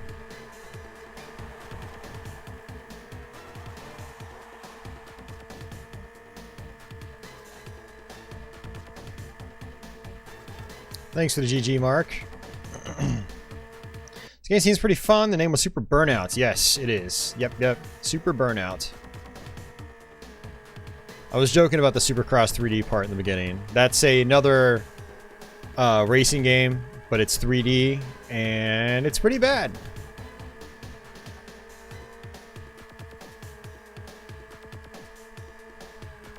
But yeah, I'm not going to show it off in the stream. I don't even think I'll do like a bad Jaguar Games stream, just because like there's so much content on YouTube in particular already talking about all the bad games. Like, why you shouldn't buy a Jaguar? Look at Supercross 3D and Checkered Flag. Yup. Like, comment, favorite, and subscribe. I kind of wish all those YouTube guys would sound like that, and I'd laugh at them. It'd be great. But no, in all seriousness, no, I'm just trying to show out the fun games. Decent, fun games. And this guy keeps catching up with me. It looks like he might actually be the Punisher as well. I think he's the same color as me. What are the specs of the Steam Deck? They're using, I think, Ryzen APUs, and it depends on the model, Uber. There's going to be a variety of models with better parts in them, more expensive than the others. It depends.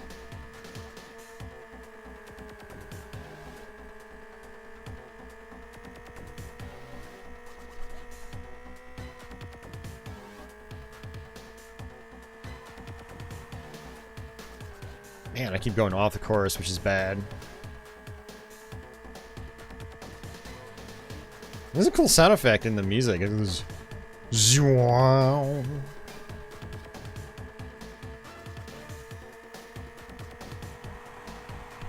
It's a record. Final lap.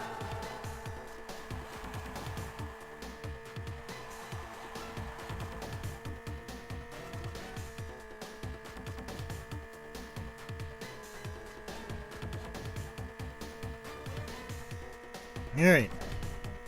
Almost there.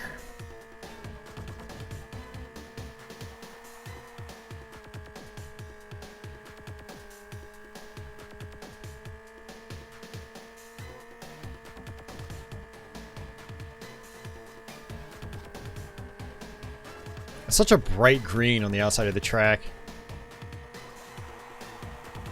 We are doing RGBs. That probably makes it pop a little bit.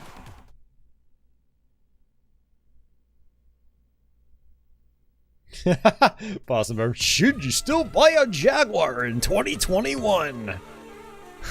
This is the 7th iteration of this video I've made, and the answer is pretty much still going to be the same as the other 6 iterations. I don't even know what I'm saying. Oh, man.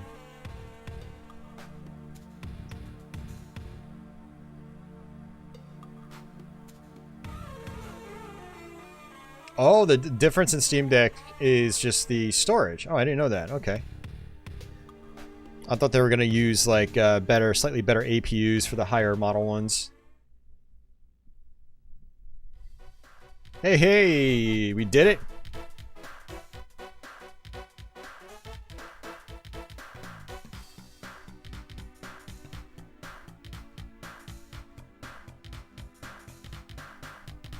Get funky.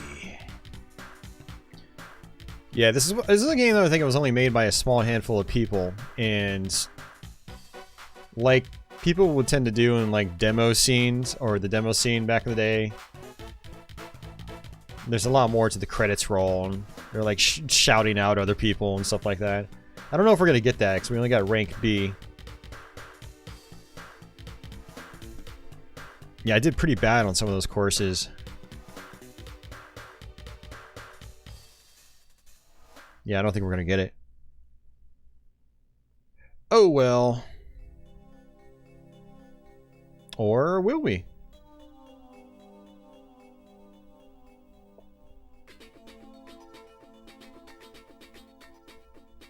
Yeah, maybe we will. We'll let this play out. I'm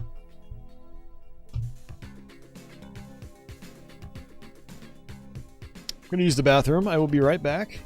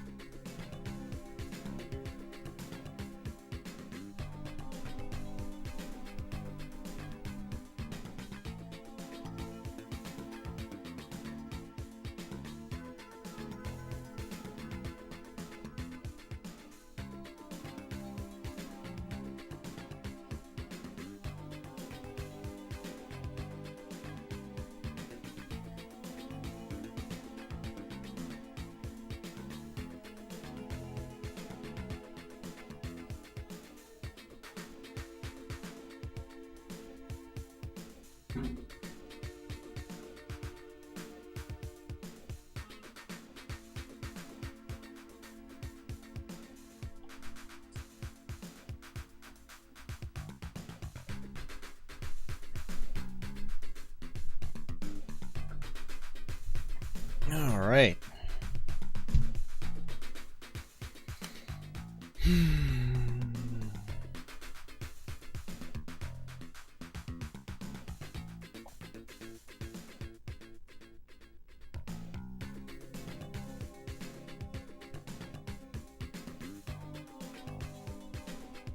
You can experience racing with all the available. Okay, interesting.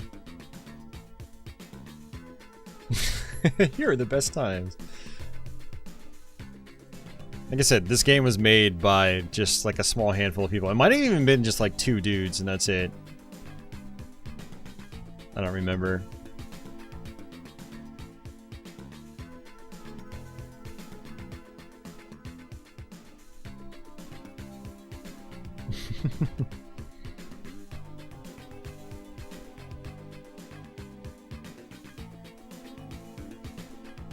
It said 5 people. Well, some of them might have been like producers and whatnot.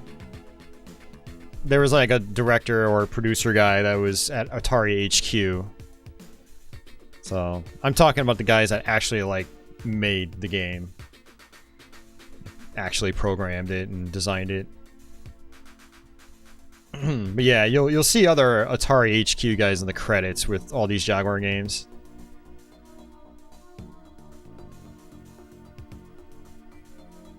But I'll have to go back through the credits on the archive. I was in the bathroom.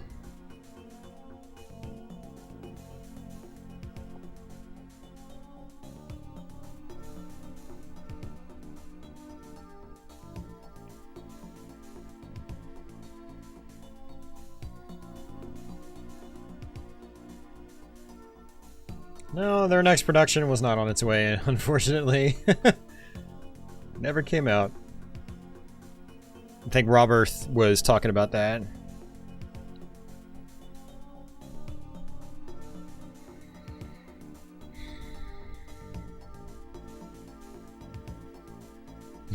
Goodbye.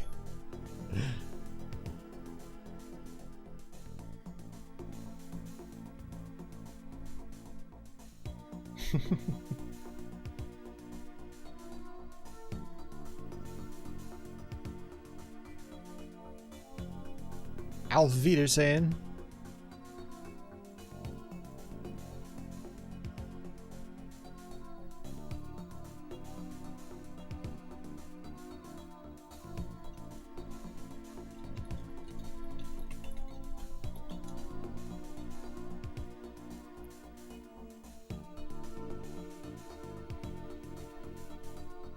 So curious you are. Oh. I can't read that. I don't speak French.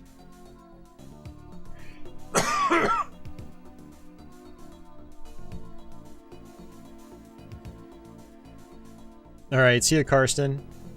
Stay in school. Stay cool.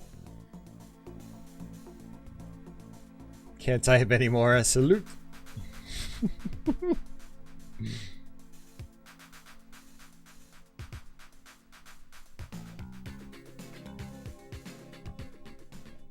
I guess that's it. Well, I'm glad we got to see the credits still. That's cool.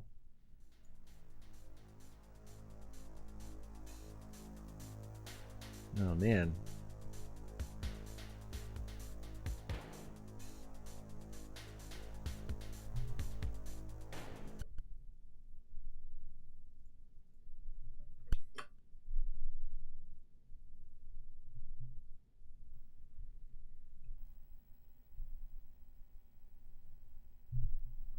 Okay.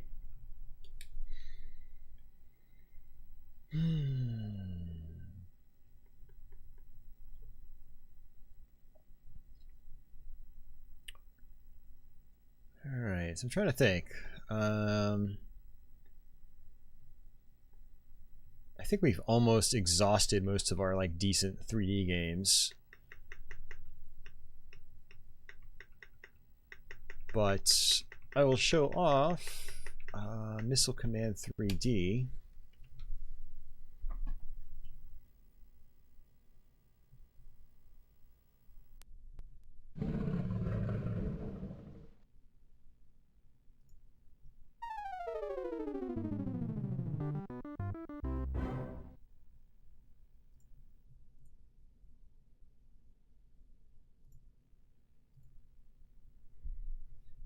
Alright. It's a Missile Command 3D, a lot like Tempest 2000 and Defender 2000. There's a lot of different gameplay modes in it, which is pretty cool.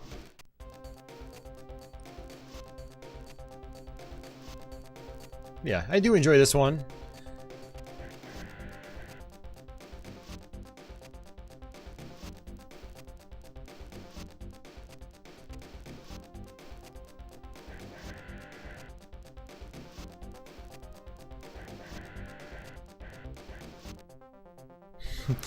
How to make 3D objects run smoothly on the Jaguar. Only texture map like the front part of it. Leave the rest, you know, just flat.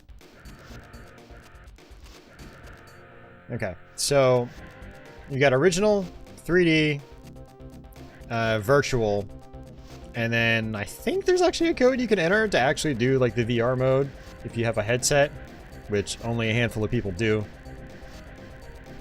But original is actually... it's actually the original Missile Command. Sort of. It's recreated. See? Look at that. Now one thing that's really cool is you can use the number keypad to stretch it out. And you can even, yeah, play it on the links. Play it at an angle. It's neat. So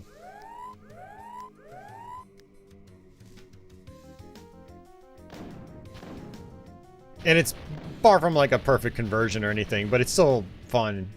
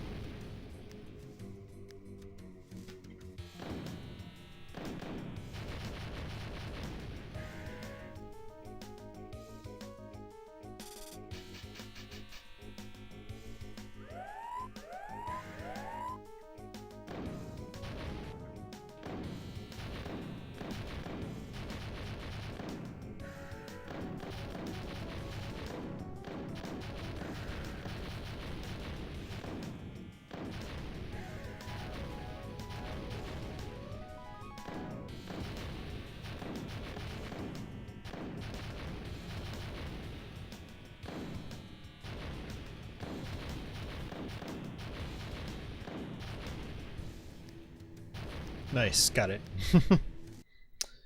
Yeah, you get the idea here. Let's see, I don't know if there's a way for me to just quit out. So, pound and star on the Jaguar controller does a soft reset.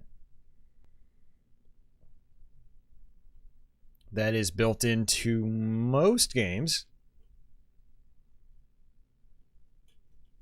Atari had a lot of like standards for developers, which was kind of neat. Like, every game must have a soft reset, and then every game must have oh, that's chugging for some reason. Holy crap. Every game must have like audio adjustments when you pause it.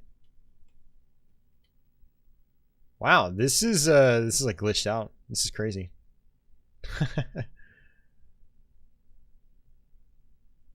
Yeah, me too, Atrocity. I mean, I've seen a couple in arcades, but I never had the desire to play it because there's been other games. Okay, something's actually going on here. The game is definitely glitched out. Let me soft reset again. Let's just see what's going to happen. I might have to power cycle.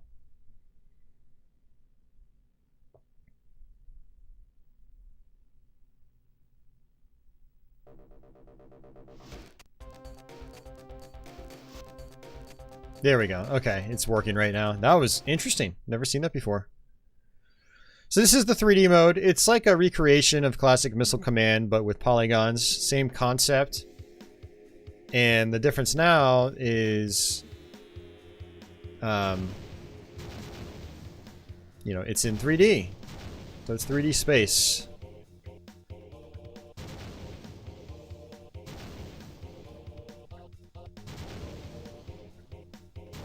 Lens flare. Okay, we got it.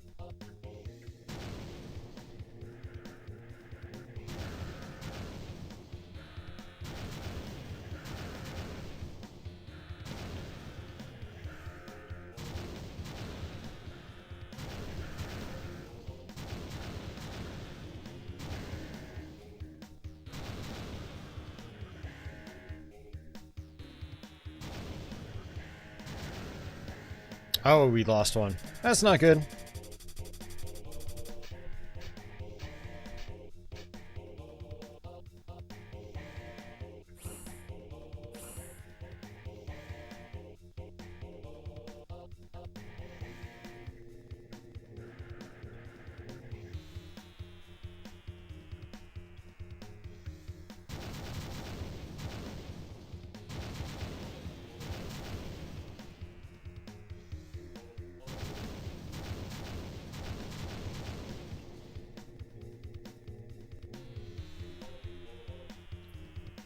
Well, I mean, it's pretty straightforward. It's like, you know, you just move the cursor in front of the missiles, and then that's basically it. Just like classic missile command. A lot of people have found this disorienting, but I don't really have too much of an issue with it. It does get busy. Trust me when I say it does get busy, but it's pretty fun. There's a third mode, a virtual mode, and it's like mostly texture mapped. You fight bosses and stuff like that, and you man turrets and you shoot lasers. It's interesting. And it's one of those Jag games that's got pretty good replay value between all the 3 modes. Uh-oh, not good. Okay. Whew.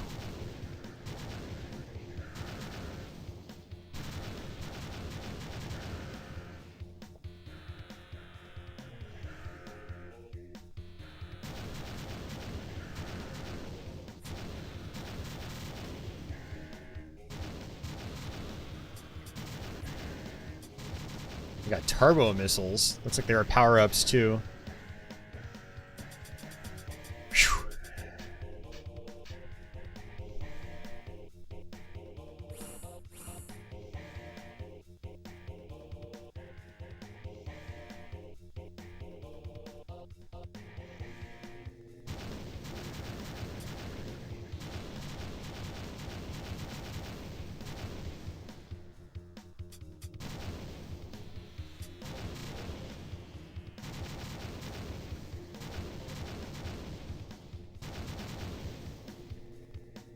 Oh, that's not good. I lost one.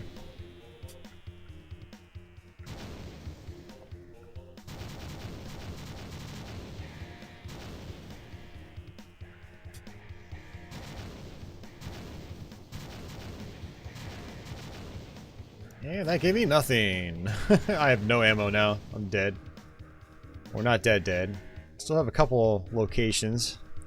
Structures.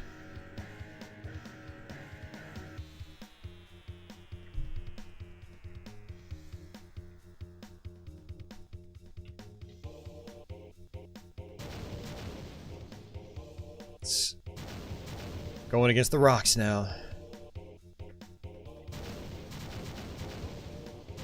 Holy crap. Man, if only we could do this with real asteroids.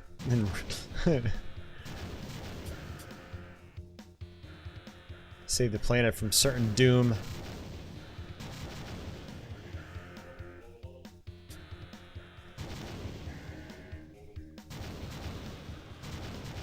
That's my... No, I've got one more left. Okay.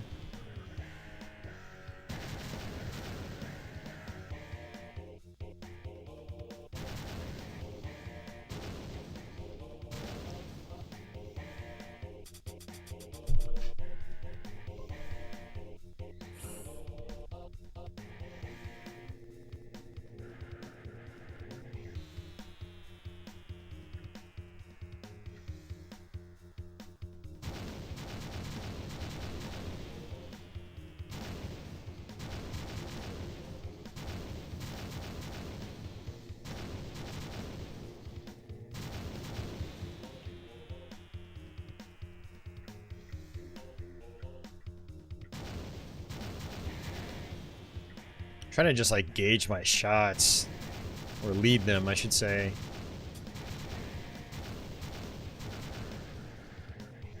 What is this? I have no idea what that was. It's like a little red thing floating in the sky. Alright, that's gonna... It's not good. And, oh crap.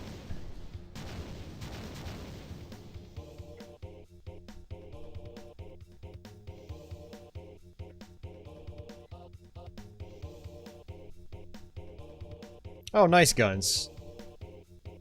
Yeah, that was a while ago. I posted that video for like forever ago. Oops, wasn't paying attention.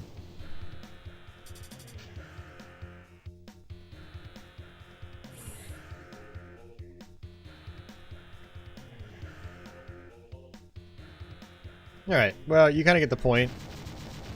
Looks like that was like a screen nuke. Oh, that's right, I got multiple power-ups. I didn't even think about that. It's okay. Let's go ahead and soft reset. And I'll show you the virtual mode real quick, so you get an idea what that's like.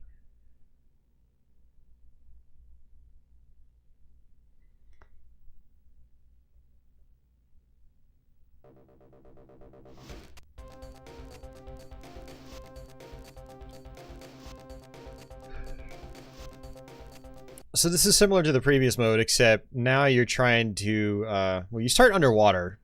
I think you actually go outside of the water later on. But you man these turrets now. And instead of like firing missiles up, you're actually just shooting everything with lasers.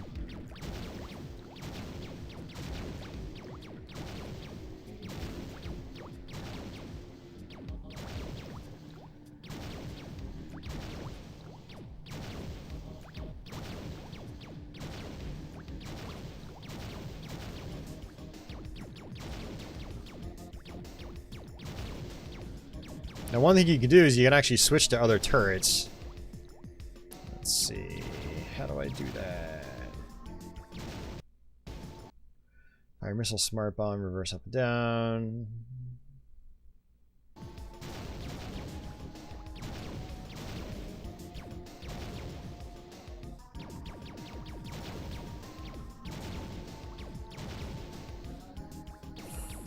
Laser upgrade. 2 lasers at once. There we go. Hit the numeric pad. Oh, and it looks like each laser or each turret is has its own ammo pool, its own power-ups. That's interesting.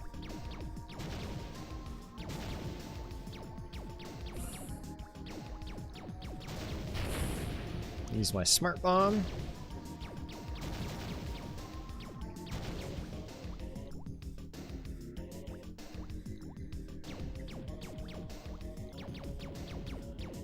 Actually switch over so I can have more power. Kill this guy faster.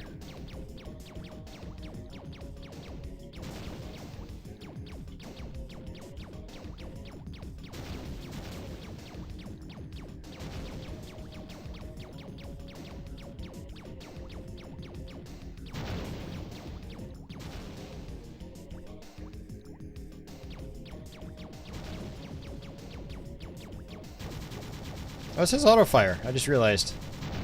It's slow auto fire, but it is auto fire. Whew. You can kind of see how like this would work pretty well in VR. Honestly, I would love for someone to go and pick this game up and like redo it for modern VR headsets. Even keep the classic flat shaded look, but make it 60 FPS. You look around with your head, maybe fire with like your hands.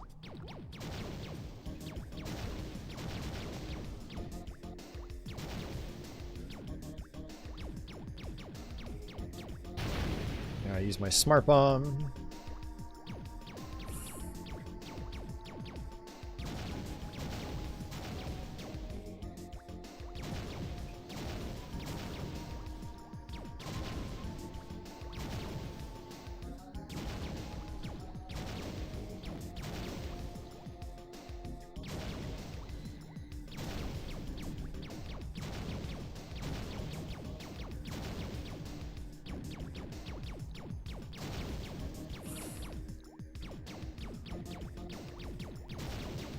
Alright, now all hell's breaking loose. Wow. Okay.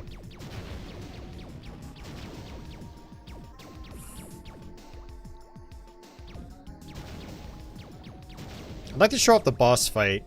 It's kind of neat.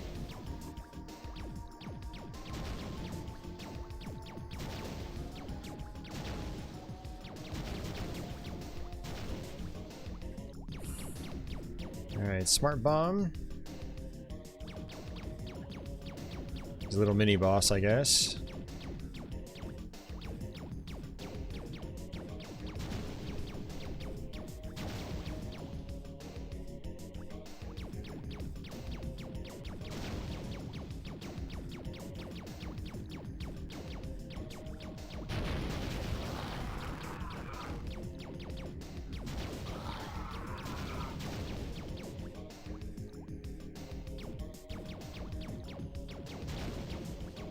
Yeah, you got another missile you can fire out too by pressing the A button.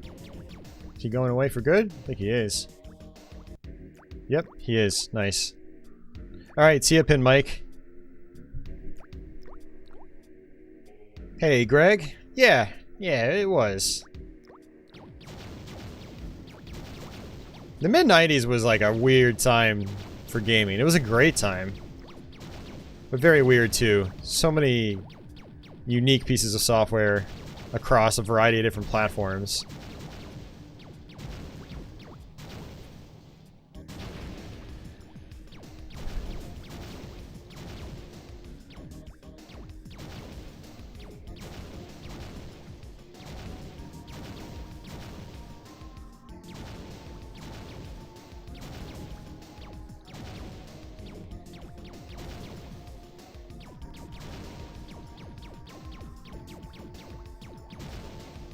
Alright, running out of ammo on this turret.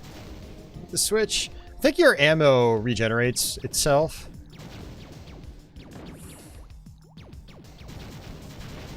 Oh, one of my turrets? Oh, one of my turrets actually died.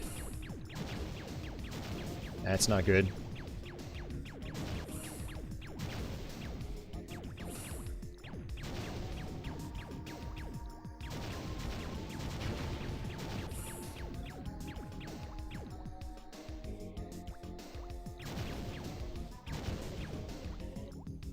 Oh, there it is.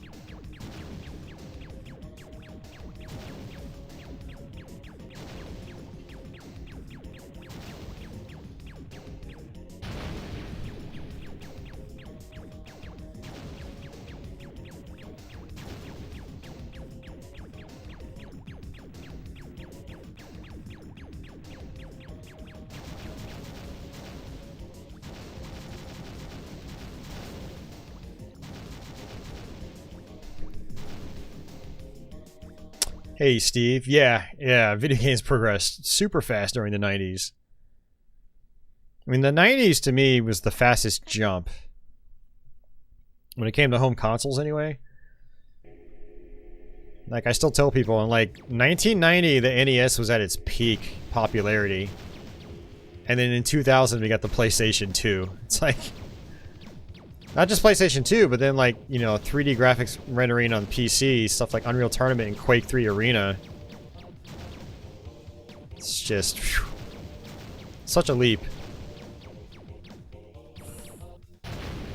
Yeah, so now we're up in the sky.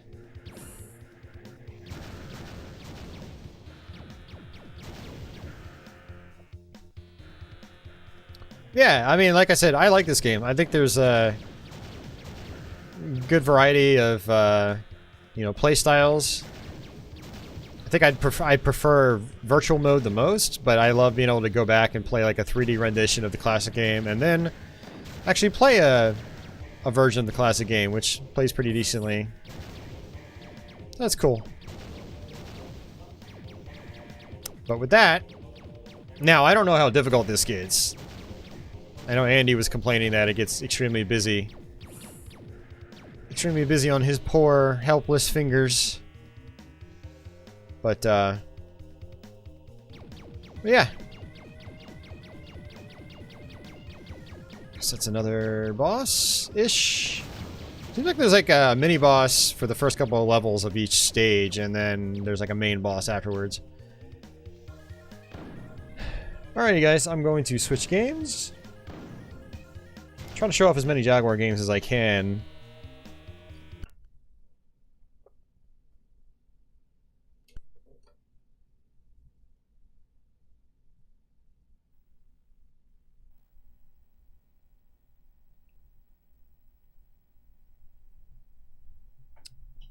Gary, have they ported any of the Virtuality games? I forgot that they did like a lot of arcade VR stuff.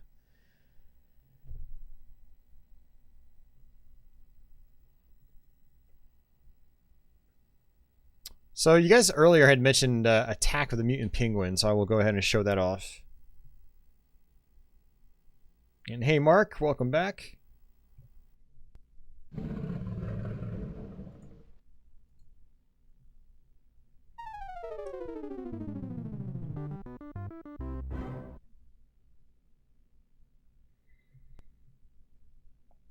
Alright, so it's going to take me a little while to figure this game out again. It's been a while since I played it.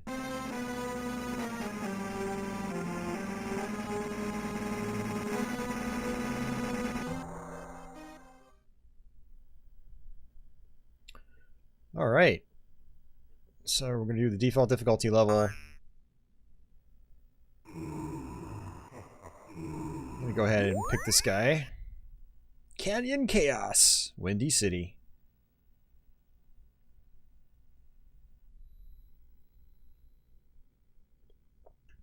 Alright, so you can look at an overview of your map. And let's see. Yeah, press the fire button for your weapon. The problem is you don't have it yet. You need to collect 3 letters to spell bat or pan in the order to get the weapon. And so for that, you have just collected a gremlin. Use the drop button to drop these on machines and chests to see how many gremlins you currently have. Hold on the drop button for 2 seconds. Okay, so yeah, I need to pick these guys up. This game is definitely obtuse if you've never played it before. So, first step of this map is just picking out the little blue guys. And then you can drop them into chests. Until the chest explodes. Boom, just like that. Looks like I got the first letter of pan. When I spell pan, I get my weapon. And then I can start smacking these penguins left and right. There we go.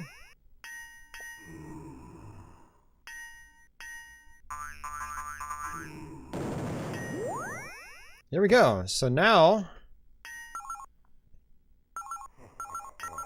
I need to smack penguins.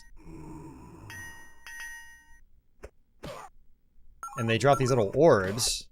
And the orbs, if I remember correctly, power up my weapon and then allow me to actually kill them. There we go.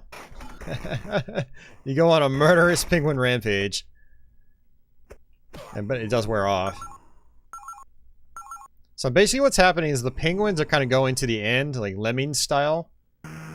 And they hop into this guy's mouth.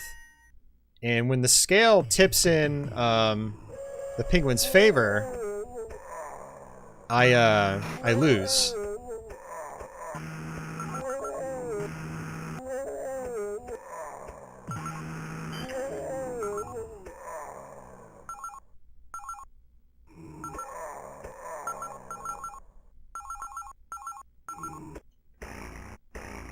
Yeah, so now I can kill these guys.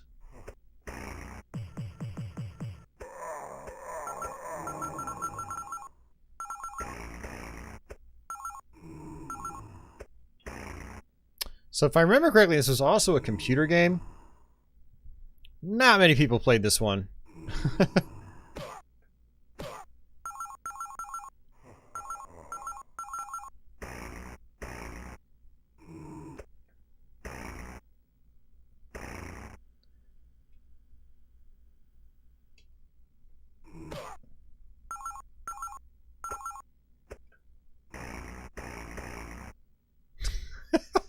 The eyeballs floating around.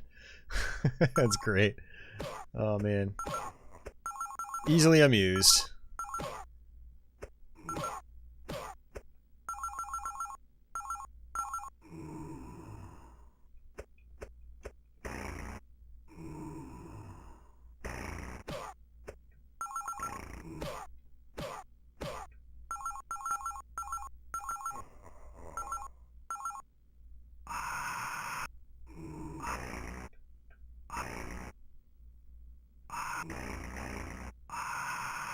You shoot diagonally, it looks like.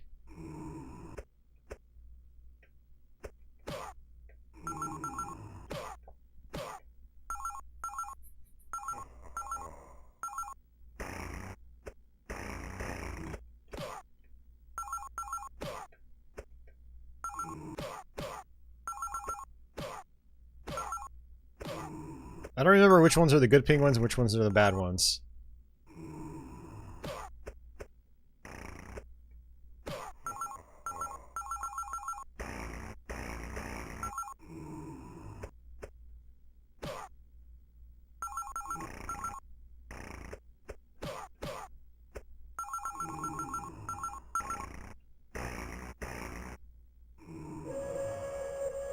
Uh-oh. Oh, did I let too many walk over? Oh, no. I let too many walk into the dude's mouth.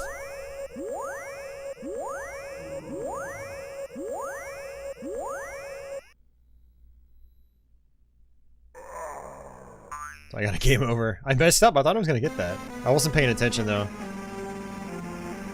What is pandemonium?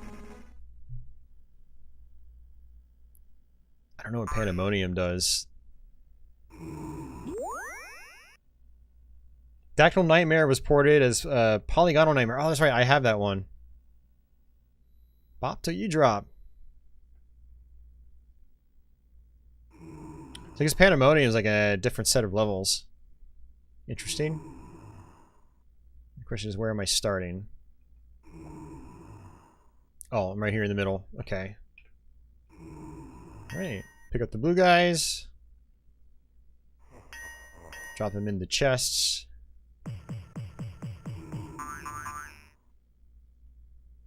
Here we go. Seems like the less of them you have, the longer it takes for them to open up the chests. Here's the penguin. Look at what they're wearing. Okay, there we go. Collecting the dynamite. To use this, press and hold down the special button. Release the dynamite to explode the dynamite near penguins. Cool.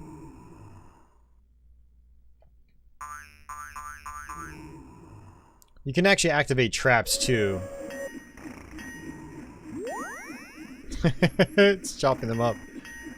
It's good. Alright, still need to get my weapon.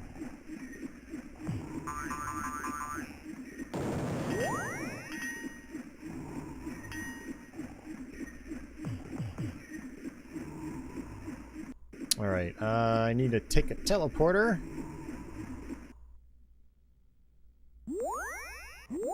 I do wish there was in-game music on this. Unfortunately, there's not. Alright, got my bat. So now I can smack these guys.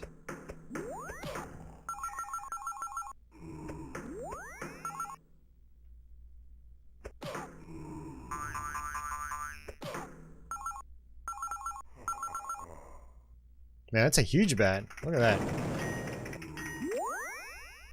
A glue stick. Use this. Okay.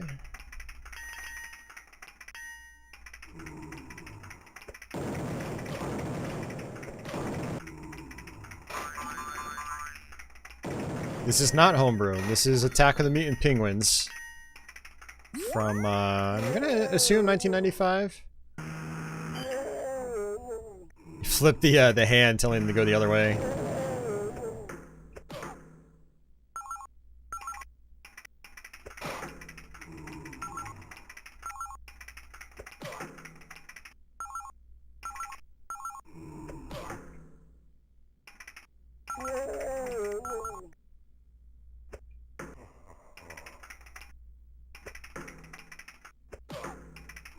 Get these power orbs.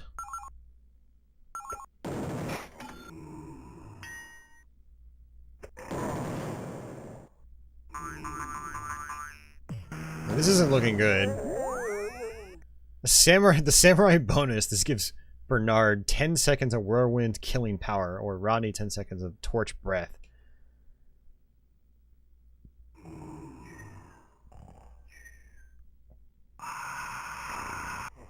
Nice. Yeah, we lost already. Oh, man. So basically, it's get powered up, kill penguins, make sure they don't overload this thing, and then you beat the level.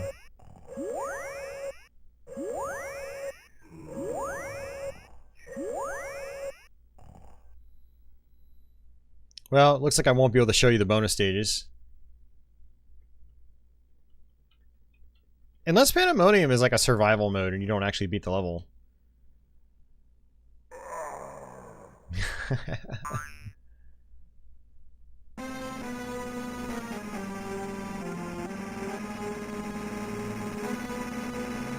Alright. I'm sure you guys get the point. I'd actually like to keep playing this because I do really enjoy this one. You know, there's a little bit of action and a little bit of strategy.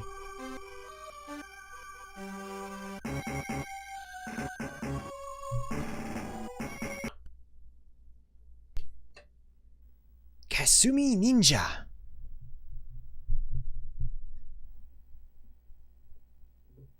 All right.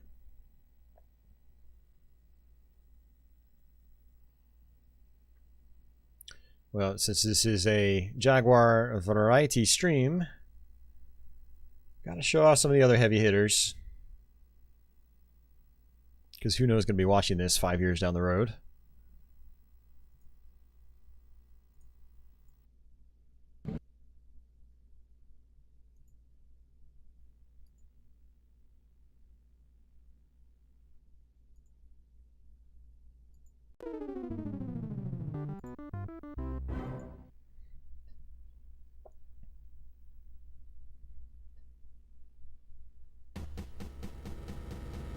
All right.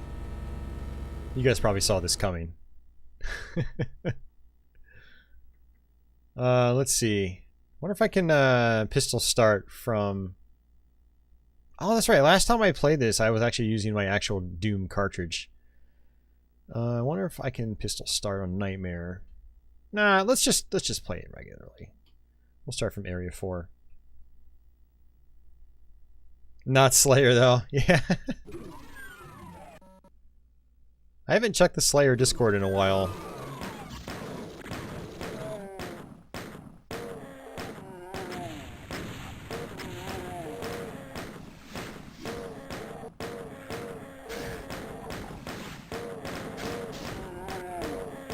Oh, have you guys heard of Doom? Oh yeah, I thought this was like a hidden gem or something. I'm disappointed.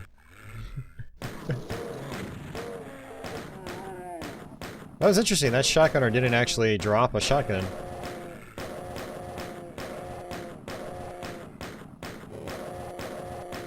Unless that was just like a dead body I didn't even notice until now.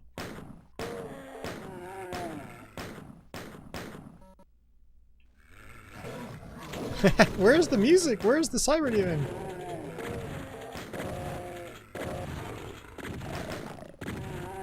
Oh, trust me, when you guys are ready to unveil that project, I will be happy to play through it here.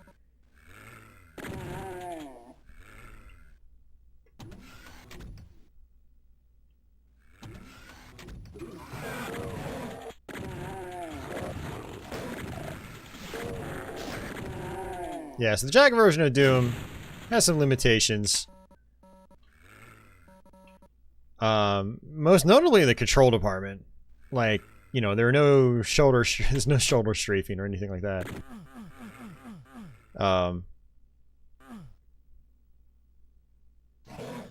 Also, as you guys can tell, no music.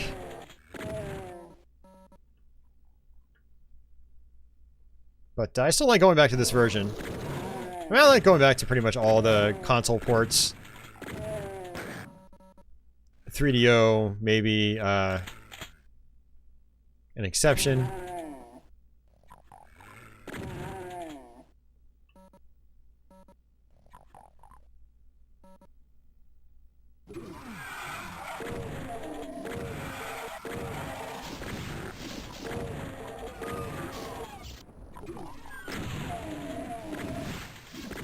Yeah, so I basically end up playing this version like it's the 32X Doom. So A runs, B fires, C strafes.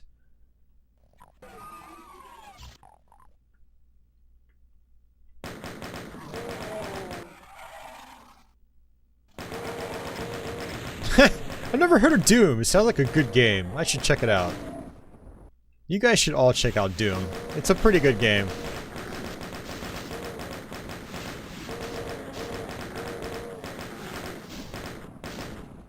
Must kill the barrel.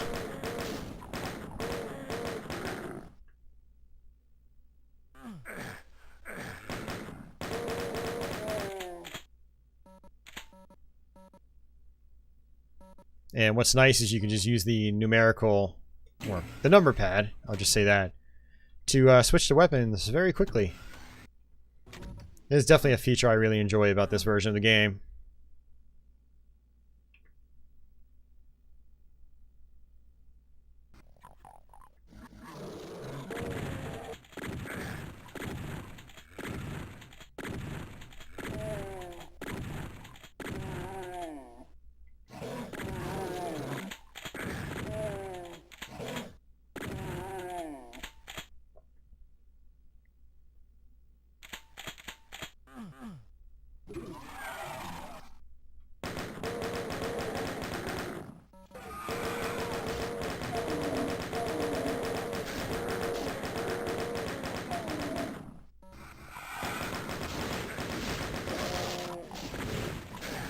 Uh-oh, not good.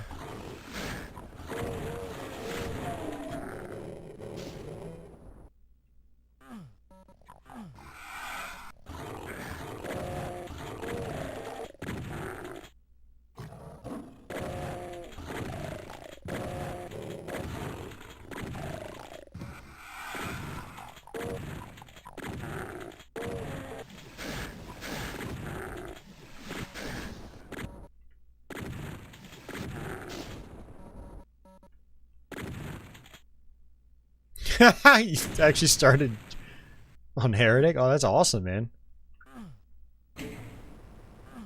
And Chex Quest. That is amazing. Oh, man. That's so cool.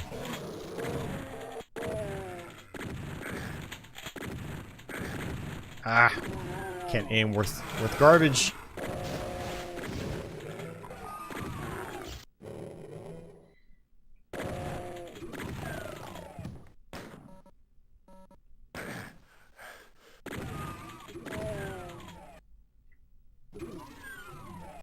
There we go.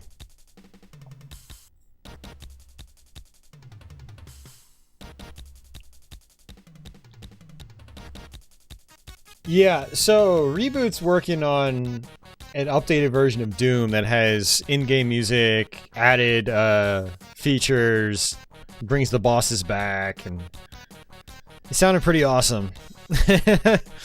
So I can't wait to try that. We're really interested to see how Heretic turns out, though. That's something.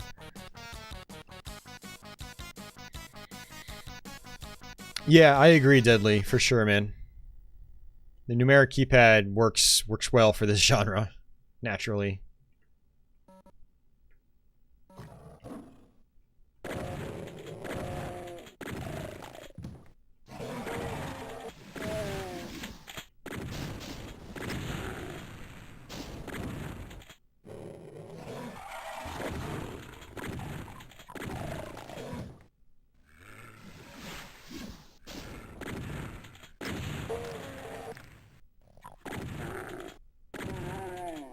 Did you send something my way? Let me check my Facebook.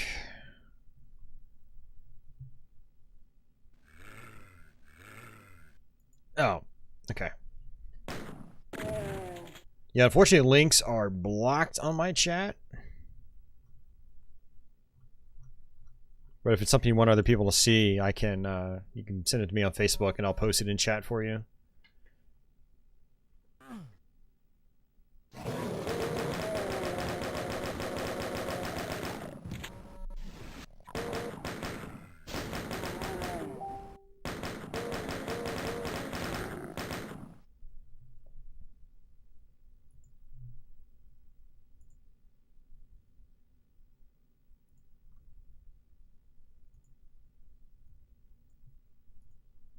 Alright guys, gonna post it in the chat.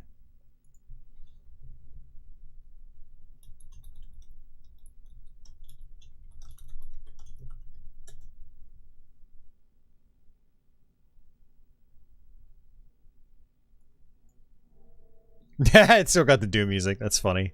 It's just like hearing that with Heretic level design makes me chuckle. It's actually really cool seeing like this complex level design run so well. Oh man, that is awesome. Yeah, go check that out, guys.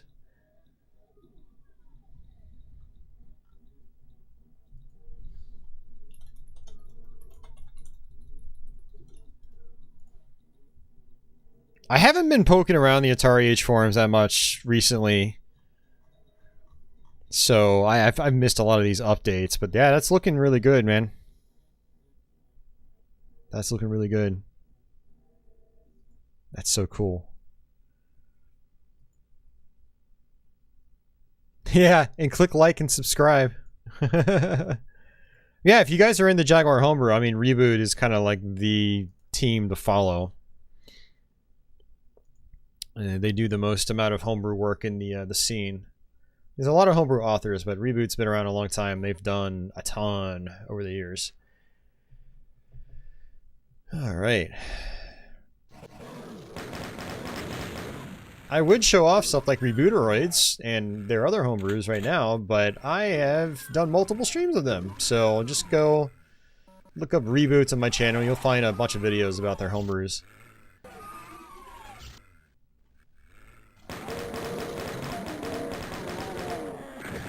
Yeah, I don't remember when it was. If it was early this year or late last year, we did the, I did that stream of the carts you sent me. That was fun. Superfly, Downfall, Rebooteroids. It's good times. Good times.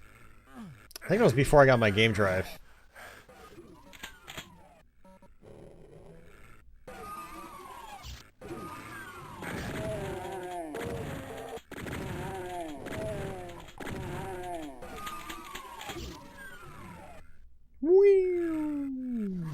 Doom sound effects never get old.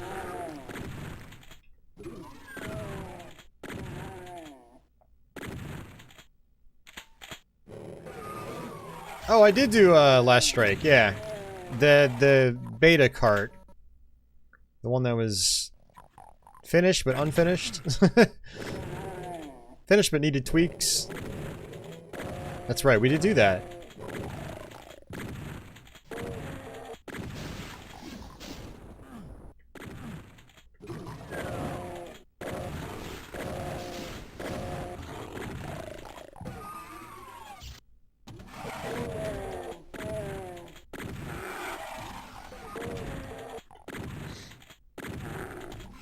I watched a video from Sandy Peterson this past week.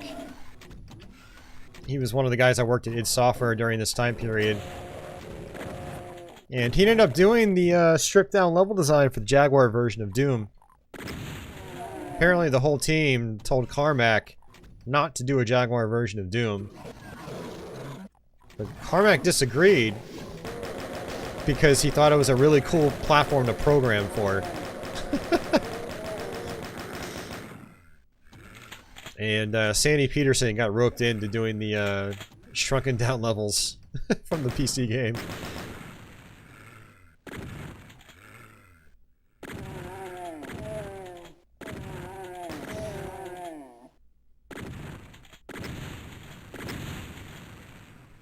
Let's switch over to my rocket launcher. I'm gonna cheese this.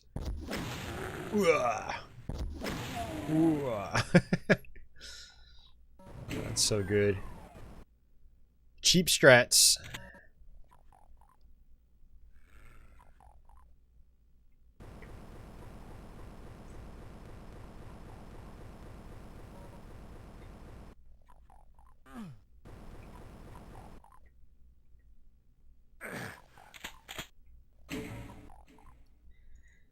You know, I want to stream more Jaguar games, but it's getting pretty late for me. I think this is probably going to be our last game tonight, unfortunately. If you guys want to see more Jaguar stuff, I have some gameplays and Let's Plays and live streams on my channel. Feel free to just type Atari Jaguar on my search box, and you will find lots of goodies. Going back 12 years ago, actually.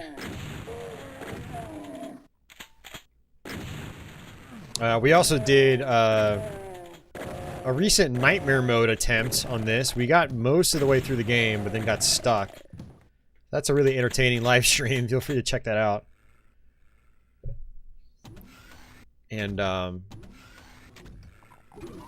yeah, again, I'd like to keep playing, but it's 11 p.m. my time. And I decided I'm going to have to get up earlier tomorrow so I can go get some blood work done, because I'm not doing all that great right now when it comes to the diabetes. Got some other issues going on I'm not going to go into, but yeah, I decided it's probably best for me to do that. So after I chill out for a couple hours, it's going to give me less than 8 hours of sleep. Now, unfortunately, I am on a Monday through Friday schedule now, so when I stream during the week, I actually have to work the next day, which is frustrating. I'm not really a fan of it so far. We'll see if it gets better, but something tells me it's probably not.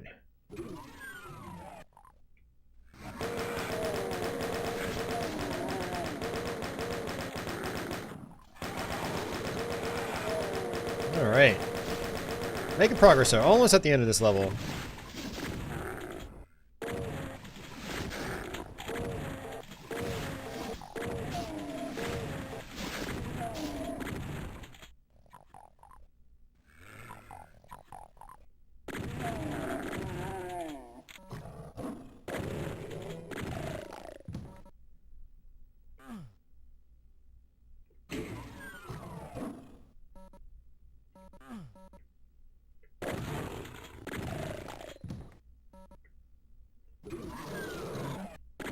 Alright, last room.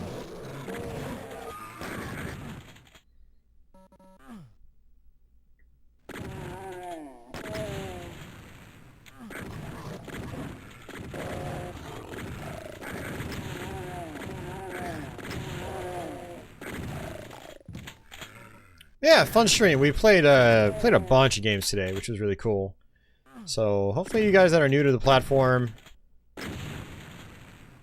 you know, enjoyed what you saw. I know not all of it's going to appeal to everybody. Like I said, Jaguar is definitely a library of acquired taste.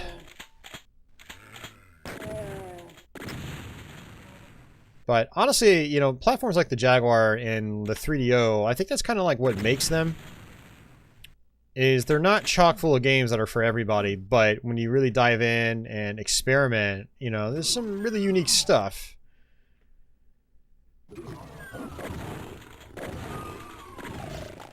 Yeah, some really unique stuff. And other stuff that's not so unique, like Doom, I mean, it's still decent software.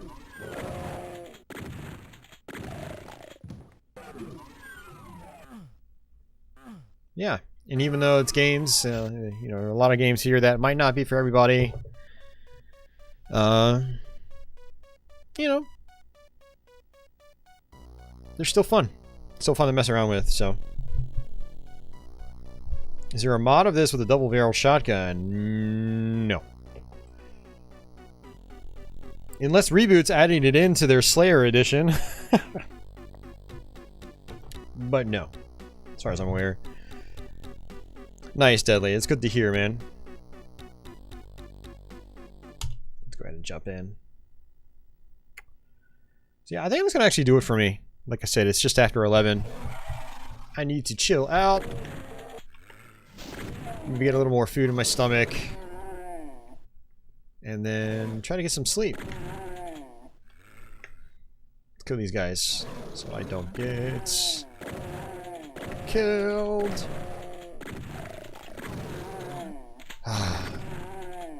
Doom. The game that never stops giving. Alright, I'm just gonna sit in here. Kind of an awkward note to go out on, you know, no music. But, oh, man. Actually, you know what? I'm gonna do one more. Just because I know some of you guys wanted to see it.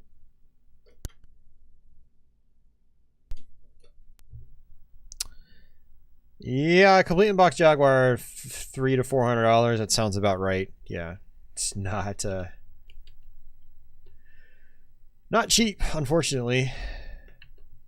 All right, so I'm gonna show you guys Defender 2000. I know Leo wanted to see it.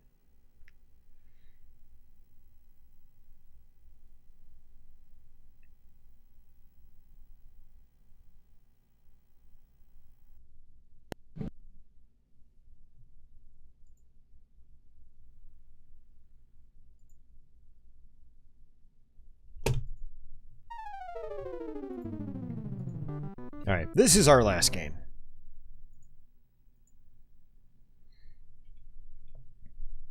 So, just like Tempest 2000, this one has a lot of different gameplay modes and whatnot. I'll just show off the 2000 mode. I don't think I unlocked Plasma Pong either, unfortunately. Yeah, you got Classic Defender, Defender Plus, which is a lot like 2000 with crazy-ass graphical effects. But 2000 is the main game. Let's hit options.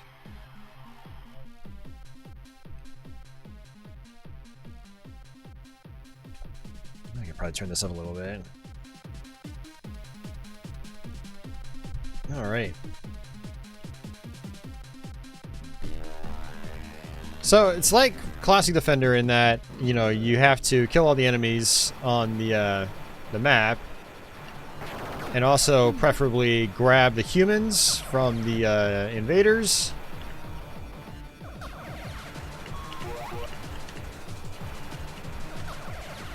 It's so hard to see what's going on in this game.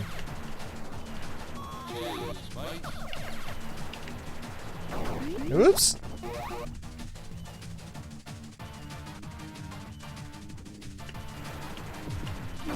Oh my god, I did it again. Horrible. Last life already. Jeez.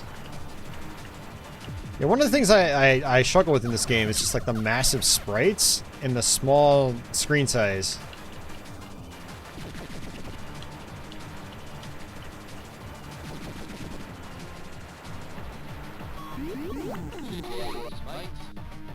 Alright, we beat the first level. It is, Leo. It is massive. Yeah, lots of 90s techno, Gary, for sure. I love that.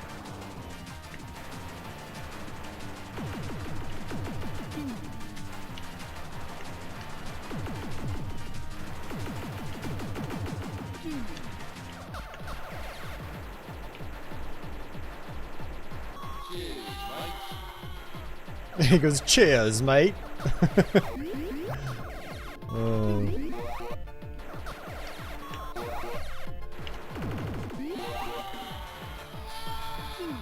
Got an extra life. Oops, I'm killing my humans. I didn't mean to do that. Just like in Arcade Defender, if you kill all the humans, the backdrop basically gets blown up and you go right into space.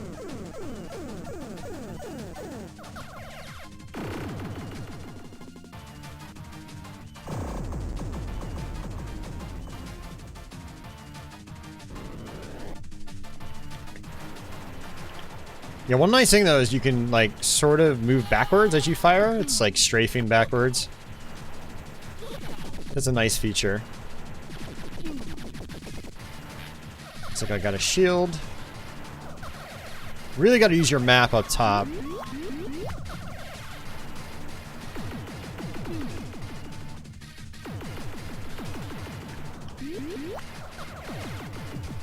Okay, much bigger spread shot.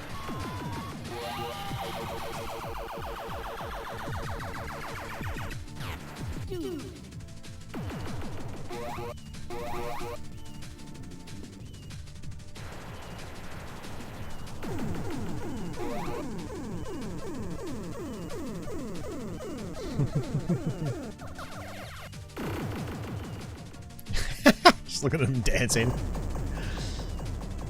So the animation is pretty fun in this game.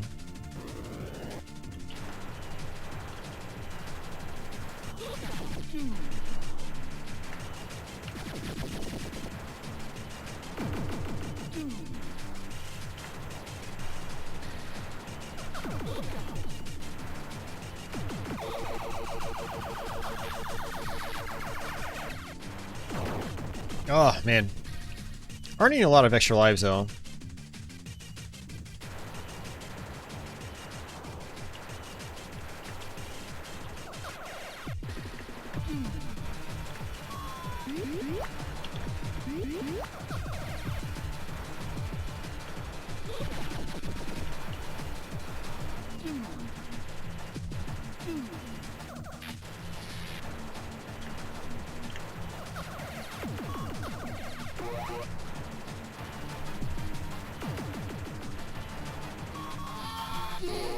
I killed a bunch of humans by accident. I'm trying to look at the map as I play.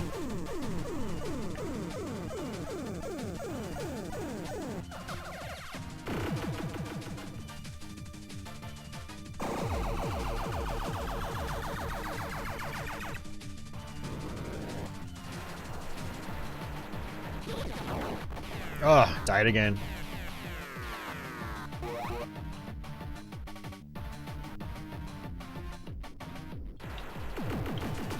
Seems best to kind of wait for enemies to spawn in before you start moving around real fast.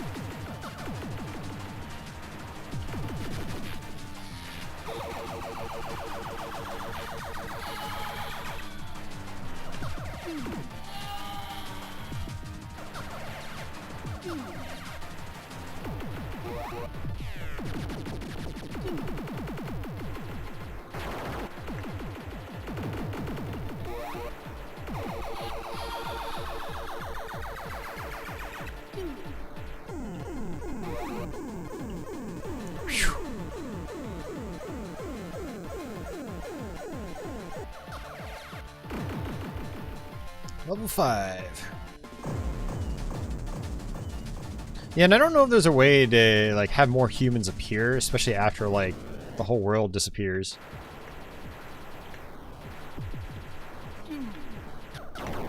Ow.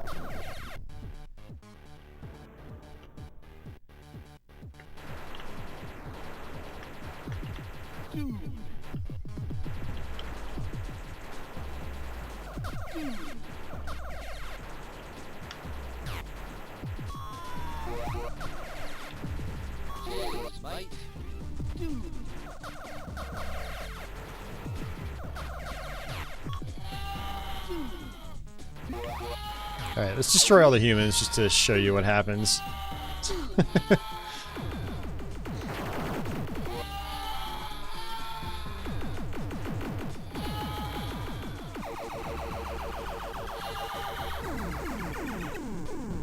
Alright, I think there's still one left.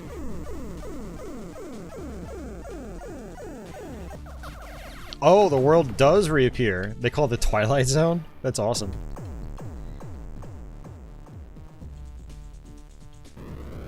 It's for science, Leo. I'm trying to show you guys what happens. There we go. Oh my god, that's trippy as hell. There we go. Oh, jeez. Yeah, one of the issues with this mode is I remember there being these dark enemies that are like almost impossible to see because of the black environment. It's something you gotta watch out for. It's probably been close to a decade since I put like any serious amount of time into this game.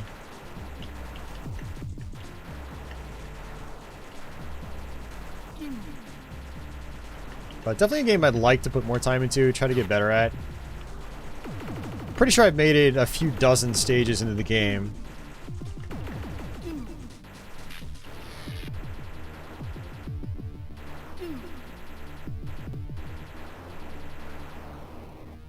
Yeah. Looks nice, though. Alright, I want a soft reset. Because, sure. I said I wasn't going to show off the other modes, but I might as well. Just to give you guys an idea of, like, the whole package.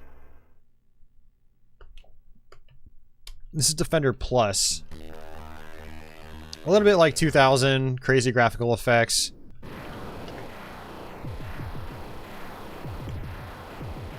It's a little more like actual classic Defender at the same time.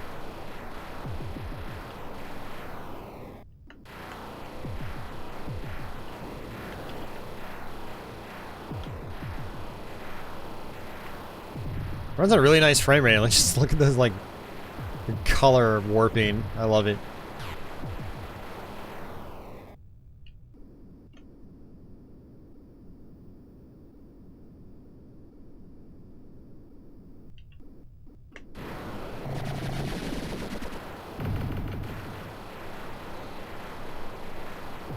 These boxes are warps, I guess, like in Stargate? Defender 2?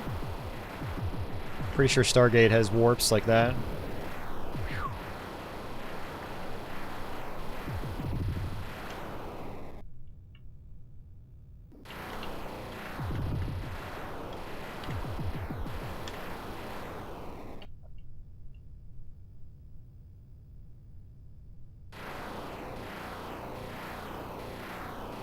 Speaking of Twilight Zone, Leo, I saw last week Best Buy had the entire series on DVD. So I'm guessing it's like they have like officially re-released it. Which is nice, because they took it off Netflix. That was like my go-to on Netflix. And I checked Amazon. Amazon's got the Blu-ray for about the same price. I think it's like 40 or 50 bucks. So I'm gonna have to try to pick that up sometime. Slowdown. Better slowdown than frame skipping, though. I kind of wish, like... I don't know, I kind of wish he went this route for 2000 mode.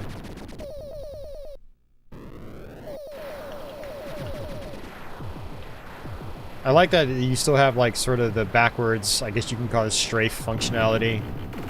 Holy crap, this is actually pretty cool.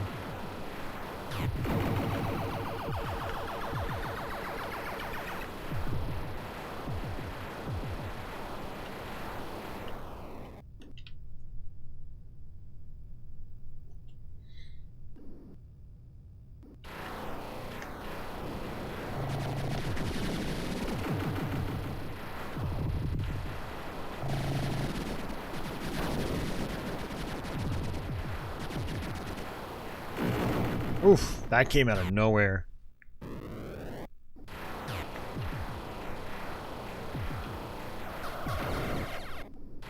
Alright. Interesting, so the little enemies you can just like bump into. Interesting. Let's kill all the humans, see what happens. Oh, that's really cool. Man, Jeff Mentor's the man. I love it.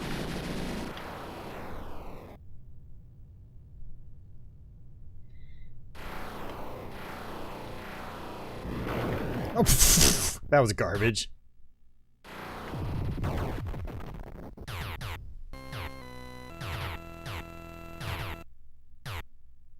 That's tough.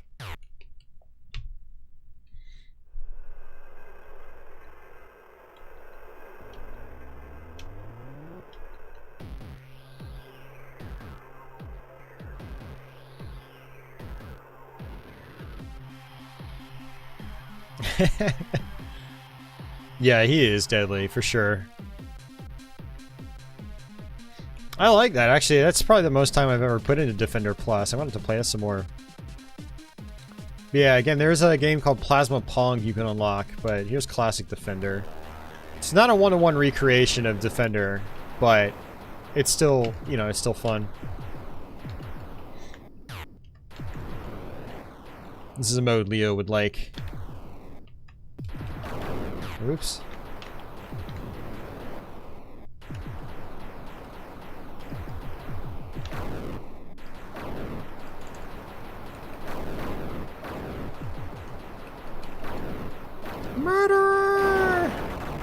you talking about? What are you doing on Mars, you idiot?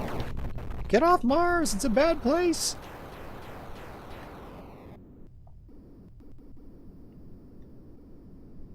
Yeah. We can end the stream with some Classic Defender.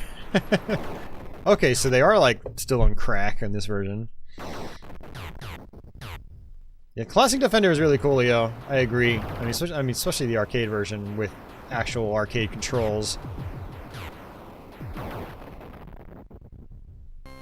There doesn't seem to be as much like inertia when you move to the left and right. Like your ship's supposed to kind of like, I don't know, kind of like whip around. But yeah, okay, now we're gonna officially end the stream, guys. I think it's a better game to end on, you know, with actual music. But yeah, I had a good time. I hope you guys had a good time. And, oh man, I have a new video idea, actually, that I'm posting on Saturday, by the way. I had mentioned in my update video trying to beat some games with wacky controllers. And so I recorded the first couple episodes. The first one's going to get posted publicly this Saturday. If you're a Patreon backer or a YouTube channel member, it's actually currently posted there on those platforms. So watch it before Saturday if you want it ad-free. No Club Drive reboot. No.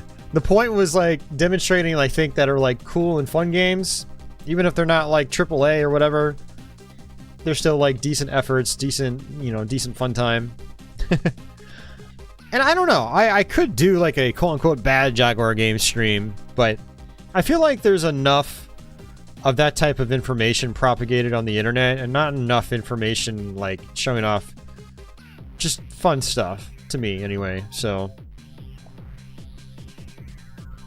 yeah, no problem, Leo. Now make sure you post a comment, Leo, or else. And that goes for all you guys that watched it, because it helps me out. I need that engagement. But no. Yeah, exactly, Reboot. I totally agree. Negativity sells better. I'm not a fan of it. Because for one, people have misconceptions about some of these platforms. But two, like, I have to hear about it when I'm trying to just show off good games. People will come in and be like, the Jaguar sucks. Thankfully, we didn't really have much of that tonight. It was pretty good. Pretty chill stream, good crowd. People open-minded to some other games.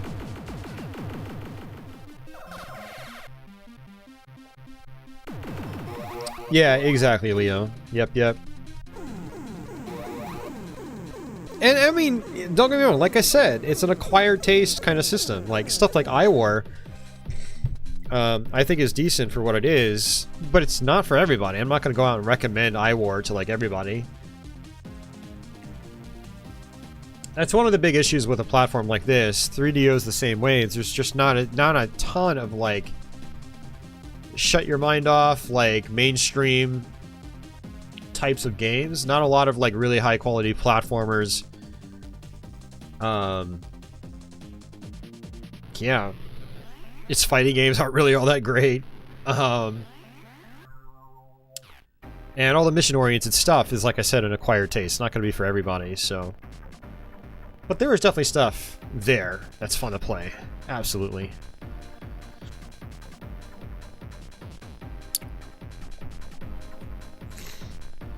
And I mean, I totally agree, Deadly. People keep perpetuating a lot of console myths. And, yeah,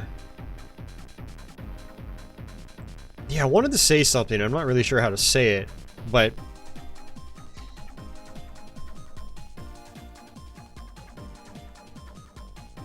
I feel like a lot of people are just, like, into the mainstream platforms. Nintendo, Sega, Sonic, Mario, Zelda, whatever, Metroid. And they recognize those as great games, which they are. And when they see something, like, on the Jaguar, they're like, it's horrible. They've never actually played it.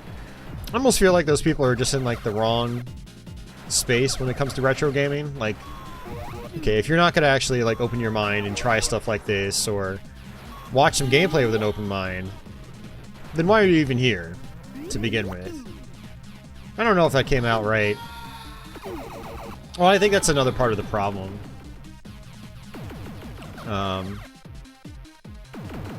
It goes for so many systems like that weren't like huge sellers in the 90s, like Sega CD, Jaguar, 32X, Neo-Geo CD even. As crazy as it sounds, Neo-Geo's got an amazing library. Arcade-focused library, but it's still amazing.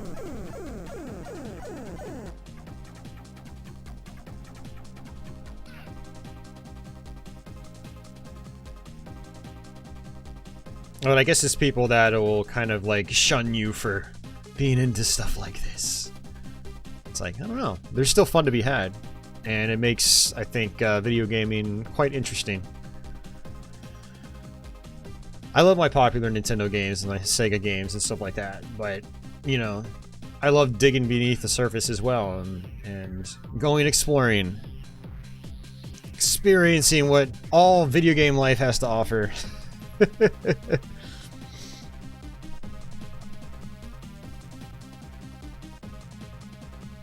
Yeah, exactly, Leo. Yep.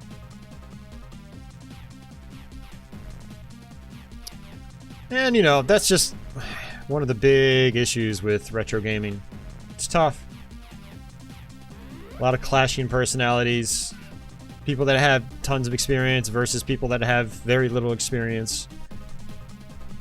Yeah, it's tough. Wow, what a downer. What a downer to end the stream on. Dude, you should do that. You should make E.T. for the Jaguar. Oh, man.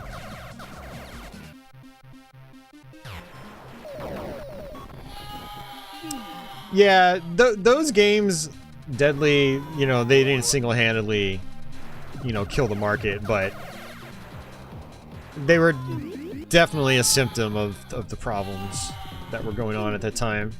I mean, I think they manufactured more...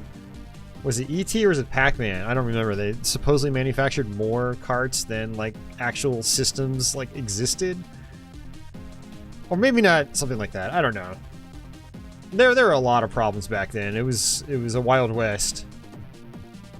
And there are a lot of, you know... good, you know, sources you can read talking about the history.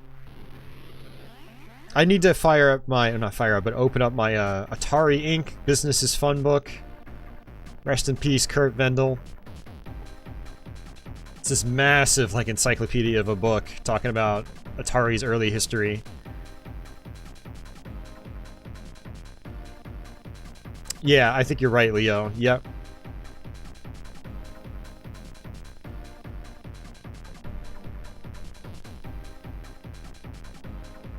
Yeah, we were talking on my Discord about quote-unquote bad games and stuff like that, and I don't know. I'm too tired to go down that topic. I'm just kind of like rambling like an old drunken man right now. I'm not even drunk. I'm just tired.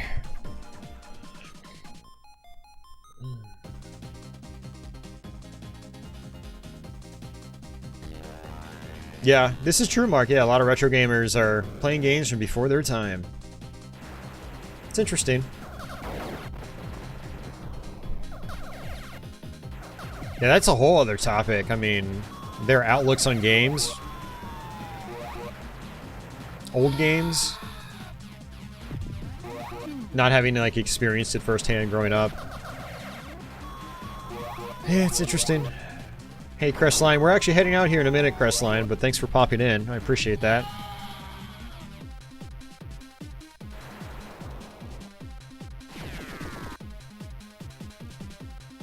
Yeah, I totally agree, Leo.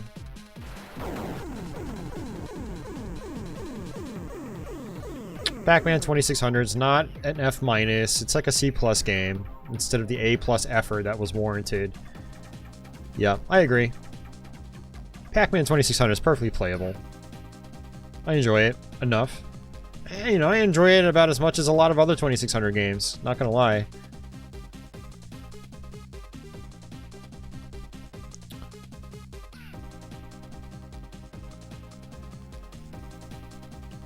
Oh man.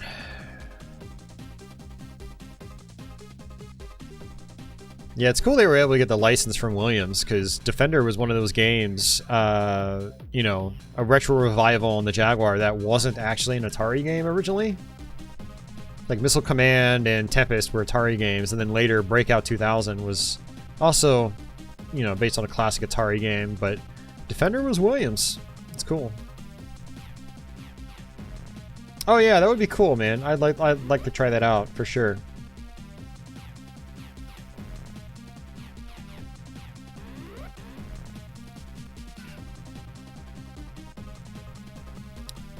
Yeah, I hear that, Gary. You know? It's like, you know, I had posted some NES carts in my Discord, and someone was like, oh, this game sucks. And then tried, like, spelling out, like, why it sucks from a historical context. Armchair expert. And I was just like, yeah, I mean, whatever.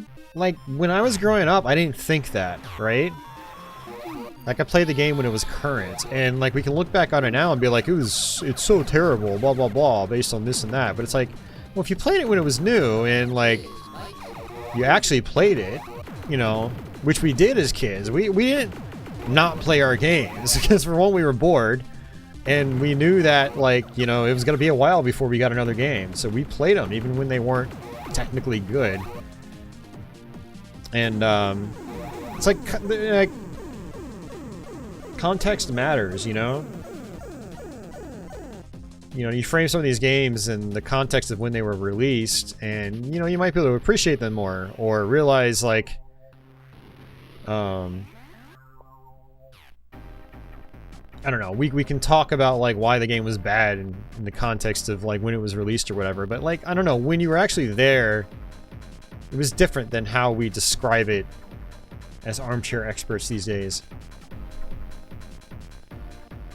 And so personally, I try to just kind of veer away from a lot of that sort of conversation, because I don't really think there's a whole lot of value in it.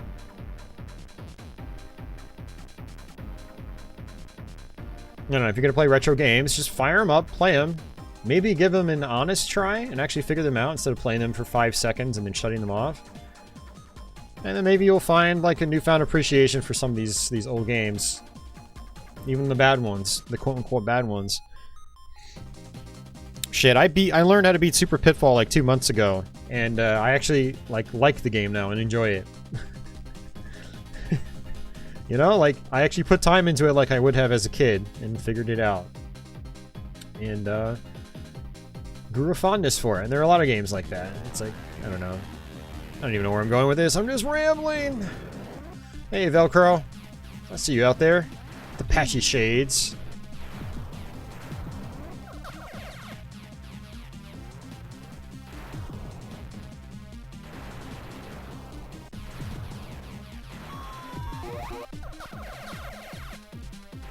You didn't know Pac-Man was a bad version because you hadn't seen it in the arcade. So stupid you. You just had fun. You didn't know.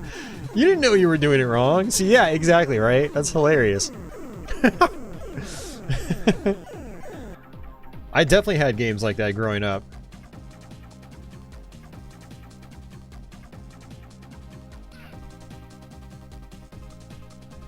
A bit of revisionism, like much like Zelda 2 has experienced, yeah. I mean, Zelda 2 was awesome back in the day. All of us loved it.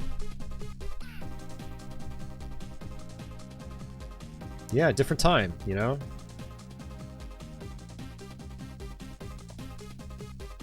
Whatever people can say about 2600 Pac-Man, the audio is now iconic. You can hear it in so many movies and TV shows since 2600 Pac-Man audio was in an audio library lots of companies used. This is true. That's interesting. Yeah, interesting to think about. I don't know. I say just play games, enjoy games, and don't dive too deep into the, ooh, it's good or bad, blah, blah, blah. Even if some games are bad, like, if you get into them and you figure out their nuances, they can still be quite enjoyable. You grew up with the Jaguar. You still play it today from time to time. Always glad when I see you playing it. That's how I found your channel years ago, and it's only gotten better. Well, thanks a lot, man. Yeah, we've been overdue for a Jag stream. And I don't really have anything lined up stream-wise, so... In the coming weeks, I might do a couple of variety streams like this, where we just, you know, like, I'd like to do 3DO, and I'd like to do Neo-Geo CD. My Neo-Geo CD's disk drive took a crap, so I have to open it up and see if I can fix it.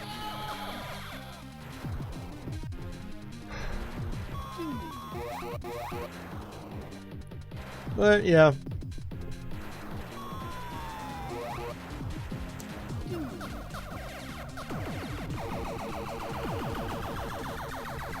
Yeah, good old Yar's Revenge.